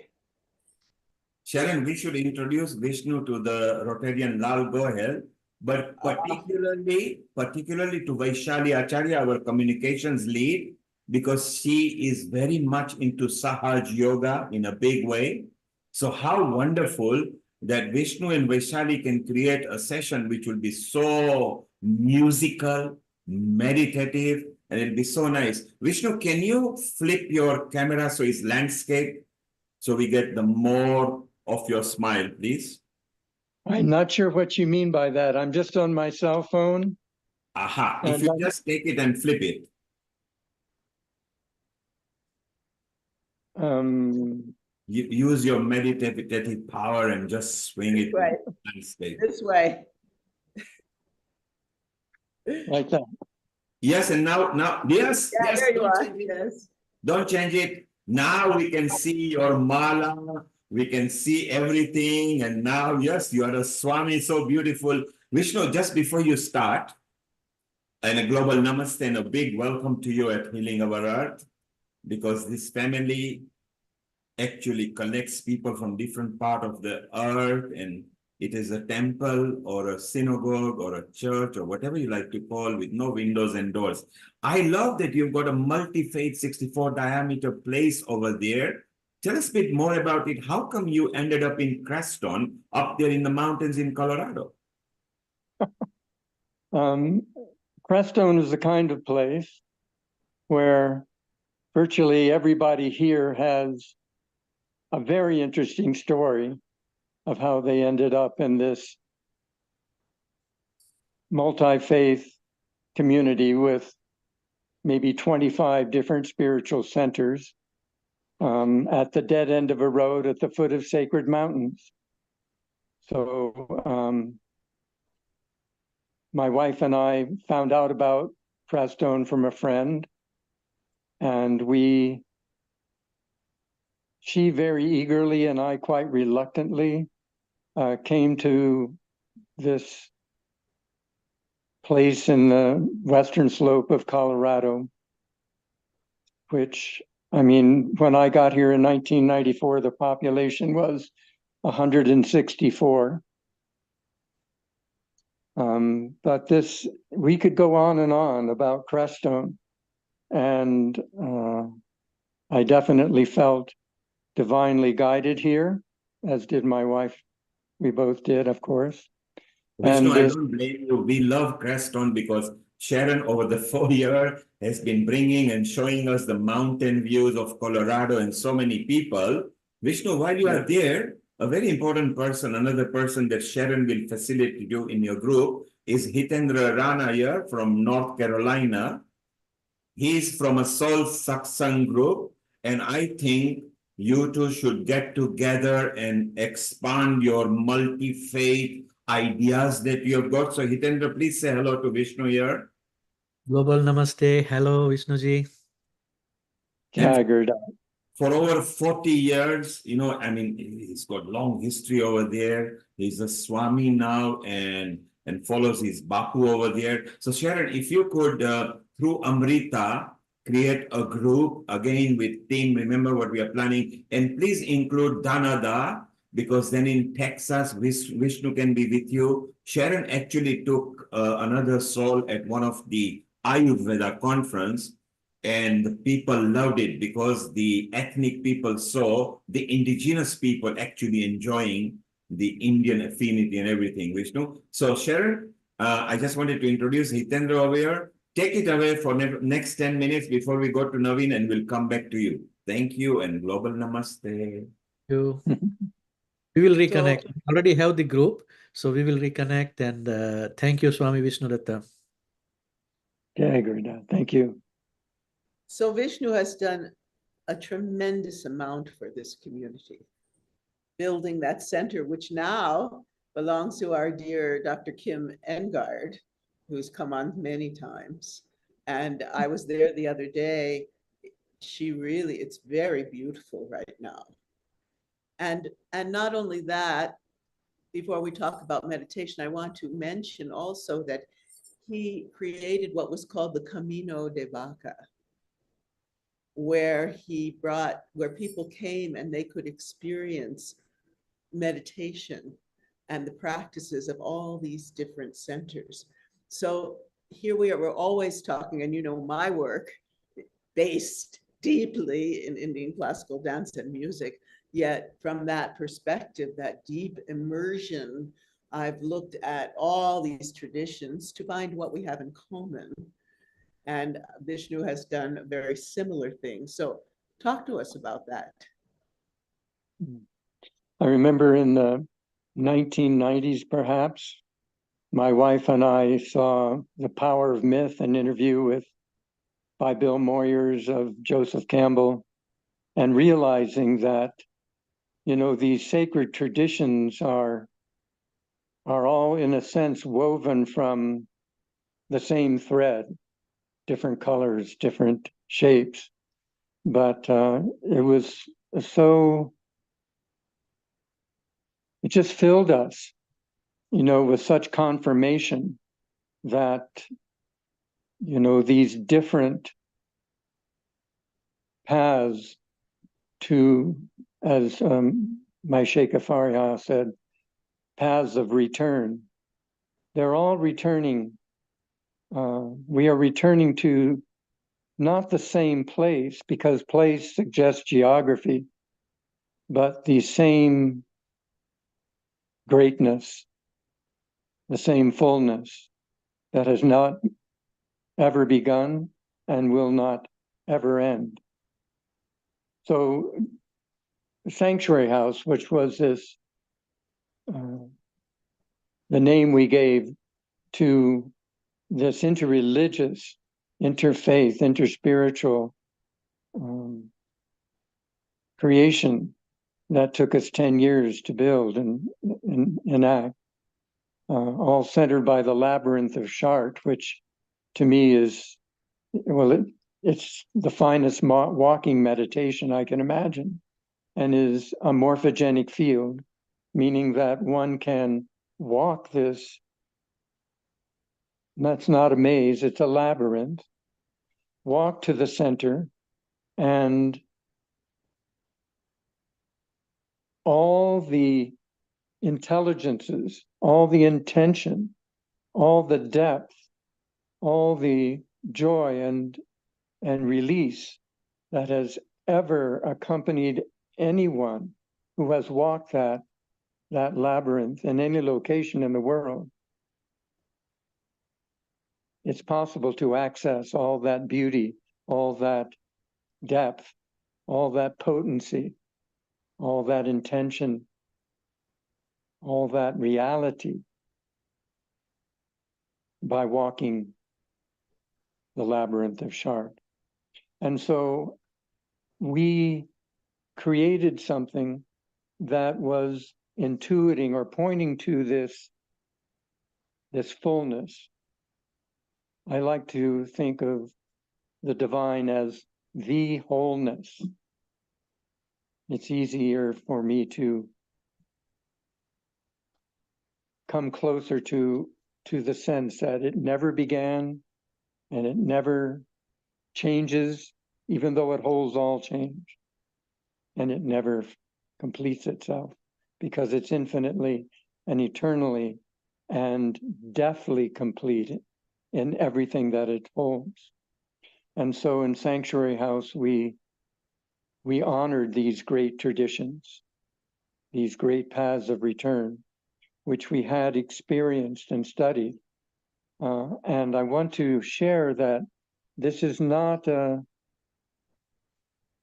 eclectic sensibility that we tried to enact, but to, when one entered, say, the Sufi Muslim shrine room, that one would feel the impulses of all that is this great tradition when one entered, that there would be, because we did zikr there every week for, I don't know, 7 or 8 years, that when you enter such a shrine room, it's alive. And so one is receiving a fractal, if you will, a holistic fractal of the wholeness of life. What I really love is it's bringing all them together, seeing all the common threads of all these traditions, yet really honoring and respecting each tradition in turn, rather than making a mishmash. Exactly, because mishmash is one of negativity's talents, to put everything together and make it all dazzle or make it all seem important, but it doesn't draw us in. When we talk about yoga and meditation, I think Patanjali is really such a gift, because we can see that what the world calls yoga, hatha yoga, yoga asanas, is just the third limb on his tree. I don't mean to say just, but it is really, in my orientation of meditation, it is a preparation for meditation, as is pranayama, though excellent teachers have really done a lot with pranayama in terms of deep release and deep internal experience. But in this 8 limbs of yoga, in this tree, the middle limb, or toward them, the 5th limb, pratyahara, is really the limb of integrative maturity, to start to realize that everything that we consider external is really based on our own heart and mind, our own internal realization, and also, as was mentioned, our own internal karmas or samskaras, the impressions that we still carry with us. And that the final 3 of these limbs, dhyan, and samadhi, these apply to meditation. And finally, in a way, in samadhi, to be meditated. And that the whole universe is oriented, all of life is oriented to bring us inward. And if we can let that happen, that dharana will automatically lead to the state of dhyan, the state of meditation. And I'm going to draw a dotted line here, if you'll allow me, because again, there are thousands of meditations, and I am convinced that Patanjali is talking about the state of meditation, which is like a state of matter, like superfluidity or superconductivity, where the properties actually change and something eternal and infinite starts to seep in. Because the state of meditation is not just reading a newspaper and, oh, that's my meditation, not just taking a walk in the woods and saying, oh, I feel closer to nature. The state of meditation is actually a mental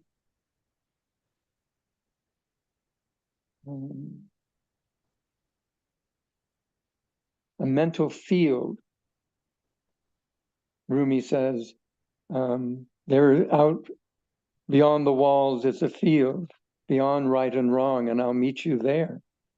So there is still in the state of meditation some sense of duality, but the dualistic nature is so minor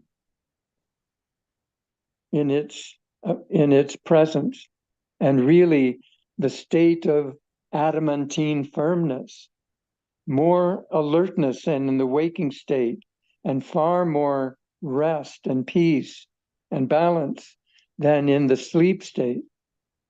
So that the state of meditation is the entree to infinity, which is samadhi, sama, evenness, dihi, intellect, the evenness of intellect, which the Gita says, kinchita pita Gita, even a moment of this Dharma releases one from all fear. Because then in samadhi, one realizes that the I is not bound, that the mind is quiet. And for the first time, I watch the mind without any activity, and that is a shoreless ocean.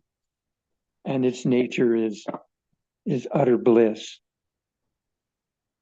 True bliss, true bliss. And that's what we feel when we're doing what I consider sacred dance and qigong, and this movement where you are in a complete meditative state and allowing that flow to continue. It's such a state of bliss and joy and grace. I really, Seema, and Paul, would you like to ask some questions or speak to what Vishnu's been telling us? It's been so beautiful. Vishnu has a wealth of wisdom. I'm just so much in awe with everything you've shared with us, and your experience and how you moved to Crestor. And what captivated me the most was the labyrinth. I've never walked a labyrinth before. I've seen images of a labyrinth, but I've never experienced a walking meditation, and that really caught me, because that is something I would love to experience. Well, Seema, actually, you're reminding me that if I could put in a nutshell what took us to Crestone, it was a labyrinth of Shark. We wanted to create one where we lived in Old Snowmass in Colorado, another paradise. But it was moving to Crestone that actually allowed us to do that. And we did it. I worked with a sacred geometer, the late Bobby Troutman, and we built forms to pour the labyrinth. That's why it's so exact. We did it within 1/8 of an inch so that its originality, the original impression would be there as much as possible through the medium, the science, if you will, the subtle science of sacred geometry. And I'm convinced that the labyrinth of Chartres is encyclopedic, that it holds, that it's musical, and I've not heard anybody on the planet so far really investigate that possibility, and that it imitates the spiritual journey that every soul makes. And it's so positive and potentially joyful because we're putting one foot in front of the other. And again, it's not a maze. There aren't wrong turns. But we are walking the morphogenic field of the spiritual journey that every soul is invited to make, and that obviously some souls, those great ones in our hearts, and we ourselves, God willing, will make fully in this lifetime. And so when we come to the center, we can, after a meditative process, you can run it or you can skip it, but I like to walk it slowly and reaffirm my intention. And then in the center, you can request something that you feel is lacking, something that has not yet been revealed to you, something that is your next step. Or, equally powerful, you can let go of something that is no longer useful, that is a burden, that you're tired of dragging around. And then we walk out intentionally. And I think that is the joyful part, because we're coming back, just like Joseph Campbell's hero's journey. We're going in to the union with the beloved, basically. That's the potential. And walking out in an integrative modality to share whatever we were given with the world. And then we can walk it again and again. So I invite you. We walked it, we had the pleasure, the honor of walking it in Chartres Cathedral in its original location. And who knows how old it is. And it was one of 2 or 3 or 4 days where the chairs were removed. Most people don't even realize it's there in Chartres. And from the first footfall, as my wife entered the labyrinth, she began to feel the presence, the intimacy, the potency of what she felt were, all the people who had walked this before her. So it is there are thousands of meditations. I'm sure there are dozens of, maybe hundreds of walking meditations. And the labyrinth of Chartres is a container field that, in a sense, has laid out the most potent way, if you will, from here to there, that we can imagine. And I would really hope that people with sacred geometry skills, mathematical skills, musical skills will really Gnostically investigate the potency of the labyrinth of Chartres. Thank you, Swami. Very, very detailed answer. Very well done. Swami, we need to move to London and Geneva, wherever Naveen is shortly in 2-3 minutes. Just before that, Seema will take your comment a bit later. You mentioned Patanjali. Well, who better than the Patanjali lead, one of the leads here in UK, Sam, who is a part of our team. Sam, Patanjali, compliments. What would you like to say to Swami? 1 minute, please. What Swami said about meditation, we all are in some kind of yogic path, but different level. Yeah. Depending which level you are, meditation becomes easier.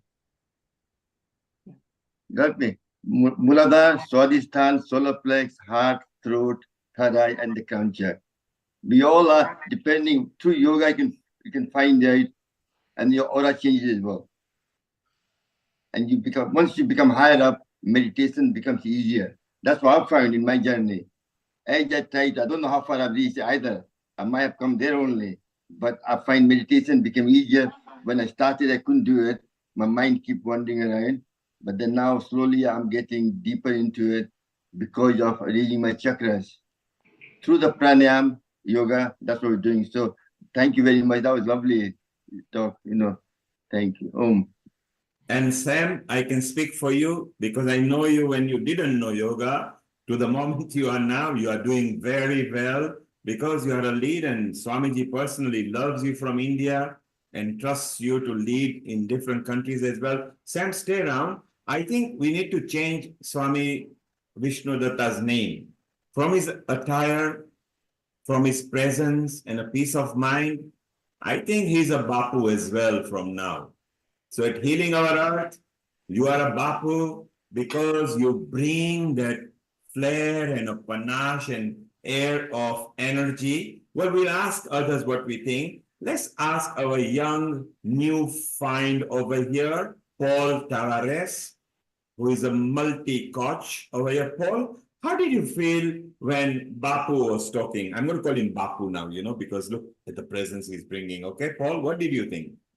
I really, really enjoyed the talk, and especially the way you describe navigating the labyrinth, because I look at the world as a map, just like the human body has chakras, meridians, whatever you want to call them, energy centers and lines, so does the planet. It has ley lines, and those lines were traversed by many beings from the past. So what you're describing here is something that I would love to experience myself. And Paul, coming from someone trend-setting like you in London, that's a huge compliment. And yes, Seema, let's facilitate, put Paul in touch with Swami. You are in the same loop as Sharon and everything. Let's grow our family, because the Indian ethos is we are all one family on the earth.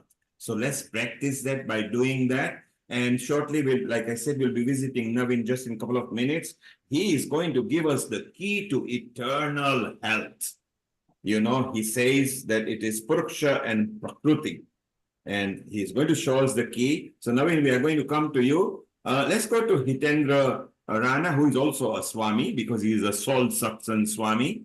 Do you agree that I think Vishnu Datta should not be called Swami anymore? He is a Bapu at Healing Our Earth. What do you think? Yes, I believe that it is the grace of Bapu that made Vishnu Datta ji Swami Vishnu Datta. So when you come with the love from your master, from your guru, automatically that vibration, that energy flows through you. And you become Bapu yourself, or what we call Swami or Baba, or whatever fatherly figure who is compassionate enough to treat others as their own child, as one family. As I would say that first comes aham bhav, that is what is ahankar. Then comes samabhav, that puts everybody in one equal level, samadrasti. And then comes the Shiva bhav. So that makes us from Jiv to Shiv, from an ordinary person to the soul being. And that is what I see in Swami Vishnudatta, that with all his work and all what wisdom he shared with us, he is like a Bapu. He has the Samadrasta vision, that he see everybody equal in what he presented and what he's doing in his practical life. So of course, Bapu is a suitable name too. Thank you, Hitendra. And because you are in the USA, as is Sharon, as is Tanada, let's grow our family and let's integrate our knowledge. I love it that the local population, local indigenous people have gone out and learned the Sanatan Dharma, the Indian culture. I mean, the knowledge they've accumulated, they had to earn it by actually going deep into it. We were born into it, so we are complacent and we take it just easy. So I love the deep knowledge they've accumulated, and Naveen would go for it because, for more than 50 years, he loves the Vedic knowledge. He's an Ayurveda Ved Acharya, but he also loves the Indian culture. Just Naveen, before we come to you, Seema, are you going to enter the labyrinth now? You can unmute yourself. Of course, after what Swamiji has shared with us, I don't think there's any reason why I shouldn't enter a labyrinth, and I would feel very, very inspired to do so. So you got the key from Bapu to enter the labyrinth. Absolutely. Who is in his deep meditation right now, because the energy collected by all of us has actually rubbed into here. And this is what Healing Our Earth does. It's just like a Ganga river, the sea or a river or a lake or whichever part you are at. Take a dive into Ganga. You feel fresh. You feel relieved. It's wonderful. Well, from a key to the labyrinth, to the key, to the eternal health. Let's welcome Dr. Naveen Gupta. Global Namaste to you. Global Namaste to you, Neil, and everybody here, and to Bapuji, to Swamiji, to Sam, to Paul, to Sharon, to Meeta Joshi to for everyone here at this platform, and Seema Bhatia ji, the celebrity chef. So here I am. Let me begin with Jai Gurudev. I've seen Sharon and Bapuji now that everybody's had gone one or the other way, meditation with Maharshi Mahesh Yogi. By the way, to everyone here, I want to tell that I'm a Maharshi Ayurveda Vaidya and have been practicing Maharshi Ayurveda for a long time with the Maharshi Ayurveda client, but I have my own practices and schools. Coming to my topic today, and I will also speak about labyrinth, which is a Kuti Praveshik Rasayana in Ayurveda, and I will elaborate on that, but let me begin with my topic today. So the art of becoming Purusha. What's Purusha? Purusha is the principle of pure consciousness, the absolute consciousness, the supreme consciousness, the art of becoming Prakriti, the principle of pure energy, principle of eternal energy. And this Purusha and Prakriti, at the beginning of the universe, with Big Bang theory, we call Panchavinshati Purusha in Ayurveda. There are 25 elements with which we are made, and Purusha, the consciousness, is the supreme one, and the Prakriti, the eternal nature, is the feminine one. Let me say, art of becoming Purusha Prakriti now, that is Shiva Shakti. The art of becoming Purusha Prakriti now, that is Rama Sita. When we say Ram and Om, meditating on the name Om and meditating on the name Ram gives the same effect. And I'll make a reference here in Sanskrit, which I will translate also, not word by word. It will take time because I teach this all over Europe where I have my schools, but I'm only translating in its essence. First, Sanskrit, please. Yatheva vat vijastha prakartha smadrum tatheva ram mantrastha vidyate charachara jagata. As the leaves, branches, flower, fruit of banyan tree, what vraksh, are latent in its seed, likewise the universe is latent in the name Ram. I will further decompress the word Ram here. When we say Ram, R, A, M, A. This is the decompression which I did with Ram. And here you will feel that when I was saying that means at that time, you go timeless. There is no time exists at that. That's why we say Hari Om Tat Sat. We don't say Hari Om Tat Sat. We say Hari Om Tat Sat. Because this He brings us to timeless situation.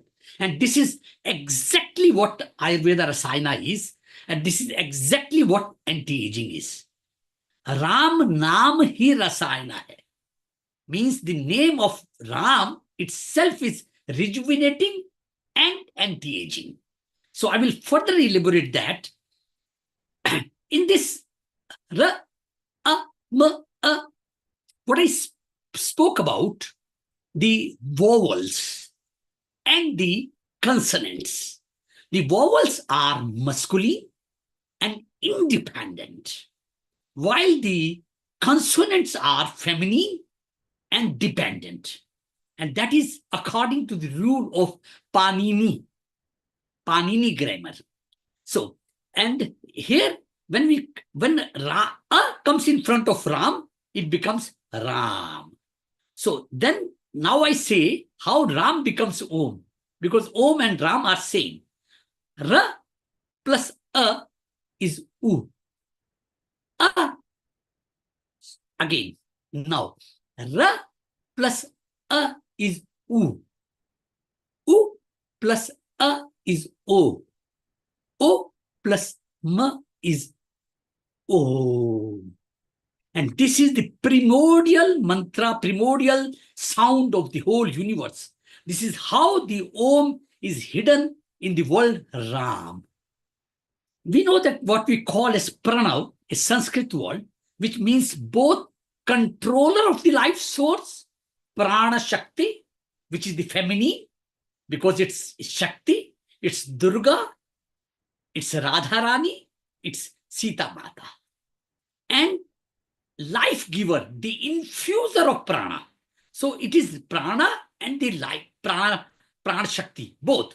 The formula for the primordial sound mantra, which my guru, Maharshi Mahesh Yogi, I was volunteering for Maharshi Mahesh Yogi for the first time in 1979 when I was a student in Ayurveda Tibia College, Delhi University. And it is the first time Maharshi Mahesh Yogi brought all the Westerners to India, to Delhi, in Indian Express building. And I volunteered myself to, at that time, my attraction was only to see the white people. Only to see the white, how the white people look like, if I touch them, if I say hello to them. That was the only attraction at that time. I didn't know what is Holland, what is Poland. I had a little bit idea about US, that's it, London. That only 2-3 things were in my mind at that time. I was in 1979, 19 years. And so that was my first interaction with Maharshi. And I heard in my, that was my third professional year of Ayurveda medicine in Delhi University. I heard Maharshi ji saying that from Ayurveda, only Ayur is remaining. The Veda has gone out.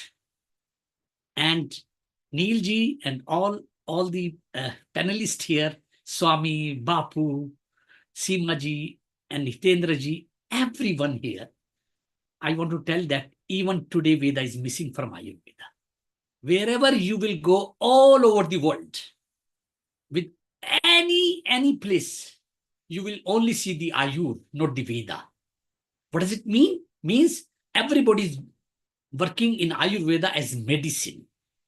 And in medicine also, the diagnosis is made by the modern medicine people, which has a history of only 400, 500 years. While the Ayurveda has a history of 6,500 years. Where my guru, Maharshi ji, the first word of Veda is A. A expands to Agni. A expands to Om. A expands to Akshar.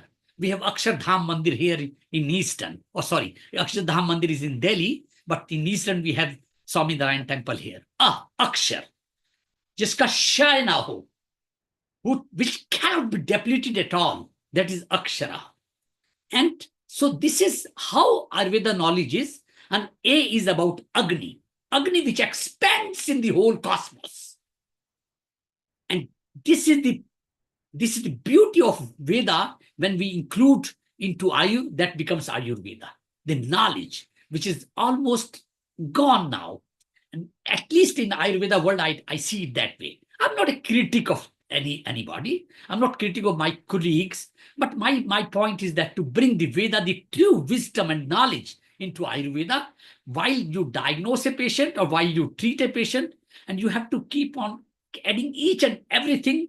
And I say to my people, whichever way I can speak to my college, because all my class fellows, my juniors are principals of different colleges now. So I tell each and everybody on our other WhatsApp group platform that please teach your students that they have to make an Ayurveda diagnosis, not depending upon the diagnosis made by the allopathy doctor. And now the patient is coming to you. A patient doesn't know anything. A patient says, I'm suffering from bronchial asthma. I'm suffering from arthritis. I'm suffering from this. Do you have treatment for cancer? Do you have treatment for this disease? Do you have treatment for HIV? Do you have treatment for migraine, headache, myoma, hypermetrorrhagia, dysfunctional uterine bleeding? as any diagnosis you can make. I say to everybody, please take 5 to 10 minutes to your patient, not to just say that what you have been given to us, it's just like that. Please allow me to make my own diagnosis. Then I will see if it is bronchial asthma or not. Because diagnosis is, when you make the Ayurveda Nidana, in Ayurveda we say Sancham cha prakopam cha prasarastanshanshanam vakta bheda sa yoveti sa bhavet bishak. That's the definition of Ayurveda. That's the definition of the Vedya. I used to say that in the modern medicine, with respect to everybody who is hearing today, I'm not talking about those, even who are hearing today on internet, on YouTube videos. I'm not talking about those, if they are doctors at this field. I used to say that the definition of doctor somehow in Kali Yuga has become who treats his patient or her patients by entering into the pocket of the patient. Yes. Suddenly that has become the definition, and I'm sorry about it, and I'm sorry also about my words. I'm not, no intention to hurt anybody. My beautiful friends are there. Professor Yashpal Gupta, the one of the renowned plastic surgeon, was here today with me at my home. I just tell you that, and the definition of a Vedya is, it's a beautiful definition I will give to you. Who treats her patients by entering into the soul of the patient. Can you see the difference? Can you see the difference here? By entering into this, when you enter into the pocket, what type of diagnosis you will make? Because if you have a laboratory, you will send the patients to laboratory. If it is NHS, which is free of cost in UK, that means you can have any blood test or any type of test, because everybody, everything is free of cost. But I practiced and lived in Europe, Switzerland, and there is nothing comes for free there. So everybody has to pay for the test. And then the doctors are writing so many tests, and the laboratory is becoming so much rich. And in UK, we spend 192 billion pounds in 1 year. 192 billion pounds. I said to UK Prime Minister at that time, Rishi Sunak, because he didn't listen to me, that he had to go, and he went because he didn't listen to me. I said to him at one occasion, please give us 2% of 192 billion pounds and we'll reduce your medical health cost to 50%. With whom? With Sharon, with music. With whom? With Sam, sitting in Scotland and sending all the patients to Scotland, and then he has to buy another island to give it to himself, because he is also Swami now for me, healing our earth. And Professor Sudhirji is sitting. He was so beautifully talking about Jai Gurudev, Swami, and Sudhirji. I'm associated with Maharshiji from 1971 onwards. My wife was selected as the first Mahila Vaidya for Europe and for Iowa in US in 1986. At that time, my wife was, because there were no female doctors at that time, and nowadays there are so many female doctors are coming. But trust me, when I graduated in our whole college, and I've taken a lighter note now, there were, if there are 200 students, there were only 10 girls. So you know now how many girls were demand with how many boys. So you know now yourself. 10 girls and 200 boys in 210. And now the ratio is, if there are 200, 120 are girls. But at that time, my wife was one of the, she was selected by Maharshi because she studied from Gurukula, from the Parampara. I studied at Delhi University. That's why I have the knowledge about modern medicine also, because I was in Delhi University, and Delhi University was also having a big amount of budget at that time. And so that's the, so Rishi Sunak didn't hear, he had to go. Now, if this Prime Minister will not hear, he will go also. Maybe before 5 years he will go. Because one has to listen to Veda, one has to listen to Ayurveda, one has to listen to yoga, and that will be the success of the whole world. Because only the healthy world you can rule. You cannot rule the unhealthy world. Whosoever politician may be in any part of the world cannot rule the world. Maybe can be fill up his pocket, but he can be shareholder of pharmaceutical companies from hundreds, and he could be shareholder of tobacco companies, He could be shareholder of alcohol companies, but the same people who are the shareholder of these companies, these are the same people who are like I have an alcohol company. It's a very big company. At the same time, I'm putting 2% of the money into de-addiction so that people think that I'm a very good man. So de-addiction of smoking. I produce Philip Morris, and I produce so many Marlboro, and then I say, I'm a charity. I've got a charity, and I do this charity work, and then de-addiction of smoking. Then why you are selling it? When you're de-addiction, why you are putting first addiction, then de-addiction? So this is how in the Kali Yuga, this is this only solution for Kali Yuga as far as the health is concerned. Ashtavid Vishesh Ahara Aitan. That means the 8 principles of eating, 8 principles of food, 8 limbs of yoga, 8 limbs of Ayurveda, Ashtanga Ayurveda, Ashtanga Yoga. That's the only solution for the whole world to become healthy. And somewhere in early 90s, in my talks in Vigyan Bhavan in Delhi, I was mentioning one time, and it was everybody listened to very in a good way, that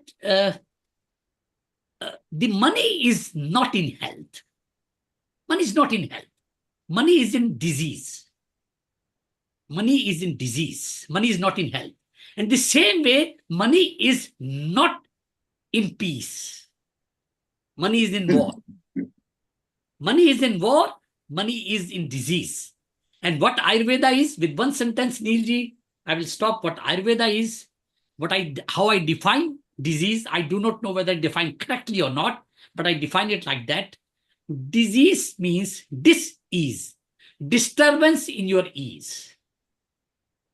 That is disease. If I'm at ease, I'm swastha. Swa, me, myself. Stha, I stay in myself. So I'm the healthy one. Health, happiness, and harmony, body, mind, and soul. And my message to this platform, to everyone who is listening, and to everyone who is not listening, come back to nature, come back to Ayurveda.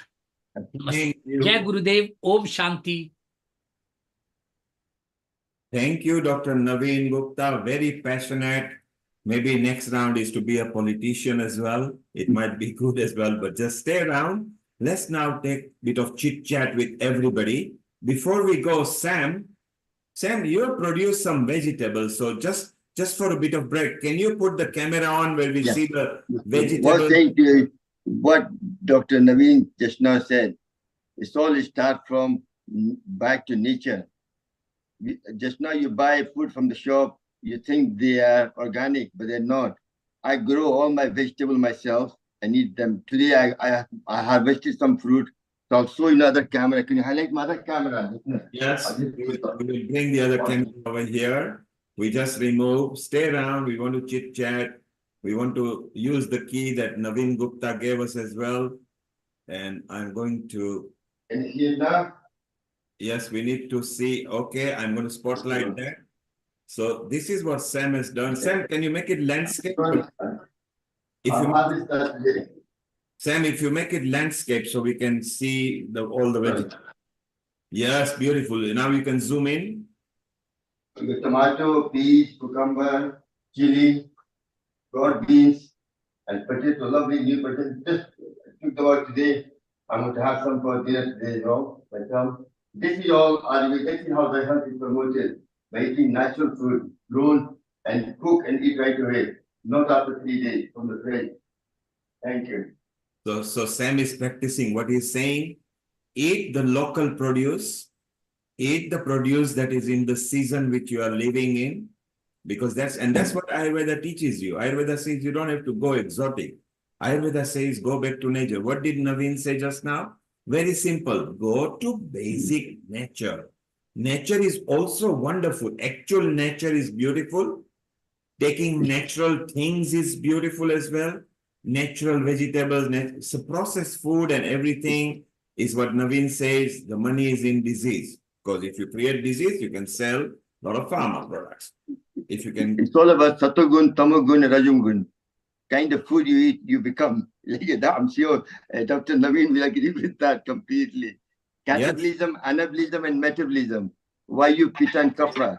These are the three processes happens in the body all the time. How you manage them through the health is very important. That's where the basic, science of yoga, meditation, everything comes from that. So Sam, let's take a comment from Professor Sudhir and Paul Tavares and Hitendra on what Naveen said. Just take a minute each, please, and then we want to go to the Swami, who while meditating is taking everything on. So Professor, 1 minute. What did you get? What key did you pick from Naveen? Jai Gurudev. This is the greeting which is international in Maharshi's universe.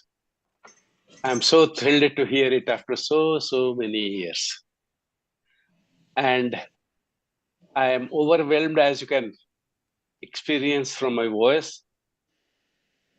But Dr. Naveen is exceptional in today's universe. So is all the enlightened people on our Heal the Earth platform. Dr. Naveen, keep up your good work. We need it. People do not understand that Veda is not the redundant part of Ayurveda. Without knowledge, there is no health. And if there is no health, all the wealth is worthless. If we want to find a recent example, think of Steve Jobs in 2010-11. The man said, my billions are no powerful to buy me 2 years of work so that I can finish the next product. So let's learn from that and not let those things happen to our loved ones. I will say one more thing, and that is, you are absolutely right. Sam is absolutely right.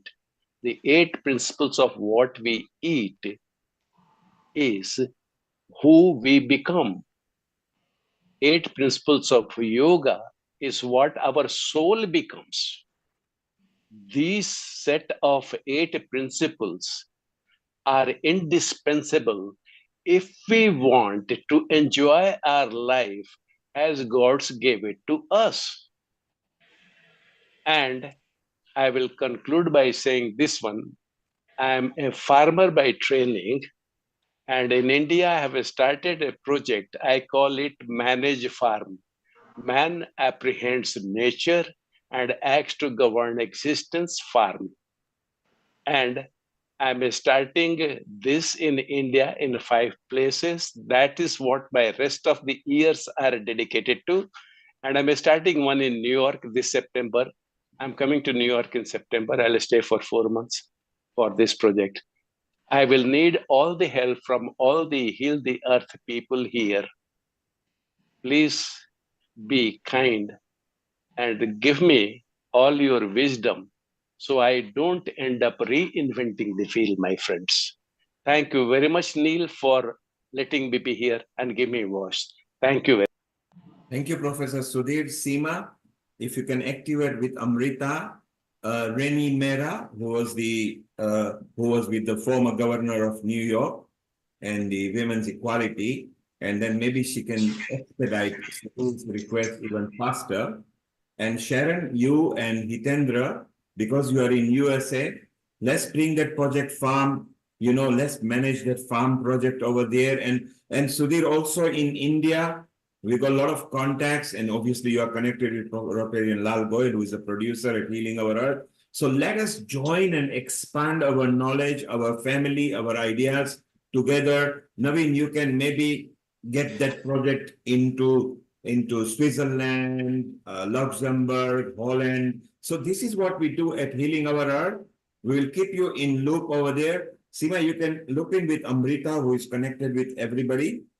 And then let's explore these ideas. So well done. Congratulations on your project. We wish you all the best.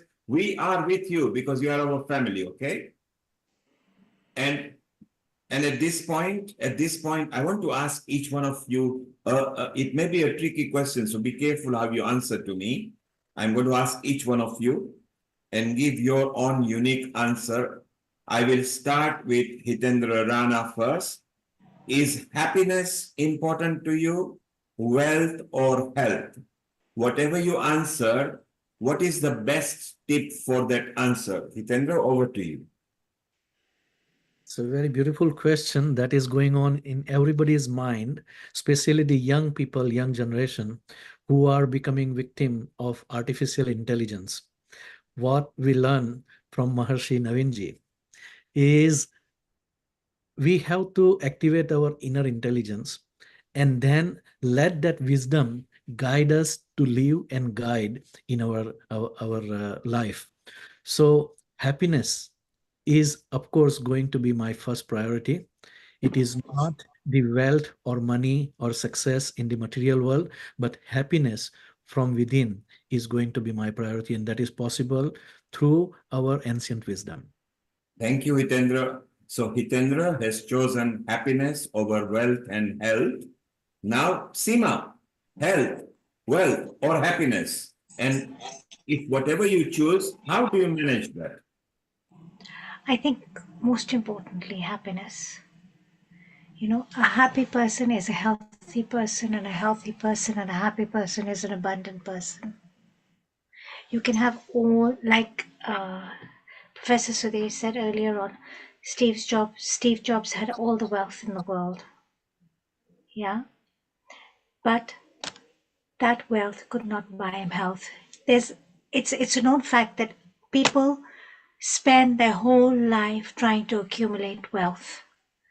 And then they spend the other half of their life using that wealth to look after their health, because they haven't invested in their health. They haven't invested in their state of mind of being happiness.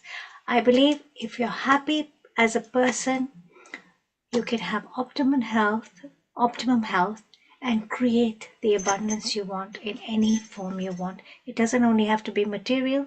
Abundance is joy, abundance is health, abundance is happiness, abundance is connections. There's so many definitions to abundance. Thank you. So 2 people have chosen happiness. Sharon, happiness, health, or wealth for you? Happiness, because happiness leads to having more Shakti, having more energy, and being in flow, I love that word, with yourself and with nature.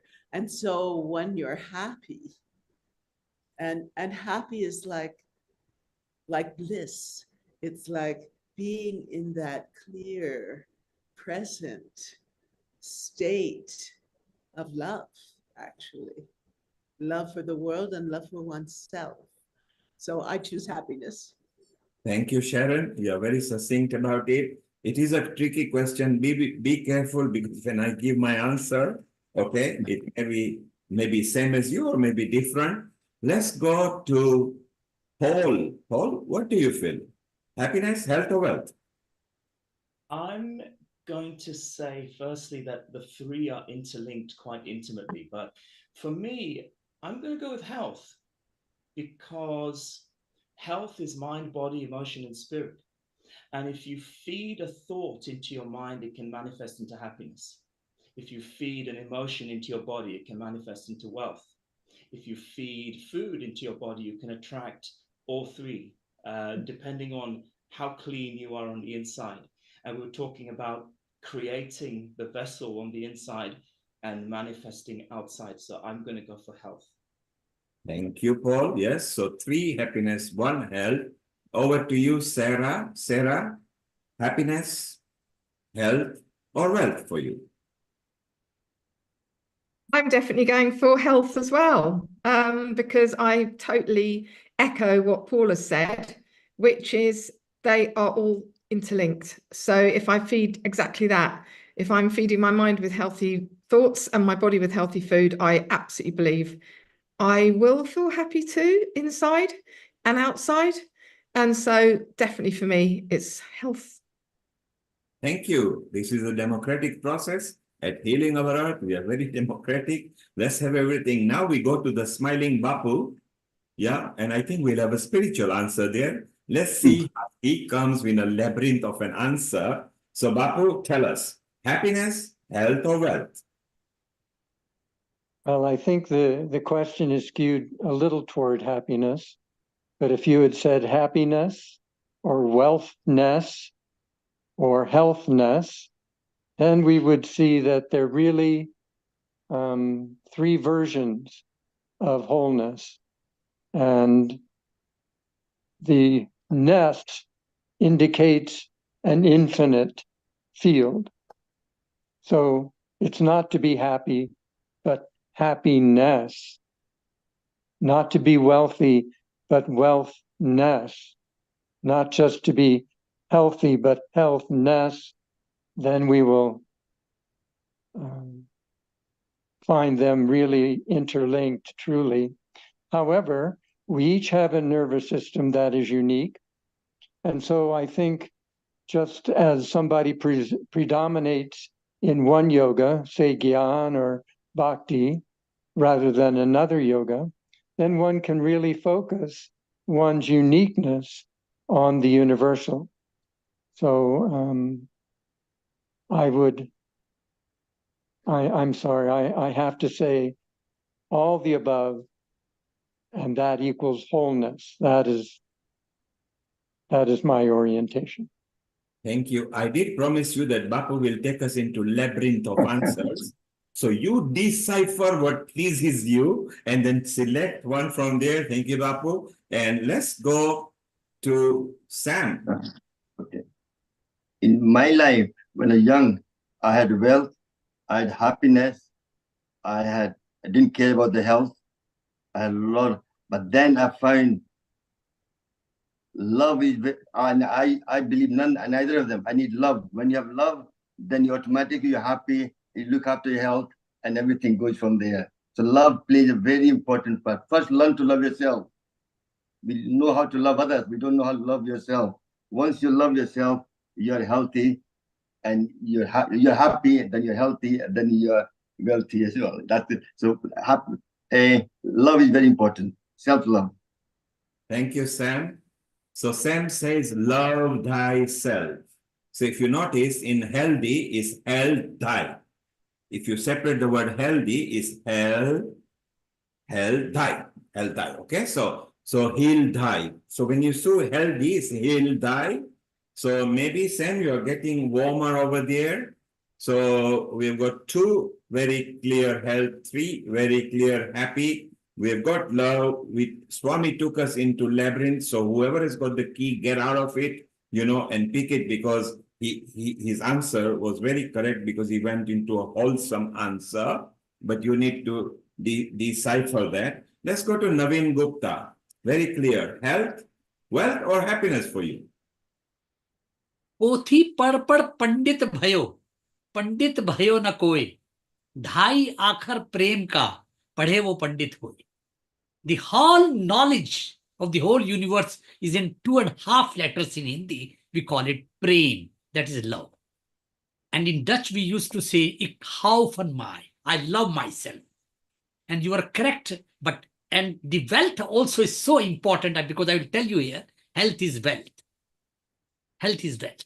And perfect health means health, happiness, and harmony of body, mind, and soul. That is perfect health. So I will take, if I have to choose between the 3, amongst the 3, I will choose health. But happiness also I will support everybody. Why? Because ananda, blissful state.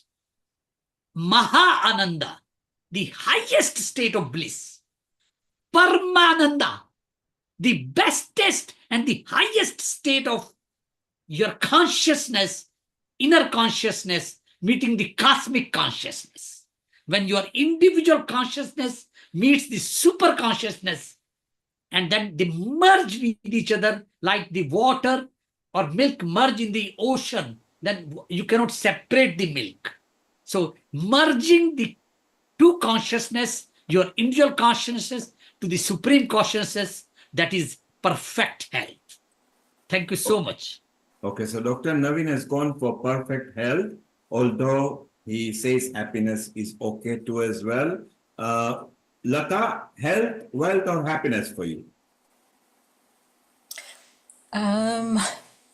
Shall I start with Global Namaste first? Let's go ahead. Yeah. So what I would say, I'm going to go on a tangent here. I believe it's connection to the divine and understanding the divine reason for making us and the planet, and having that relationship with him, taking all the good things from all the different teachings and books. That's, I think happiness is a byproduct, definitely. It's not something you can pursue. But yeah, having a good relationship with God, you start respecting and your body, and your mental health will improve and everything else. And of course, hopefully, you know, the wealth will come with that, because you need the wealth to promote things. I mean, we wouldn't have had all this technology of Zoom like we're enjoying now without that. So I think it's all entwined, but it's having that supreme understanding and divisions of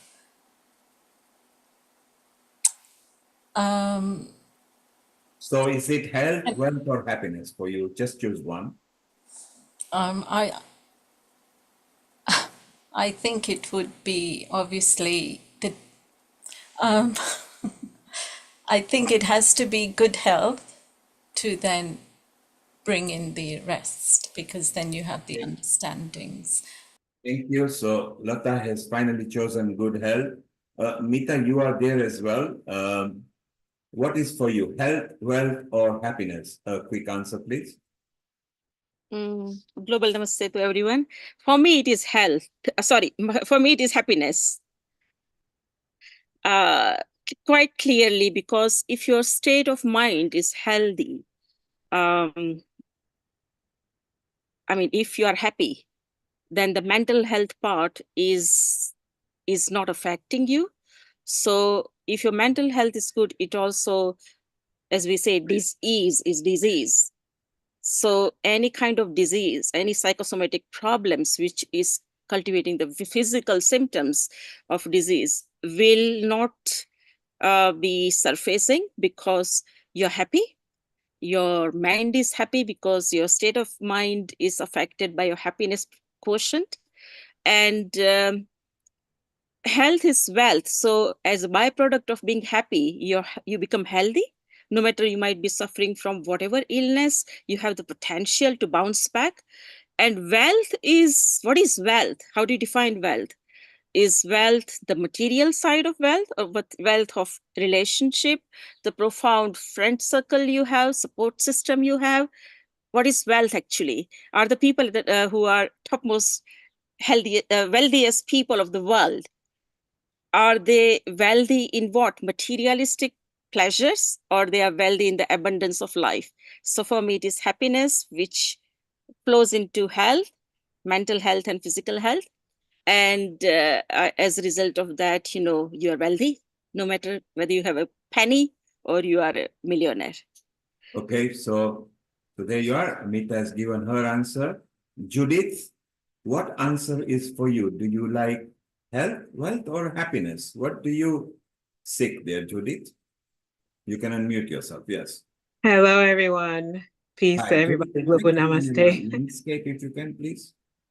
Judith. Yes. Hi, my name is Judith Morales, and I'm actually in New Jersey.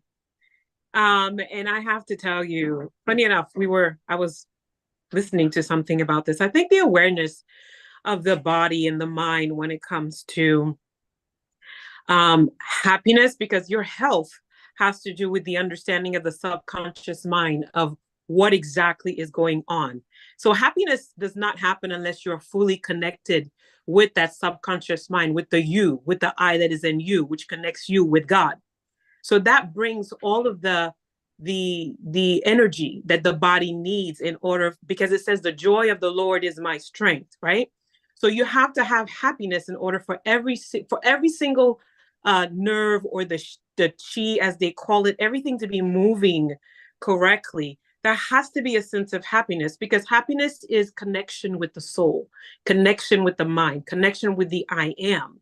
Then you become happy. Then you smile. Then you have an understanding and an overwhelming sense of what everything is in this universe.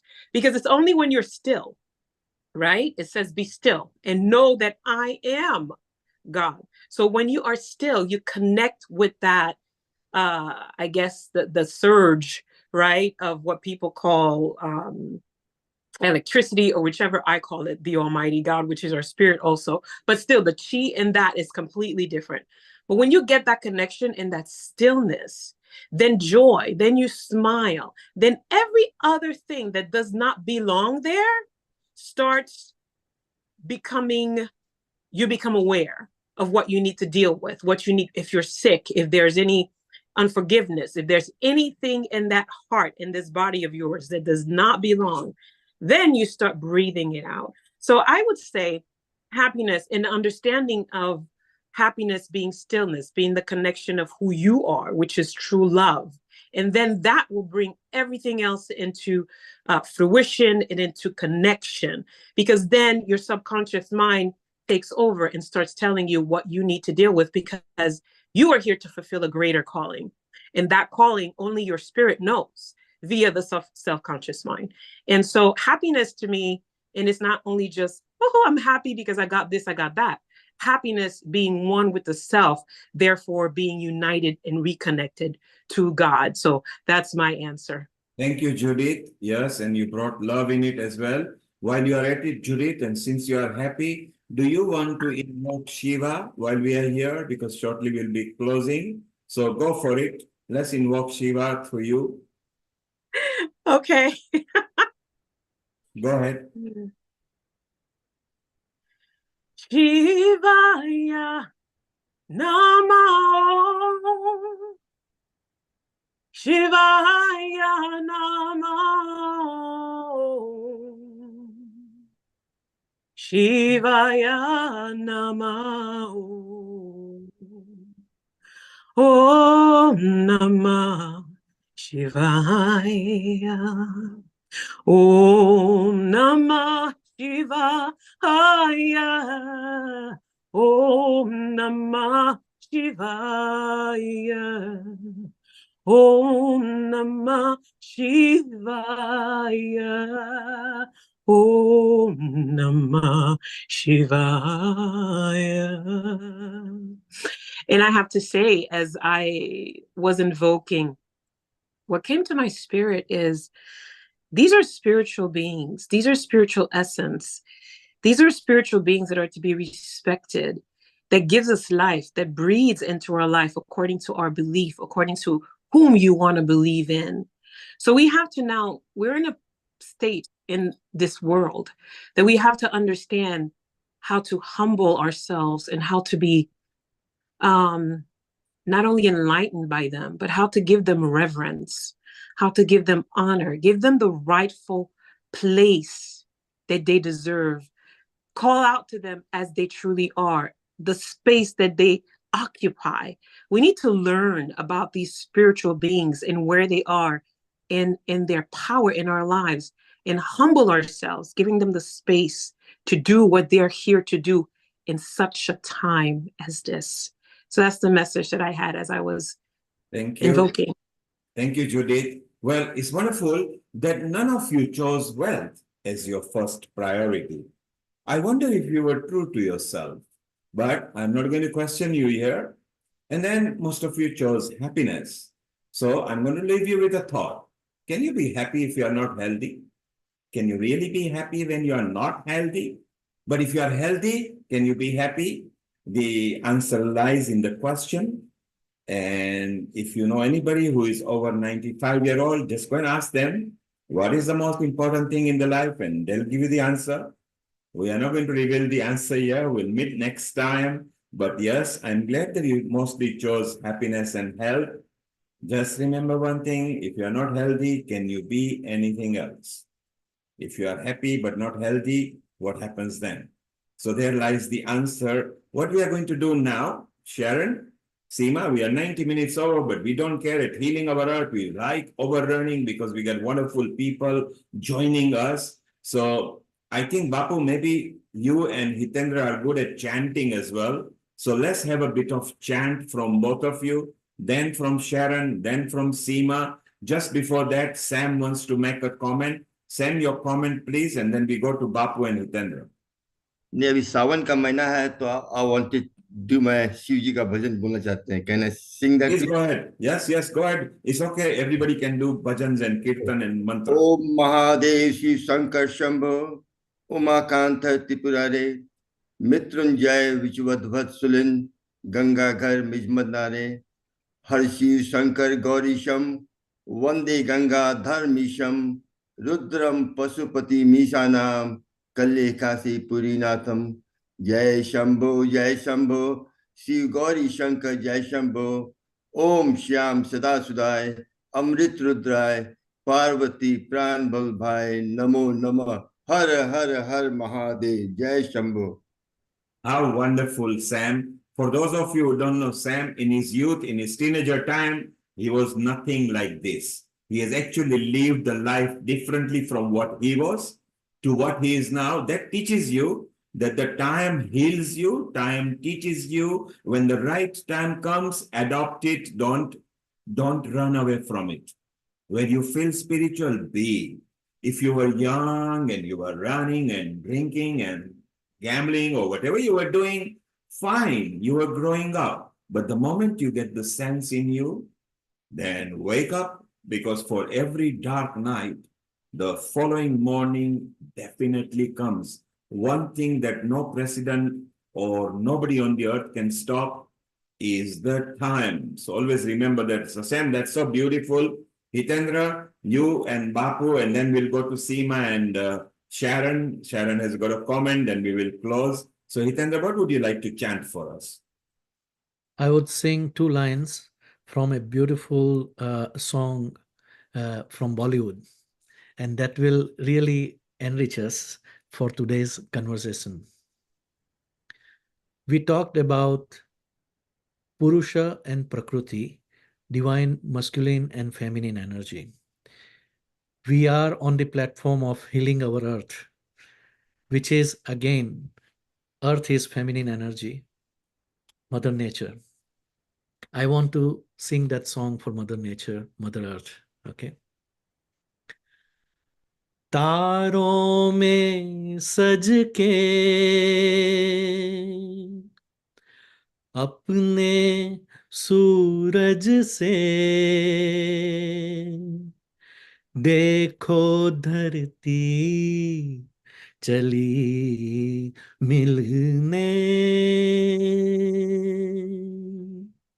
तारों में सज के अपने सूरज से देखो धरती चली मिलने, जन की पायल मच गई हलचल, अंबर सारा लगा खिलने, तारों में सज के अपने सूरज से देखो धरती चली मिलने. That is going to be the union of divine masculine and feminine, yin and yang, dharti and suraj. So Earth meeting the sun, dressed up in the stars. Isn't it wonderful that how where the song is trying to say that? So from Sam, to Hitendra, from Judith to Sam to Hitendra, why should we leave out Sarah and Paul and them? They might be singer or they might be a poet or something. Sarah, no, Sarah says, leave me out, not at the moment. But Sarah, maybe you just want to say a line or two of something beautiful from your heart of winning. It's okay. Think of it. We'll come back to you. Paul, do you sing and dance? Because you are in martial arts, so I don't want to mess about with you. You can unmute yourself, Paul. Just unmute yourself. Yes. And I'll tell you what, I'll read something because I don't want to destroy this lovely talk with my singing. Go ahead. So, just give me a second. I've got something. Okay, while Paul, you are looking for it, you and Sarah, let's go to Bapu there. Bapu, what have you got lined up for us? Either a poem, chanting, or something with your nice exuberance of your Bapu-ness. You can unmute yourself, please. You need to unmute yourself. Yes. Yes, I will share the Maha Mantra that in 1975, Param Puja Bapu Shri received in the darshan with Lord Dattatreya. Lord Dattatreya or Lord Datta is the unity of Brahma, Vishnu, and Shiva, so the wholeness. So this mantra is given to the wholeness of life. Hari Om Tat Sat Jai Guru Datta. Hari Om Tat Sat Jai Guru Datta. Hari Om Tat Sat Jai Guru Datta. Hari Om Tat Sat Jai Guru Datta. Hari Om Tat Sat Jai Guru Datta. Hari Om Tat Sat Jai Guru Datta. Hari Om Tat Sat Jai Guru Datta. Hari Om Tat Sat Jai Guru Datta. Hari Om Tat Sat Jai Guru Datta. Hari Om Tat Sat Jai Guru Datta. Hari Om Tat Sat Jai Guru Datta. Sadgurudeva ki Jai. Isn't it beautiful that together, collectively, we are invoking so much energy collectively, and we are in different parts of the earth. And who says pandemic only brought misery?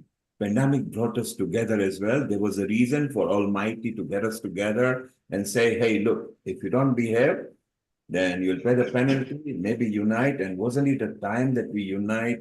And isn't it nice how we, from a different country, different place, different style, starting from Judith to Sam, to Hitendra, going into Bapu. Paul, go on, enlighten us. Sure. So in the 108th form of Yang Tai Chi, traditional Tai Chi, again, 108, there we go. There's another synchronicity with yoga, right? But there's a movement called looking for the golden needle and opening the fan. And that just signifies, and this is how one of my own shifus put it, and I pass this on to all my students, whether I'm teaching the harder or softer martial arts. But it signifies looking for stillness for movement, and understanding heaviness is the foundation of lightness, and understanding that burdens and heaviness through going through life's challenges is the way to create enlightenment. Simple, but very effective. If you can take it in your mind, it's simple. The problem with us human beings is we are so much surrounded with so many things that we don't take simple things in mind. We have forgotten. We don't even, when we are walking, we are not enjoying the beautiful sky, the bees, the birds chirping. Pay attention to nature and you will be shocked how beautiful you feel, what you can take in. Well, we are moving very well. Why should we ignore Professor Sudhir? He might be a singer, dancer, musician. We don't know what he is. What have you got for us?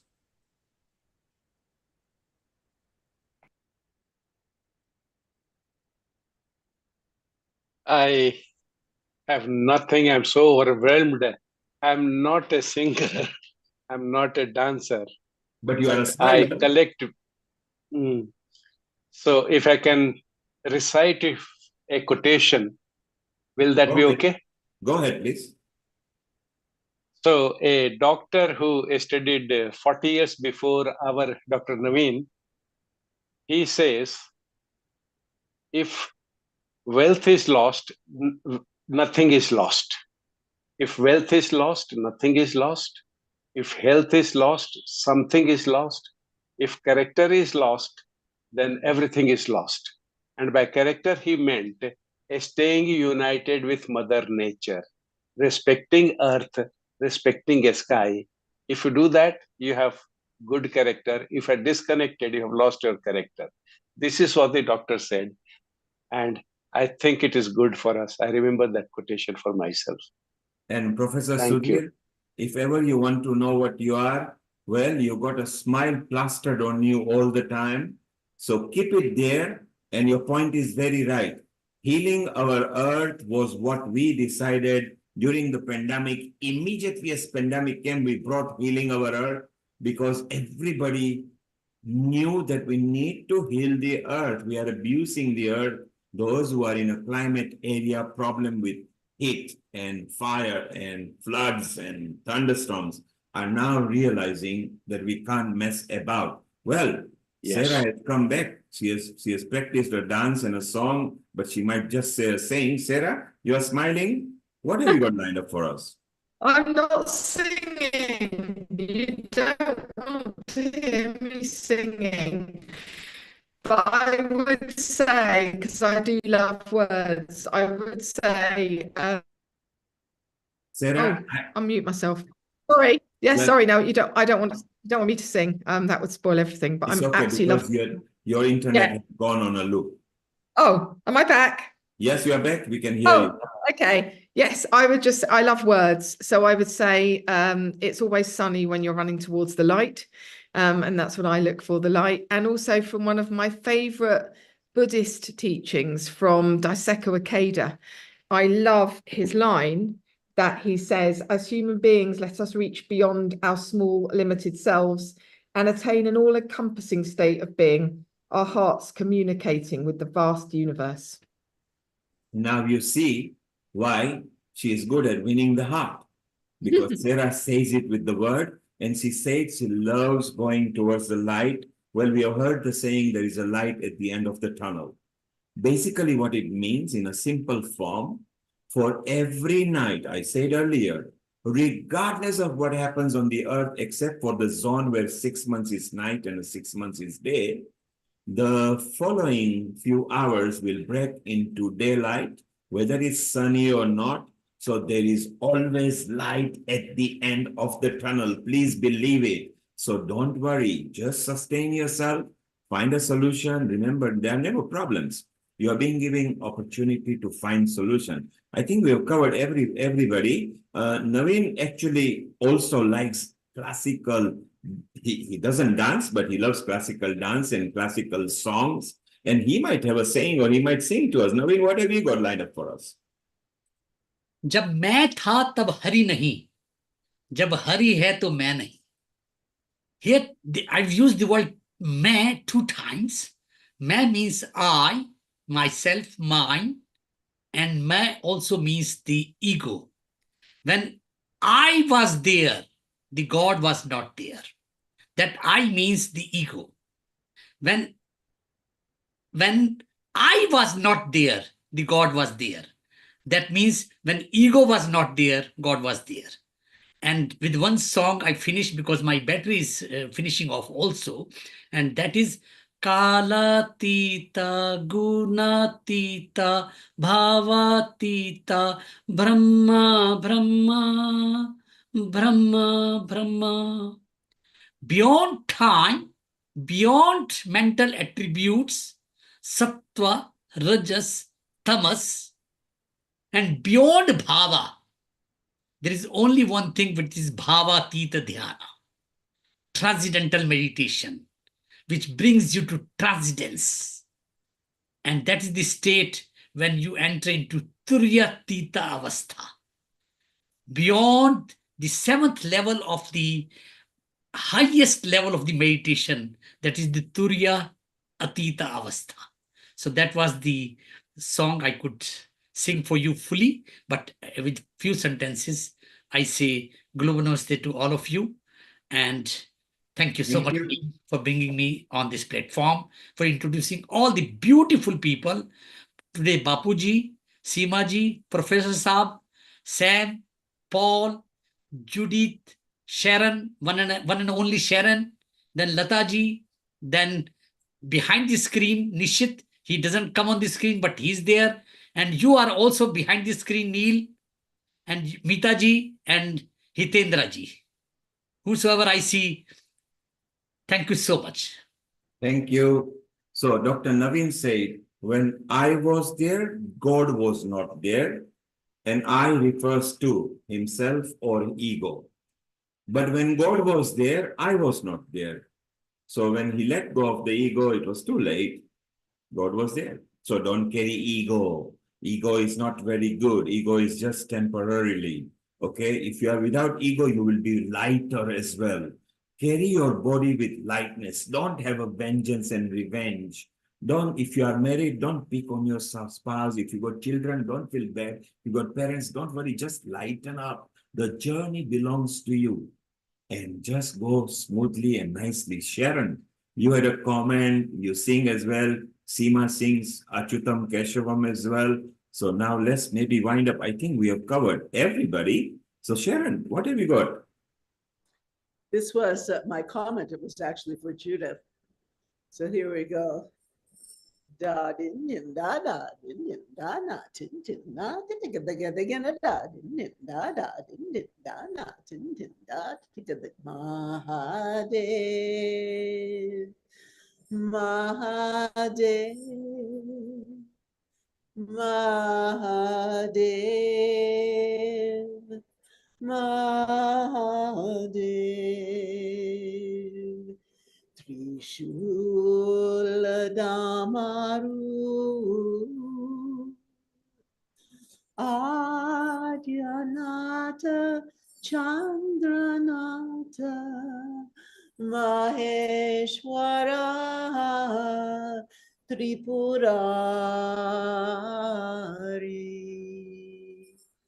Adyanata Chandranata Maheshwara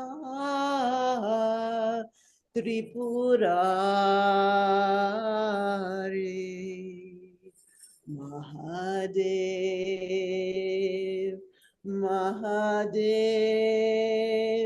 Mahadev Mahadev. How beautiful, Sharon. You not only just sung it, you actually used your movements because you are obviously a top dancer, classical dancer, and you learned from Sitara Devi.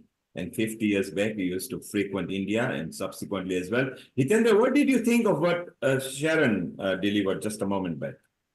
I would say the mudra said everything more than the words were singing.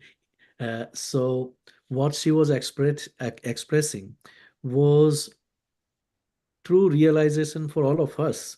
Everything that we learn from beginning till end, what Dr. Naveen also said about the Ardhanareshwara Rupa, which is the Purusha and Prakriti getting in one, united. That is what we learn from Judith and Sharon's song when we were talking about Shiva and Shakti.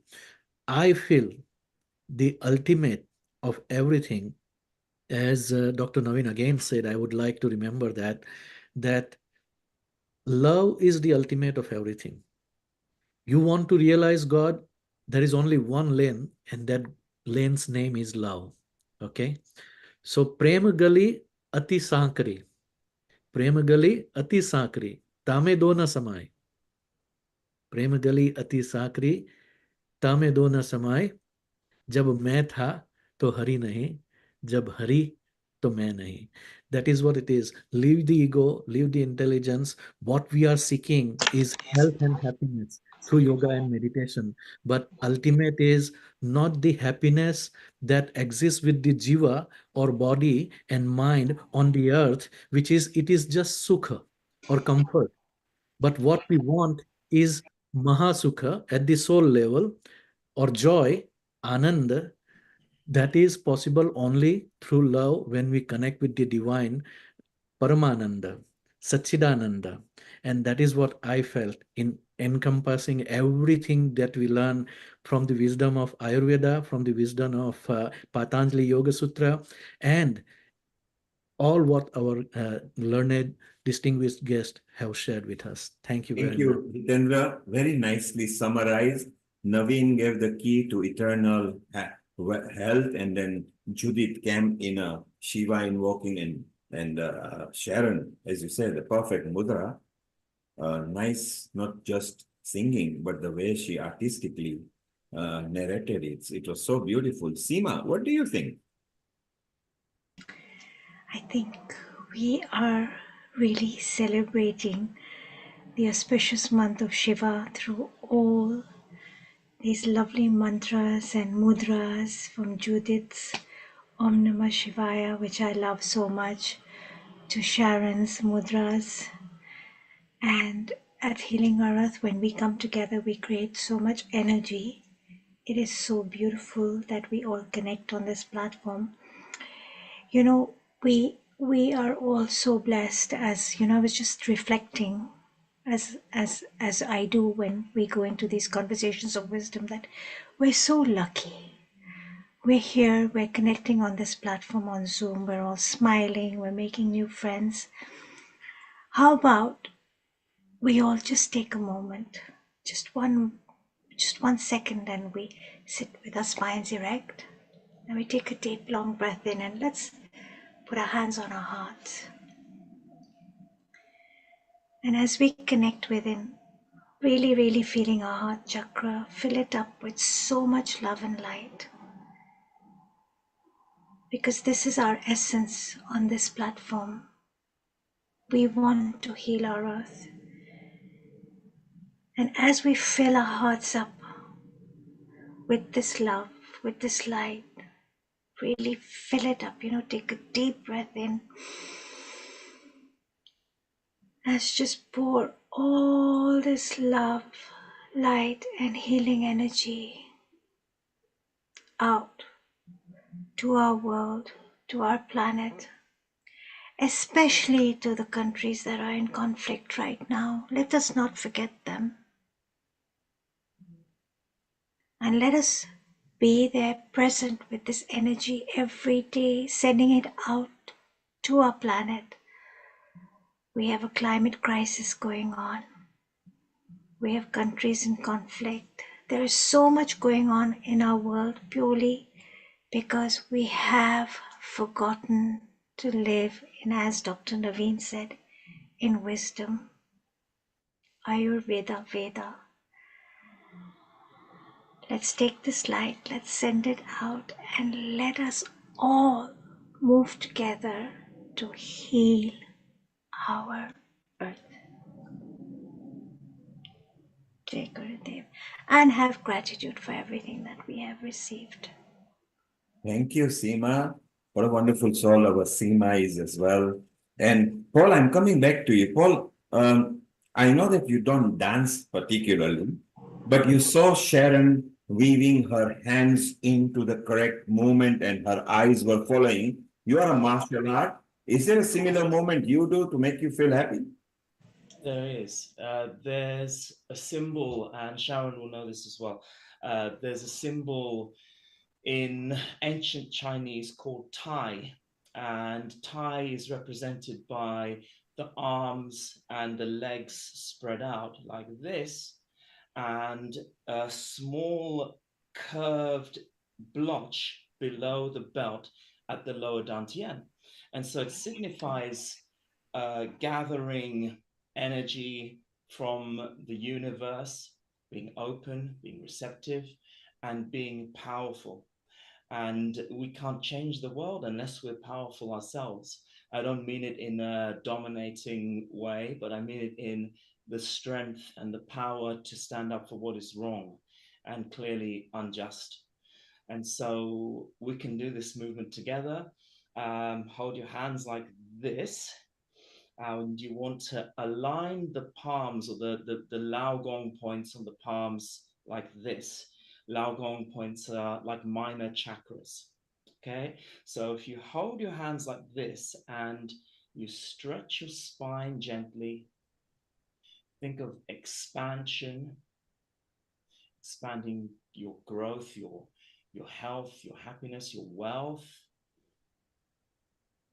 and think of gathering all that resources. You bring your hands in slowly and consciously and storing it here in the lower dantian. And just think about how you might use that to make the world a better place, yourself better, and help the planet. Beautiful, Paul. And Paul, you are very new to Healing Our Earth, and welcome. You are now part of the family. You will explore some possibilities with Seema. Tell us, what is your experience like at Healing Our Earth? I've really enjoyed it. I mean, you're all very nice people. You all have a really great energy, and you know, it's really nice to be part of this. It's nice to be taught as well as teach. So I like to be a student as well as a teacher. I've learned so much. Thank you, Paul. You are part of the family at Healing Our Earth. There are no doors, no windows, no keys. You can walk in whenever you feel like, bathe into the energy, come in as you please and go as you please. That's what Healing Our Earth is. And shortly we'll be going to Judith because she has picked some energy at the moment, so she wants to talk. And Bapu, you are your first time, and thanks to Sharon. What do you feel at Healing Our Earth? You can unmute yourself, please. I feel that the seed of wholeness has been planted and that the earth is deeply in need of going beyond content to the context, going beyond limitation to what is unlimited.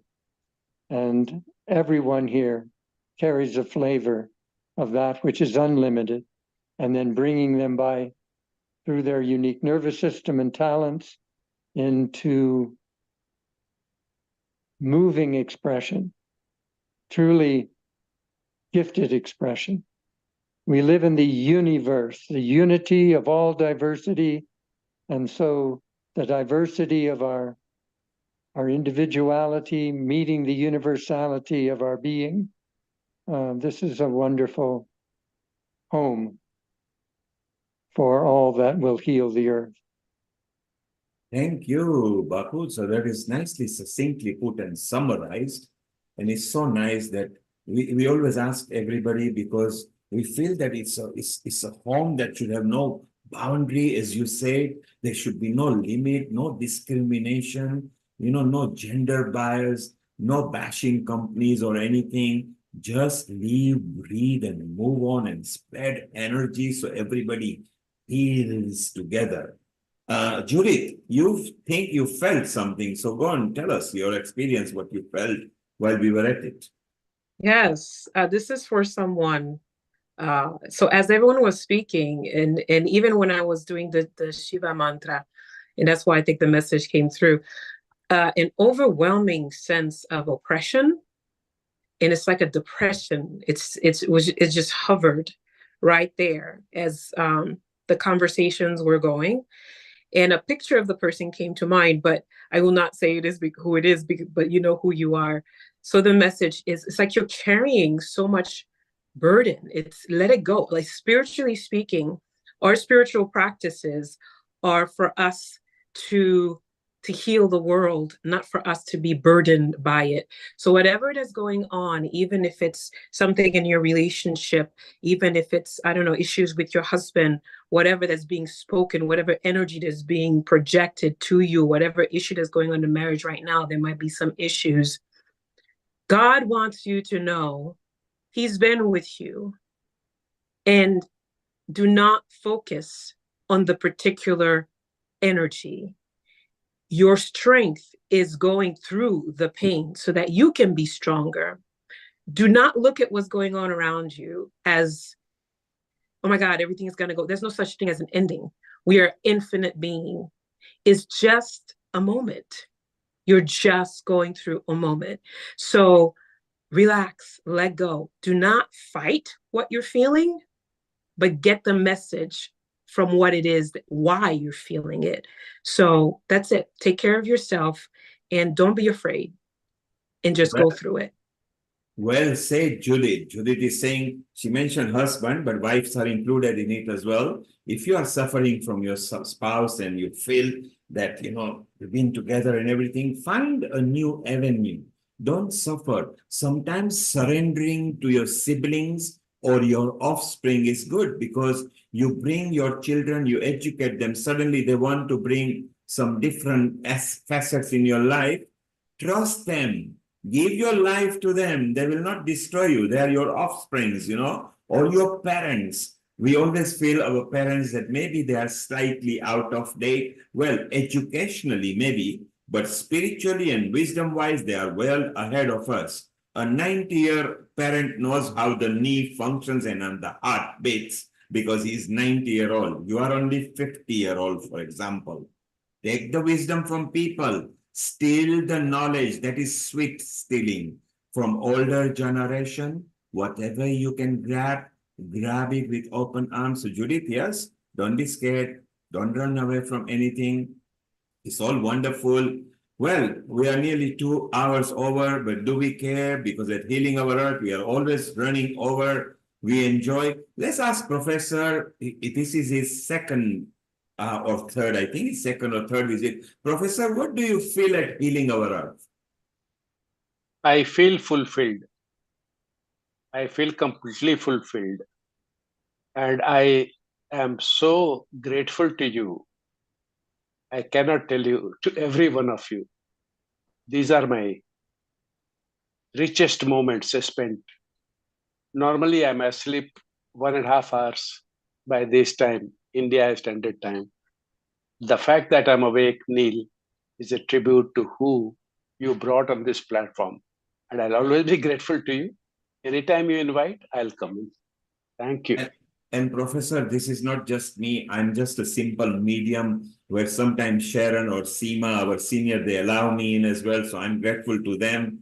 I'm just a person who is here. My main goal of life is to uplift people, unite people, promote them. So I love it, what's going. So thanks to all of you, we are here because so much things that we learn. Sam, you've got a comment? And maybe you can use thick Scottish accent because I love your accent, Sam. This is Healing the Earth. All of us gather so much energy. Let's send some energy back to the people who need them.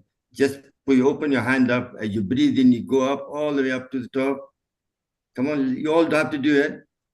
And then connect the two fingers together, make a heart shape, breathing out. And then come back to the heart, breathing in, and you give the energy to anybody who needs it. That's the work of the Healing of the Earth.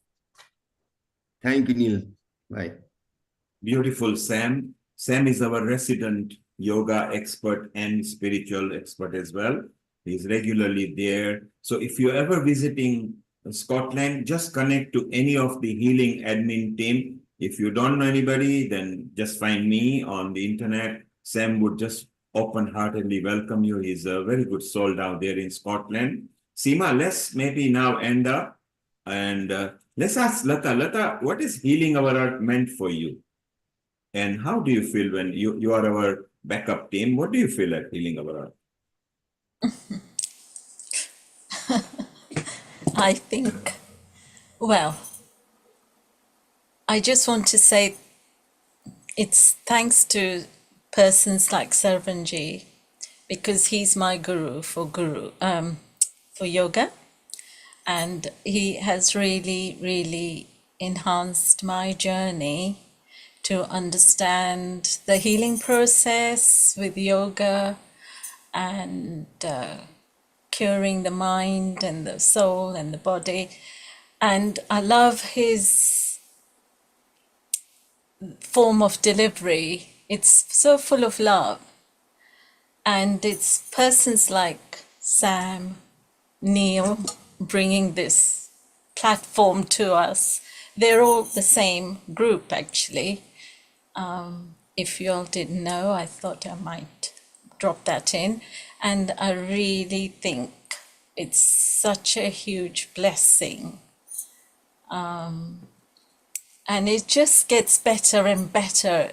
And I just think we've reached some high levels, but it just exceeds it every week. So it's just amazing how we've all connected on this platform, because I think, Sharon, you've been sending out positive energy all these years to the universe, and Bapu, you too, most probably. And we've all been sending out positive energy, and now we've all collectively got here together, which in itself is a walking, talking miracle. You know, it's the proof of the pudding here that we all feel so uplifted and that we can, you know, keep going. We don't know what the divine has in store for us. But yeah, as a team, we will do whatever God wants us to do. I think that's our innermost thoughts and thinking and feeling. So yeah, holding hands together, we'll move forward, shoulder to shoulder. Thank you. So Lata says, holding hands together, shoulder to shoulder, together we can move and become one large family. Well, Sharon, time to thank everybody, Sharon and Seema. And we can actually ask Hitendra as well over here. He actually joined us from last year, and we did a special edition for him on Himalayan Samarpan. Hitendra, what do you find when you come to Healing Our Earth? I feel I am at home. I feel that I am with those souls who are part of my soul tribe and who have the same mission, regardless of what background they are coming from, or what lineage of guru they are coming from, or what religion or nationality they are coming from. I think Healing Our Earth is one platform that is really meant for any soul who wants to become part of that soul tribe, become part of that one human family, become part of that Vasudhaiva Kutumbakam, which is the mission I was given by my master, my guru. And that is the reason why I always parallelly webcast our Healing Our Earth sessions on the Soul Satsang also, so that even if it is one soul whom we can touch through this discussion, like Professor Sudhir has been saying, that he felt he is at the right place with the right people. And the same thing, I would say that I am with the right people in right place. And we are building the right future, because that is most important thing. It is not what I have experienced yesterday that made me either happy, unhappy, healthy, unhealthy, wealthy, unwealthy, but it is the present moment today, right now, right here, together with the right soul and right energy, right attitude, right vibration, that is going to create the bright future. That is going to create the future of love and harmony. That's what I feel at Healing Our Earth. Thank you, Hitendra. Hitendra was very clear. You can keep the good memories of the past. Don't dwell on the past memories that are not good. Live in the present moment, because every second that is gone, you can't bring it back. Leave it for now. Live right now. Start being happy. Anything that's bugging you, find solution, and start being happy right now. Sharon, shall we tell people what have we got lined up for our future episodes so that those who want to join, maybe they can join later. So let's go what we've got lined up next. What is it, Sharon? Next Sunday, August 11th, India Independence Day. Unite, empower, celebrate Independence Day, International Youth Day, igniting the spirit of freedom and youthful potential. We always sing and dance and just have a wonderful time celebrating the independence of India. Absolutely. You can bring the quotes, your experience, your poems, your chit chat. Let's celebrate because Indians are everywhere now. It is now a country that is leading many projects. And let's celebrate our affinity. And it's also International Youth Day as well. So we bring some youth and see how the youth nowadays are. And then Sharon, next. Next. 18th of August, Global Women in Unity. Today's women uniting for a better tomorrow and into the 22nd century. This is a beautiful episode. We've done a number of these now, and really it's a time for exploring, bringing women together to explore the beauty of who we are as mothers, as teachers, as guides, as healers, and so many other things. So it will be a wonderful show. It always is. And please join us for Glow Women. So if you are a woman, and even if you are a man, you support women, this is an episode where it's for the women, by the women, of the women, towards the women. And the next one. Janamashtami special, celebrate Krishna, joyful devotion, embrace the divine melody. This is also with song and dance and celebration and lila, etc. So this is always such a special episode. Please join us. And Sharon, you have a special dance for it. You got such a good dance that I think every time you show that video, we want to see more and more. So make sure you bring that video again this time. Oh, I'm thinking of making a little dance to Michael Henry Dunn's Krishna chant. Yes, even more beautiful. And we remember your son dressed up as Krishna so many years back in India. So let's bring that love during Janmashtami, which is very shortly coming over here. And yes, Sharon, Seema, time to thank everybody who appeared today, either one of you, and then maybe Gayatri Mantra, and we close. Okay. It's been a pleasure to be with you today and bring the world of yoga and meditation, not only from the Vedic tradition, the Qigong, the Taoist tradition, and the labyrinth walking of the Christian tradition. It's been really a pleasure to be with all of our guests and all of you out there.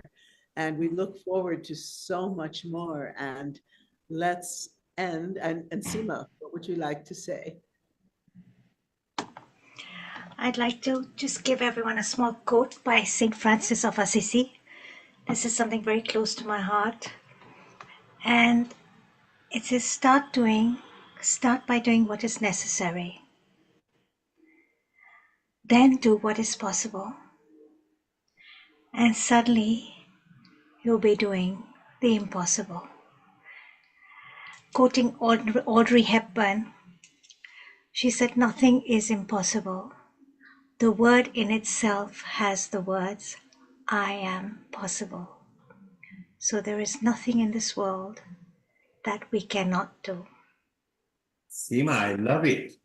Start by doing things that are necessary. Is that right? That's right.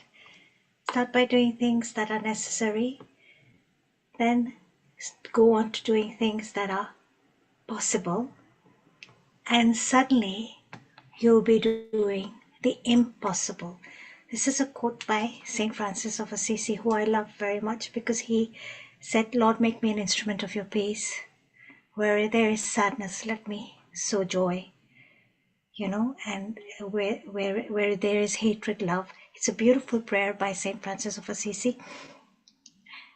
But this quote by him is so inspiring, and if you hold on to it throughout your life, the little things that you feel you cannot do, you just remind yourself that I'll start by doing something small, then it'll become possible, and then I'll be doing the impossible. And isn't that our vision here at Healing Our Earth and Glow Yes, Women isn't and it everything beautiful? that we do? Yeah, it's beautiful. So those people, if you think something is impossible, well, start what is necessary first. Then, very simply, you will notice that you are able to do something, and later you will find that what is impossible is possible. Yes, and Audrey Hepburn said, "Nothing in this world is impossible." The word impossible itself has the words, "I am possible." So Sam, So everything is possible. Seema is hinting at you, nothing is impossible. Next time you come, you're going to dance on the table and you're going to do Kathak dancing, okay? Sam, you're muted. Sam, you're muted. And Professor Sudhir, you might become a raga singer when you come next time, because nothing is impossible. Start necessary things and gently keep on doing it, and nothing is impossible. Sam has already started. Look at it. Sam is following Sarah. That's it. Perfect. Sharon, we love the moon. Maybe shall we ask Hitendra to finish with Gayatri Mantra? Yeah? Yes, that would Okay, be beautiful. Hitendra is all yours. Nice Gayatri Mantra. Okay. Thank you very much, everyone. Global Namaste once again for joining us today. And may the light of Lord's Sun spread to our soul, our heart, our body, and keep us healthy, wealthy, and prosperous throughout to be joyful.